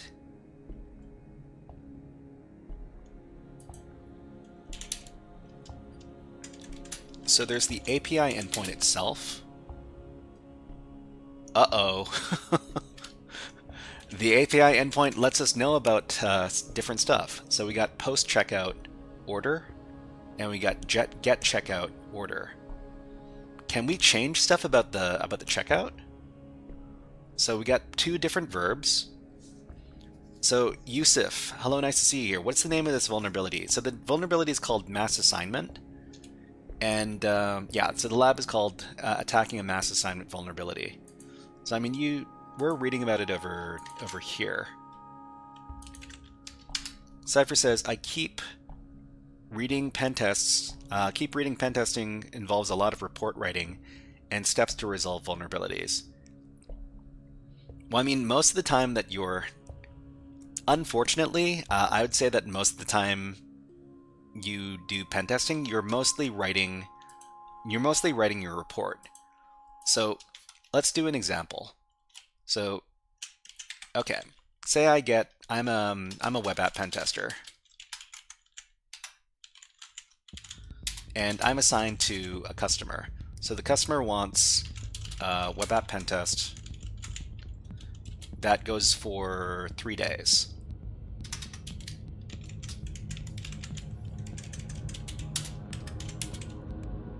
So you would do, well, I mean, that's not the majority. You spend a lot of time writing reports. You don't spend the entire time writing a report.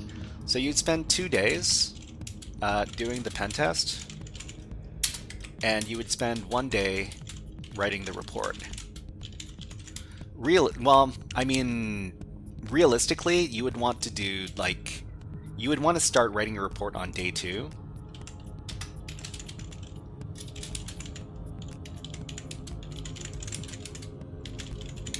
And day 3, finish testing and the report.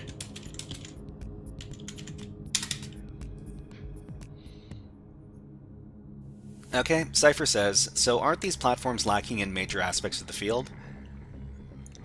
The thing about report writing is that report writing is something you have to learn to do at your job, because every company does report writing a little bit differently, and they've got different standards and different systems they do for the report writing. It's not really worth it to learn a very specific method for writing reports, because you might not be using that method when you join your company. It's definitely something you can learn on the job. You don't necessarily need to write it to learn it beforehand.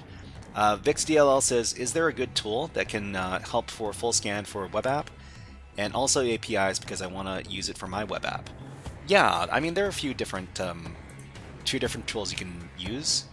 I mean, free tools is hard. Free tools is hard.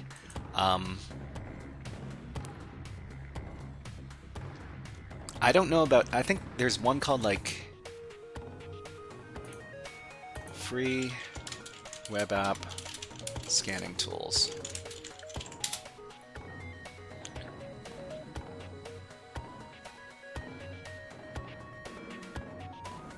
The thing is that you might want to try OWASP Zap. So OWASP Zap and automated tools, the only one that I can really think of that's really well respected is Burp Suite. So the Burp Suite automated scanner is actually pretty good.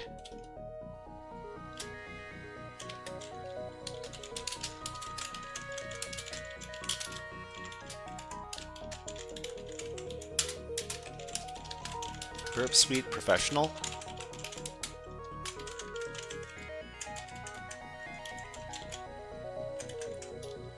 Burp Suite's Professional Scanner. You can also try looking at OWASP Zap scanner. Aside from those two, not really super sure about that.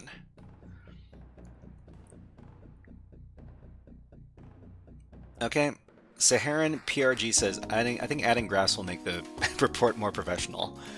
I mean, yeah, but you don't... Like I said, report writing is something you're probably going to learn a lot about on the job. And the other people in your department, they're the people who also do pen testing. They'll teach you what the standard is for your company.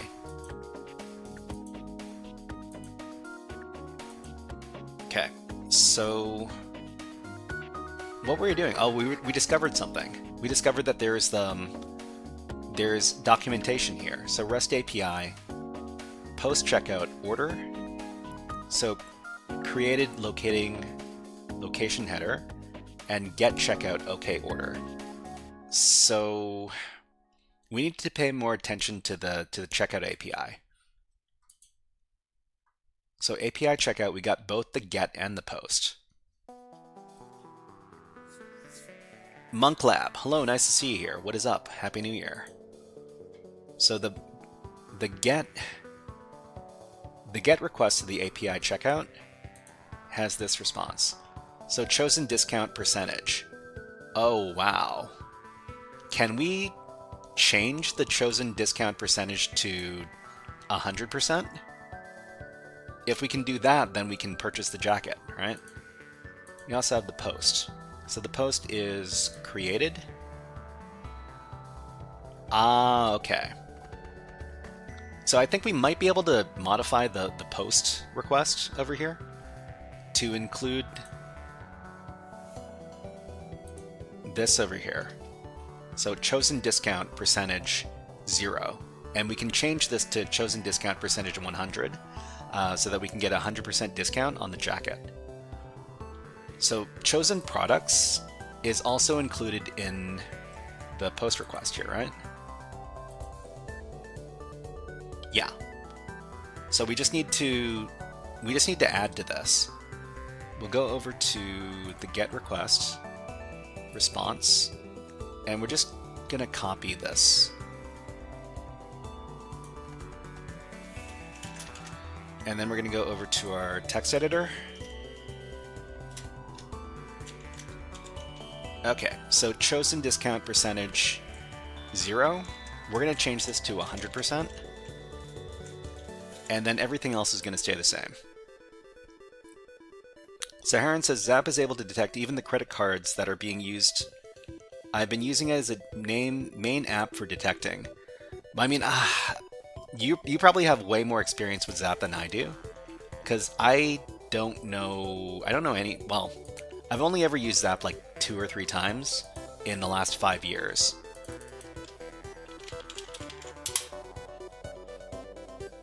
So OWASP vulnerability scanner, do they not call it Zap anymore? Oh, it's called the Zap proxy by Checkmarx. It's owned by a different company now. But if you're interested in it, so the Z attack proxy, it's kind of like a open source alternative to Burp Suite. The problem is that not very many people use it.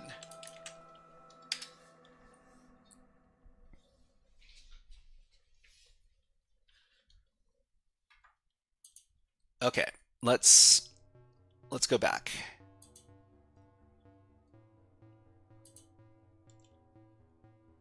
So we're sending this GET request over here, and I think we might be able to change the POST request as well. So in the POST request, we just need to specify that we're getting a 100% discount, and then we can purchase it for free. So let's go ahead and do that. Oh, yeah. Okay.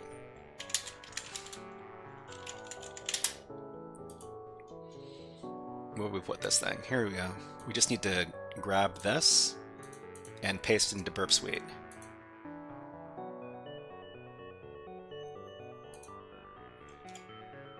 Just take everything here, delete it. Oh, we need to put this in the repeater.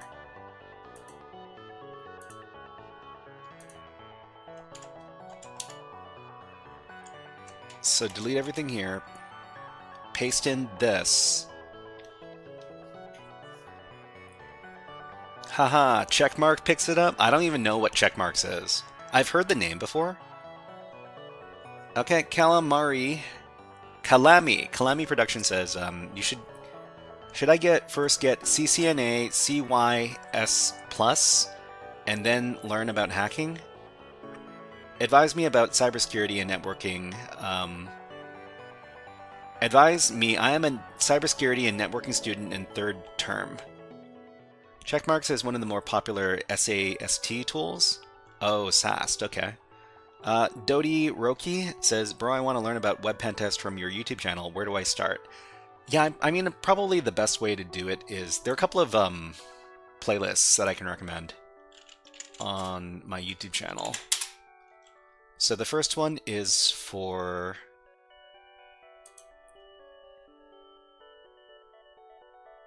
Over the Wire Natus. So Over the Wire Natus, you don't necessarily need to complete the entire playlist. I'd say do the first 10 or so videos on this. And I've also got a list from EchoCTF. EchoCTF actually has it's got some pretty good vulnerability, well, some pretty good labs over here as well.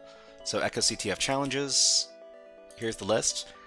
For beginners, I would say just check out the first 10 videos on that list. There's also another really good site that's called Allacyber.it. It's an Italian website, but it really explains a lot of web concepts when they're going through their challenges. So, for example, let me point it out over here. So everything's in Italian, but you can switch up the language if you're using a web browser. Go to translate page from Italian to English. Click on translate, and then it's translated. So if we go over to the web security section over here in their challenges on... Oh, let me get the link for you. So it's training.allacyber.it. So they start with simple GET requests over here. And they really talk about what's going on in each one of these challenges. They also give you what is it called? The source code for the applications that they make you test against, which is very, very helpful for people trying to get into web app security. I don't know if I would do this first. They're very, very detailed, but it might be a bit overwhelming for new learners. So it's hard. Okay, so let's see. Kalami production. Let me answer your question now. So should I get CCNA, CYS? So CCNA is that's the Cisco certification, right? CCNA cert.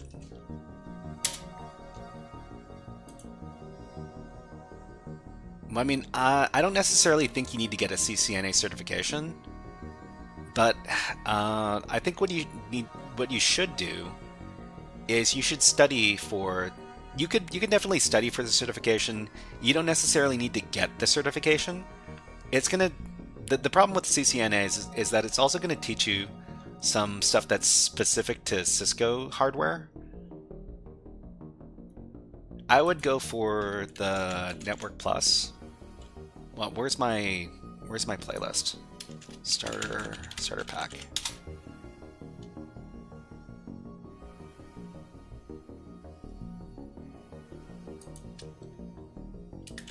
So I would do this list over here.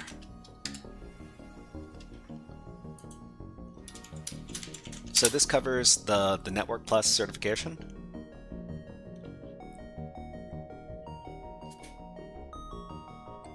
Just like the CCNA, you definitely don't need to get the certification. You just need to know what's covered by the certification. And what was your other question? Your other question was about CYS Plus. So what is CIOS Plus? So CompTIA Cybersecurity Analyst. So I guess it really depends on what kind of job you want to get. If you want to get, you're a cybersecurity student, most of the time when you're learning about cybersecurity in post-secondary, in university, college, they're usually training you to do like a defensive cybersecurity job. And it really depends on if you want to do defensive cybersecurity as your role. I would say if you want to do that, you want to aim for like a certification like the SAL 1 from TryHackMe. You can get information about that over here. Okay, and let me catch up with the rest of chat. So check marks, okay. Pen testing, web pen testing, okay, I covered that. Networking is about setting and maintaining a server's closed network, but cybersecurity is very different. Let's see. Vision Bard says, honestly, I don't think there is a reason to not start hacking earlier before getting certs like CCNA. It doesn't have to be anything crazy. You got to start somewhere. And I think I'm caught up with chat. Okay, let's continue. So we were in the middle of trying to make this purchase for 100% discount. Let's see if it works.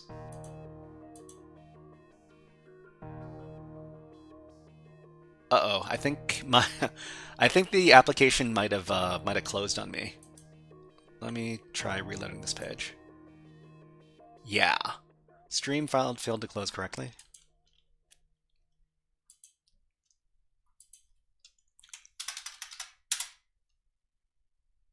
Okay, I think the lab what is it called?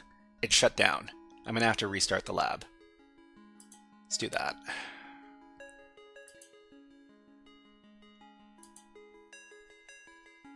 Yeah, okay. Gotta restart that lab.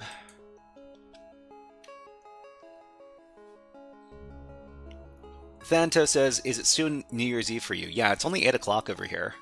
We're probably going to be going on for another 30 minutes or so.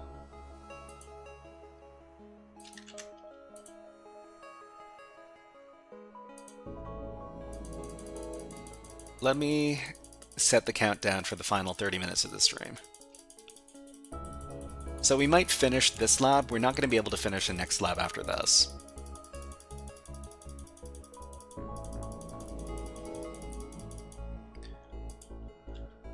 Okay, so we got our lab up and going again.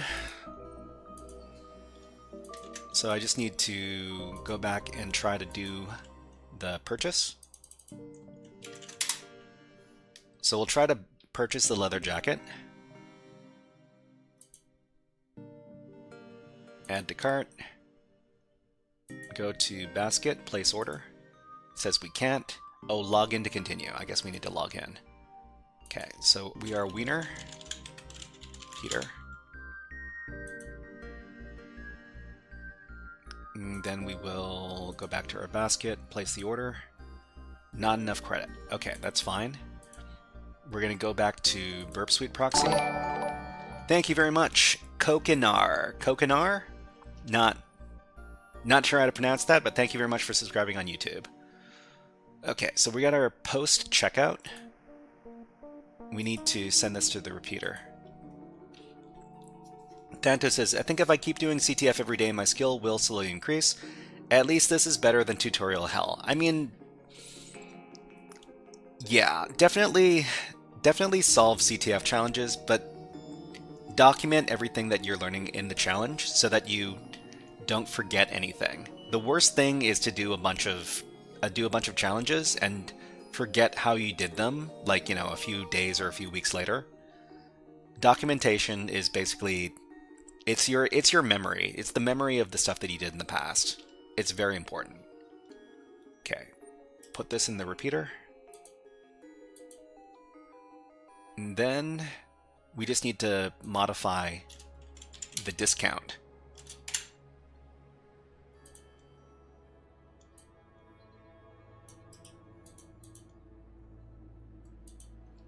In here, and then send the request, and then create it. So we should have solved the challenge if we go into the lab.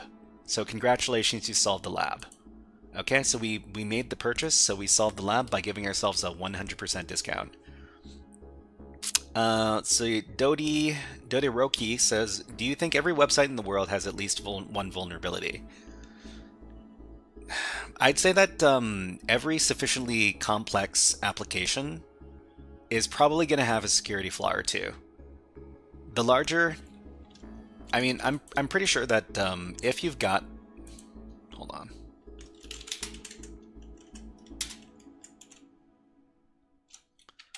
So if your web app is a single web page and there's no user input fields, there's probably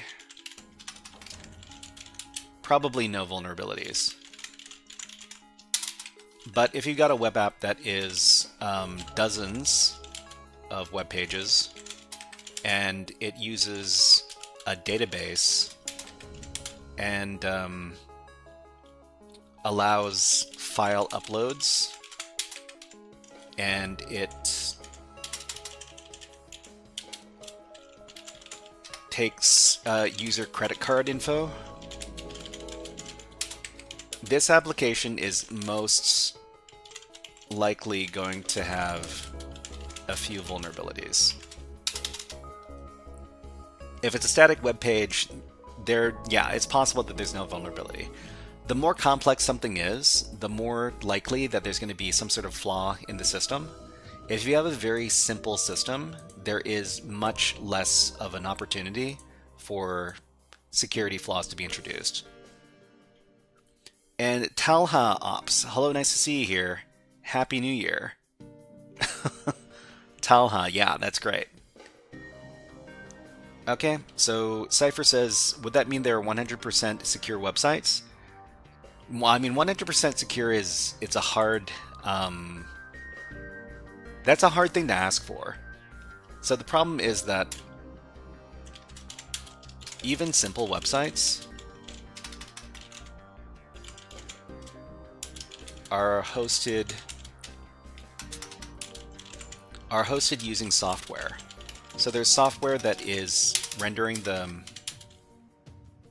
that is hosting the website. So for example, you got your Apache, so your Apache web servers. So the Apache web server software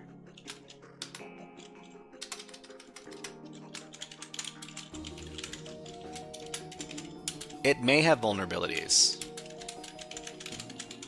The thing about the server software is that the older the server software is, the more likely it is going to be vulnerable.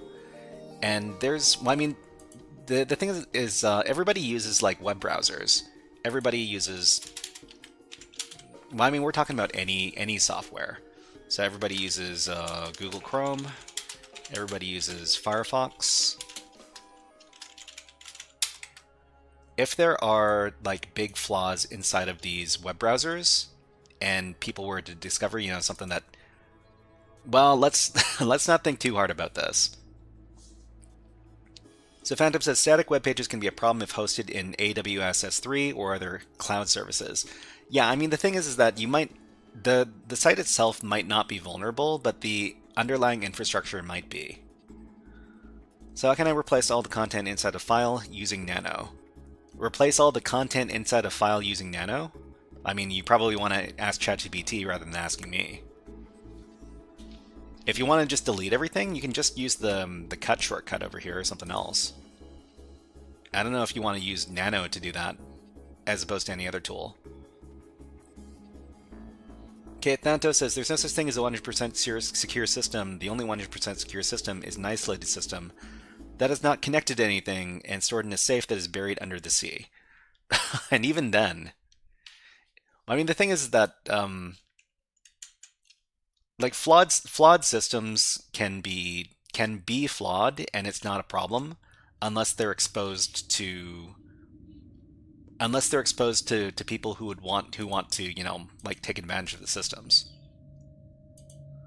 Okay, so we managed to complete this lab. We just need to do our little write-up, and then we can get ready to wrap up the stream. Let's talk about this. So method of solve. So the first thing we need to do is log into the application, and then we need to, let's make this a little bit bigger. So log into the application, then try to purchase the, what was it called? Lightweight elite leather jacket.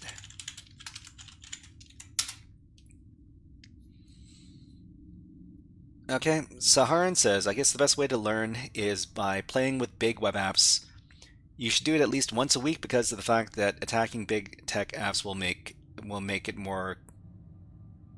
Okay, I mean, don't attack other people's web apps that you don't have permission to do security testing on. There's plenty of web apps that you can do security testing on as part of a learning exercise. Don't go attacking legitimate web apps because that's not going to end up very well for you. I mean, you could try to attack big, well-known web apps through the bug bounty program. So, for example, I don't know, Facebook.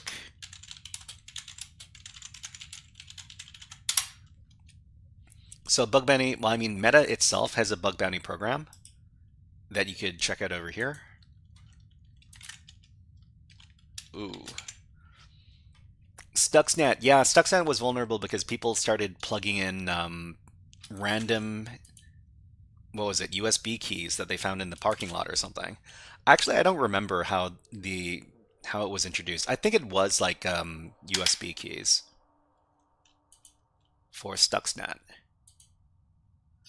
Okay, try to purchase the lightweight elite leather jacket, and then go to the Burp Suite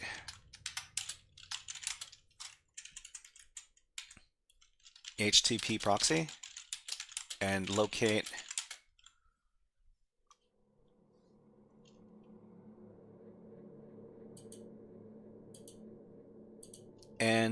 the get and post requests for the, what was the name of the endpoint?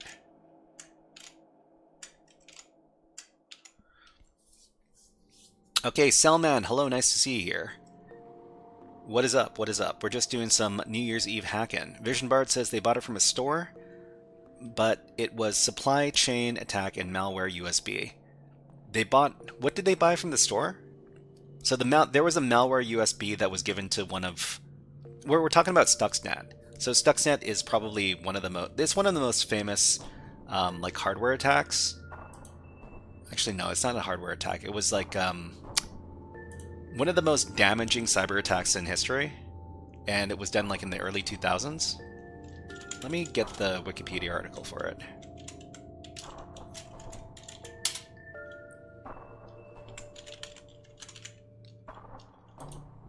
Oh, it was from 2010. Okay. Alright, but if anybody wants to read up on this... Chubby Puppy Bear, hello, nice to see you here. Supply side cyber attack? I mean, it's hard to... It's probably... The classification is probably going to be in the article over here. Another thing that I can recommend, if you want to learn about Stuxnet, the Darknet Diaries did a really good episode on it. Over here.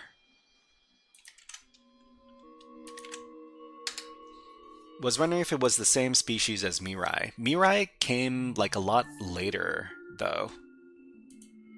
Didn't it? So if Stuxnet is from 2010 and Mirai botnet.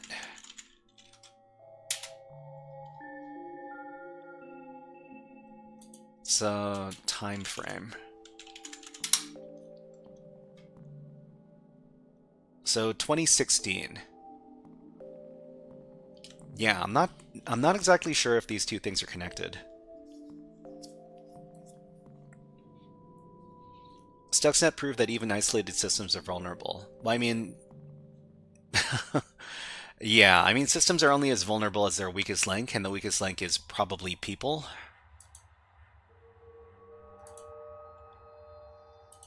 Okay, so we're here. We're doing... Go to the Burp Suite HTTP proxy and locate the GET and POST requests for the something endpoint. So the name of the endpoint is...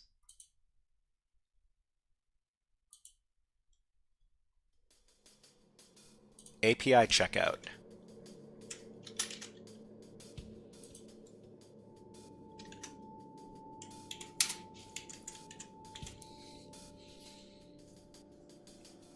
Okay, so let's see.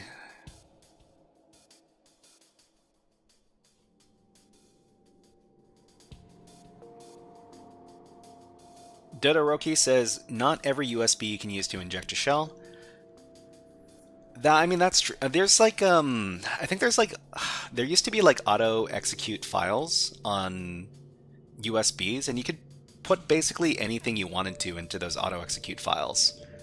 But I'm pretty sure they get detected. That's the type of stuff that's going to get detected by Windows Defender pretty easily these days.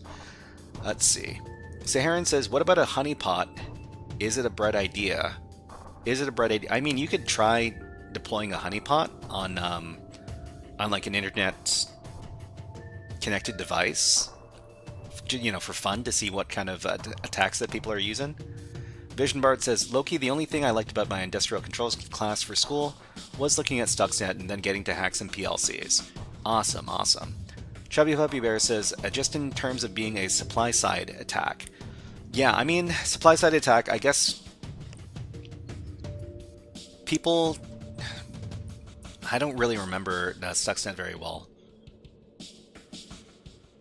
Did they buy parts for the computers from yeah, I think the parts that they used for the computers had like malware on it or something. I can't really remember. Anyways. Okay, so not isolated if you can plug in a USB stick. Well, I mean, they thought it was isolated. They think it's isolated because it's not on the internet.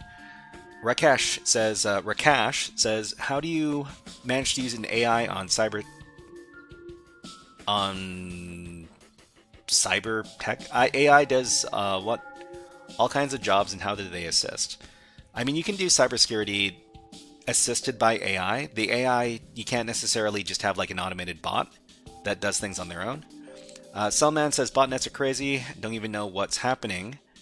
You'll see traffic over there. There's your Shelly plug downloaded 35 gigabytes last week.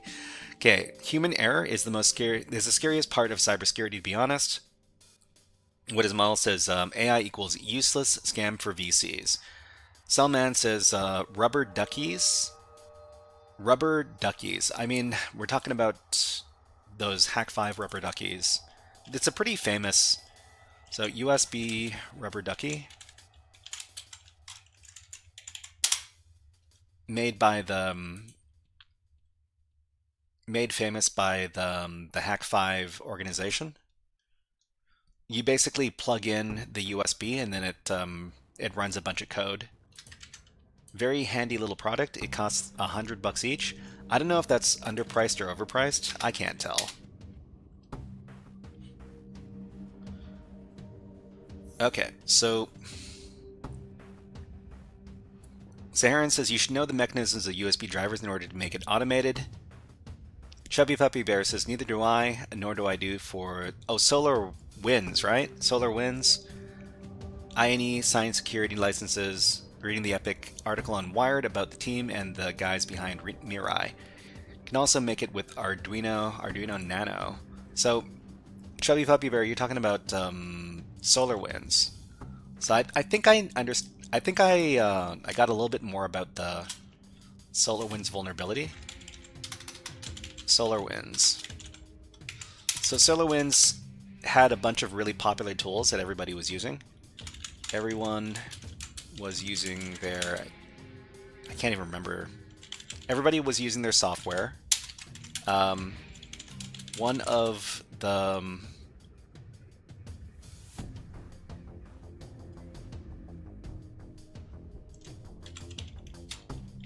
somebody who was using okay.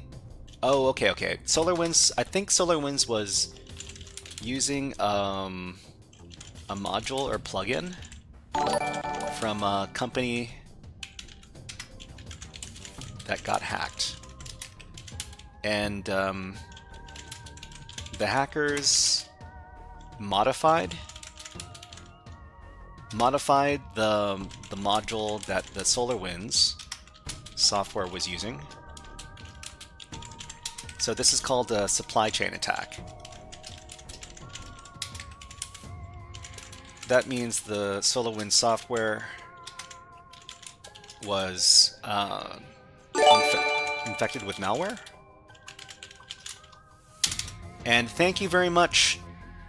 Anonymous is given a tier 1 sub to Boobies for Biddies. Wow, that's great. Thank you very much. And welcome to the stream. And what is PortSwigger? PortSwigger is it's a big company. So it is the company that that talks about web app security stuff. If you want to learn about it, probably want to use this link. Okay. Self-contained system, Arduino. Misremember the name. Yeah, SolarWinds. Okay, so that means that the SolarWinds software was infected with malware. And every company that used the SolarWinds software was compromised. I'm pretty sure they identified like some Russian hacking group was the culprit. And it was like a really big problem. Oh, the really funny thing about SolarWinds was even cybersecurity companies like, what was the name of the company? What was the name of the company that, the cybersecurity company that was infected with SolarWinds?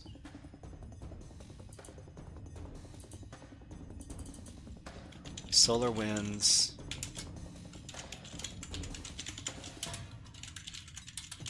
Discovery. So this was going to be FireEye. So the FireEye was like a really... This was the company that discovered the malware in the SolarWinds software, and FireEye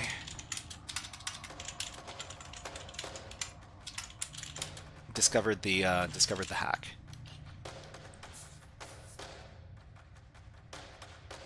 Okay, Chubby Puppy Bear says, I remember them being deeply tied to microscopy. I'm not sure. Oh, Microsoft.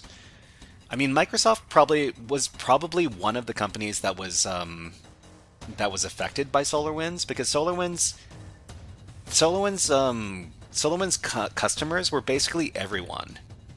I mean, it's really, really ridiculous how many companies were actually affected by SolarWinds.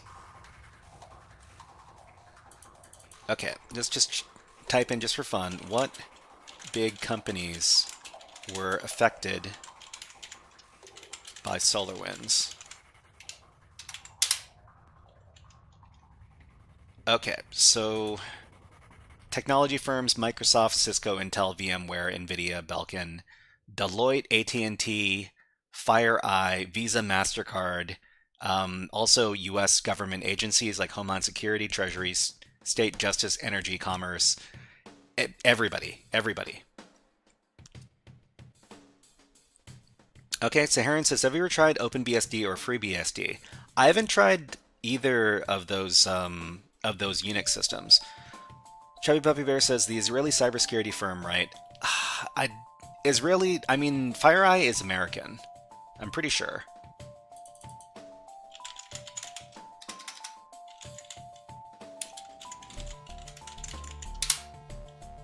FireEye is... Are they... Hold on.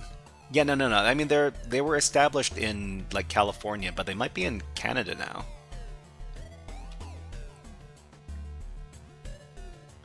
Anyways, okay, so I'm trying to finish off my my little write-up here. So go to the Burp Suite proxy and get those post and get requests. Observe that the I think it was the post request. Let me see over here.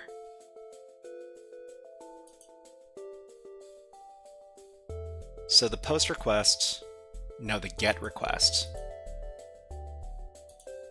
The get request response shows that there's a chosen discount parameter and this implies that we can modify it. Well, it doesn't imply that we can modify it. It lets us know that it exists.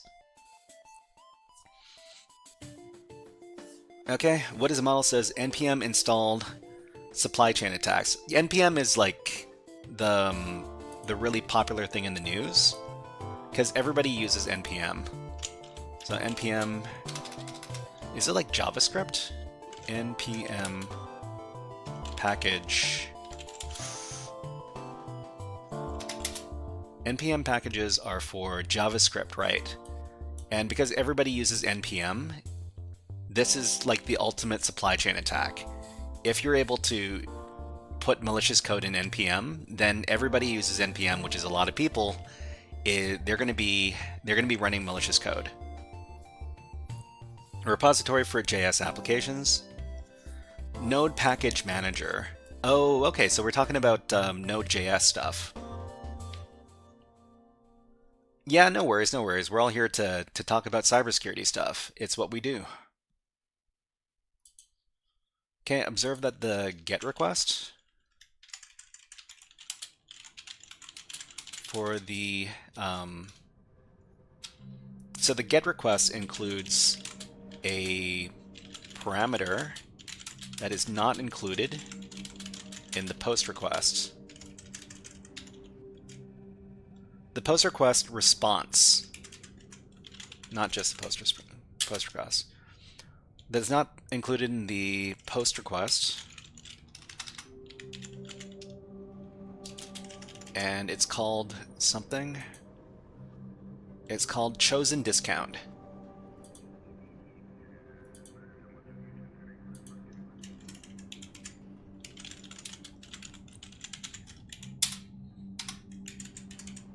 Okay. All right, Cyrus. Hello, nice to see you here. Hold on, just curious what you're doing right now. Like, what are you explaining? I just joined. Hello, nice to see you here, Cyrus. And Happy New Year. All the cybersecurity talk made me hungry again. I will go and eat more bowls of rice. Have fun. Zaharan says, let's see, I guess the most powerful hacker is the lonely hacker, the one that acts alone in the background without cameras and posts.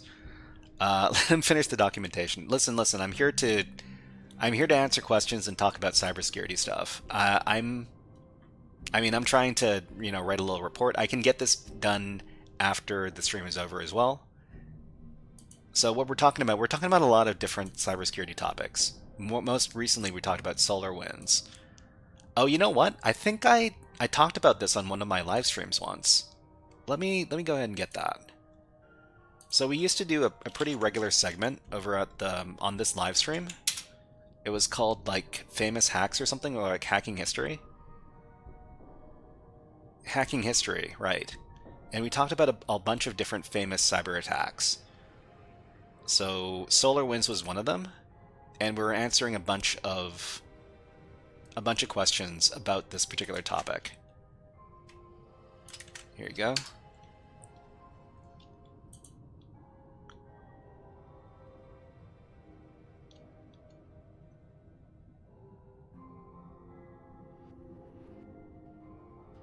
But yeah, let's see.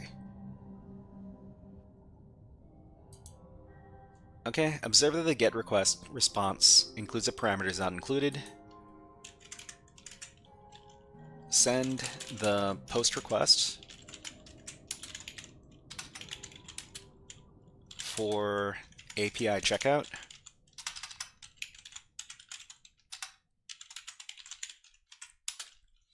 To the burp repeater. Modify the request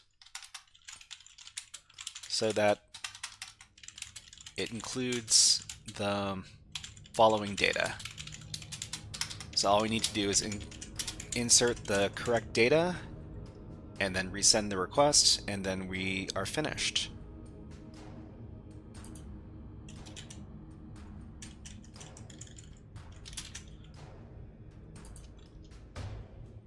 Are we here? Okay.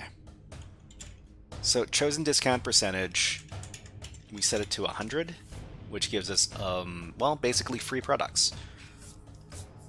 Thanto says, even write documents from his streams, I don't know if I should fear his documentation taking skills or be inspired to write my own documents. I mean, I think that a really good way to get started is start solving some easy CTF challenges. Send the requests in repeater. Repeater, and you're done. Okay, one more down. So we managed to solve 3 labs in about 2 hours. I don't know if that's a really good rate or not, but yeah, we also did a lot of talking. So this is GitHub. So GitHub is a really great place to do your documentation. Most of the time, GitHub is used as a repository for software. It's a place for people to collaborate on software. But for cybersecurity, you can record all of your write-ups here as well. And the great thing about GitHub is that you can access it basically anywhere you got access to internet, which means you never have to worry about leaving your notes at home. Okay, so I think we're gonna wrap up the stream in just a little bit, but before we go, let's see. Phantom says, I use Notion to make my write-ups. Yeah, I mean, Notion is another online platform you can use for note-taking. Use whatever works for you, I'd say. So let's talk about what we're doing. Oh, we've got one more stream this week. Where are we? Here? Yeah. So this is the Wednesday stream. We usually do web app stuff on Wednesday. And we're going to be doing variety stuff on Fridays. We're going to be doing some coding. We're going to be... why does this say TryHackMe? We're going to be doing We should be doing Advent of Coding Day 3, not Advent of Cyber. This is incorrect. Okay, we're also going to be doing another DNS challenge over at... Wait, what day is it today? We did hit Flask. Okay, okay. We did hit Flask. That was the DNS challenge for today. And we're going to be doing another DNS challenge, Vulnyx Zone, on Friday. So that's the next stream. It's going to be on January 2nd. Happy New Year's, everybody. Thanto says, Linus made Git, right? The original Git, yeah, was created by Linus Torvalds. Okay, we're going to be doing, the side quests. So TryHackMe, they had a bunch of winter events this year, and the advanced challenges were called the side quests, which everybody was trying to get into. And yeah, me too. We're going to be doing some of the side quest content from the Advent of Cyber this year. And we're going to be doing the first room. We're going to try to anyways. And then we're going to be doing some Standoff 365. Standoff 365 is another really great CTF platform. It's more for advanced students, but they've got some really interesting stuff over there.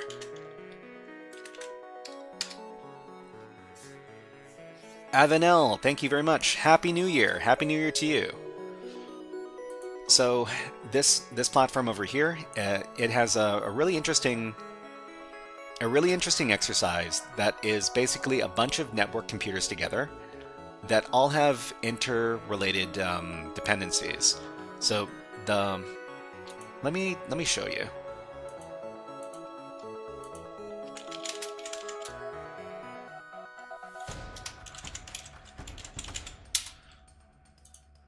So inside of the Standoff 365 network for their bootcamp, they've got 1, 2, 3, 4, 5, 6, 7, 8. They've got 9 different 9 different servers that all host different websites, and you can try to compromise each one of them. And one of these servers has access to an internal server which you can also attack.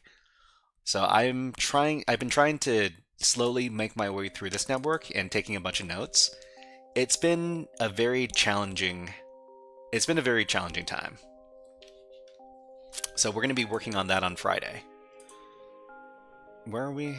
We're talking about what we're doing on Friday. Yeah. So that's going to be the schedule on Friday. I hope everybody can make it over there.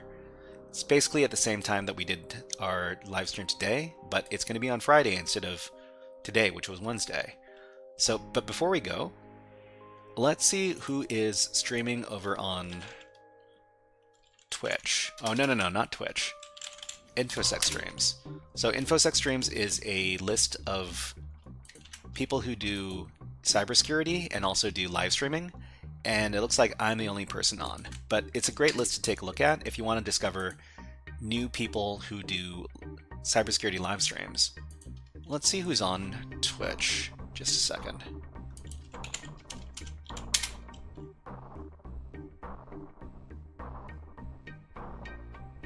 Okay, Science Streams is on. So Science Streams does a lot of science. Well, they do science streams. Let's bring them up. There we go. Let's see what they're up to.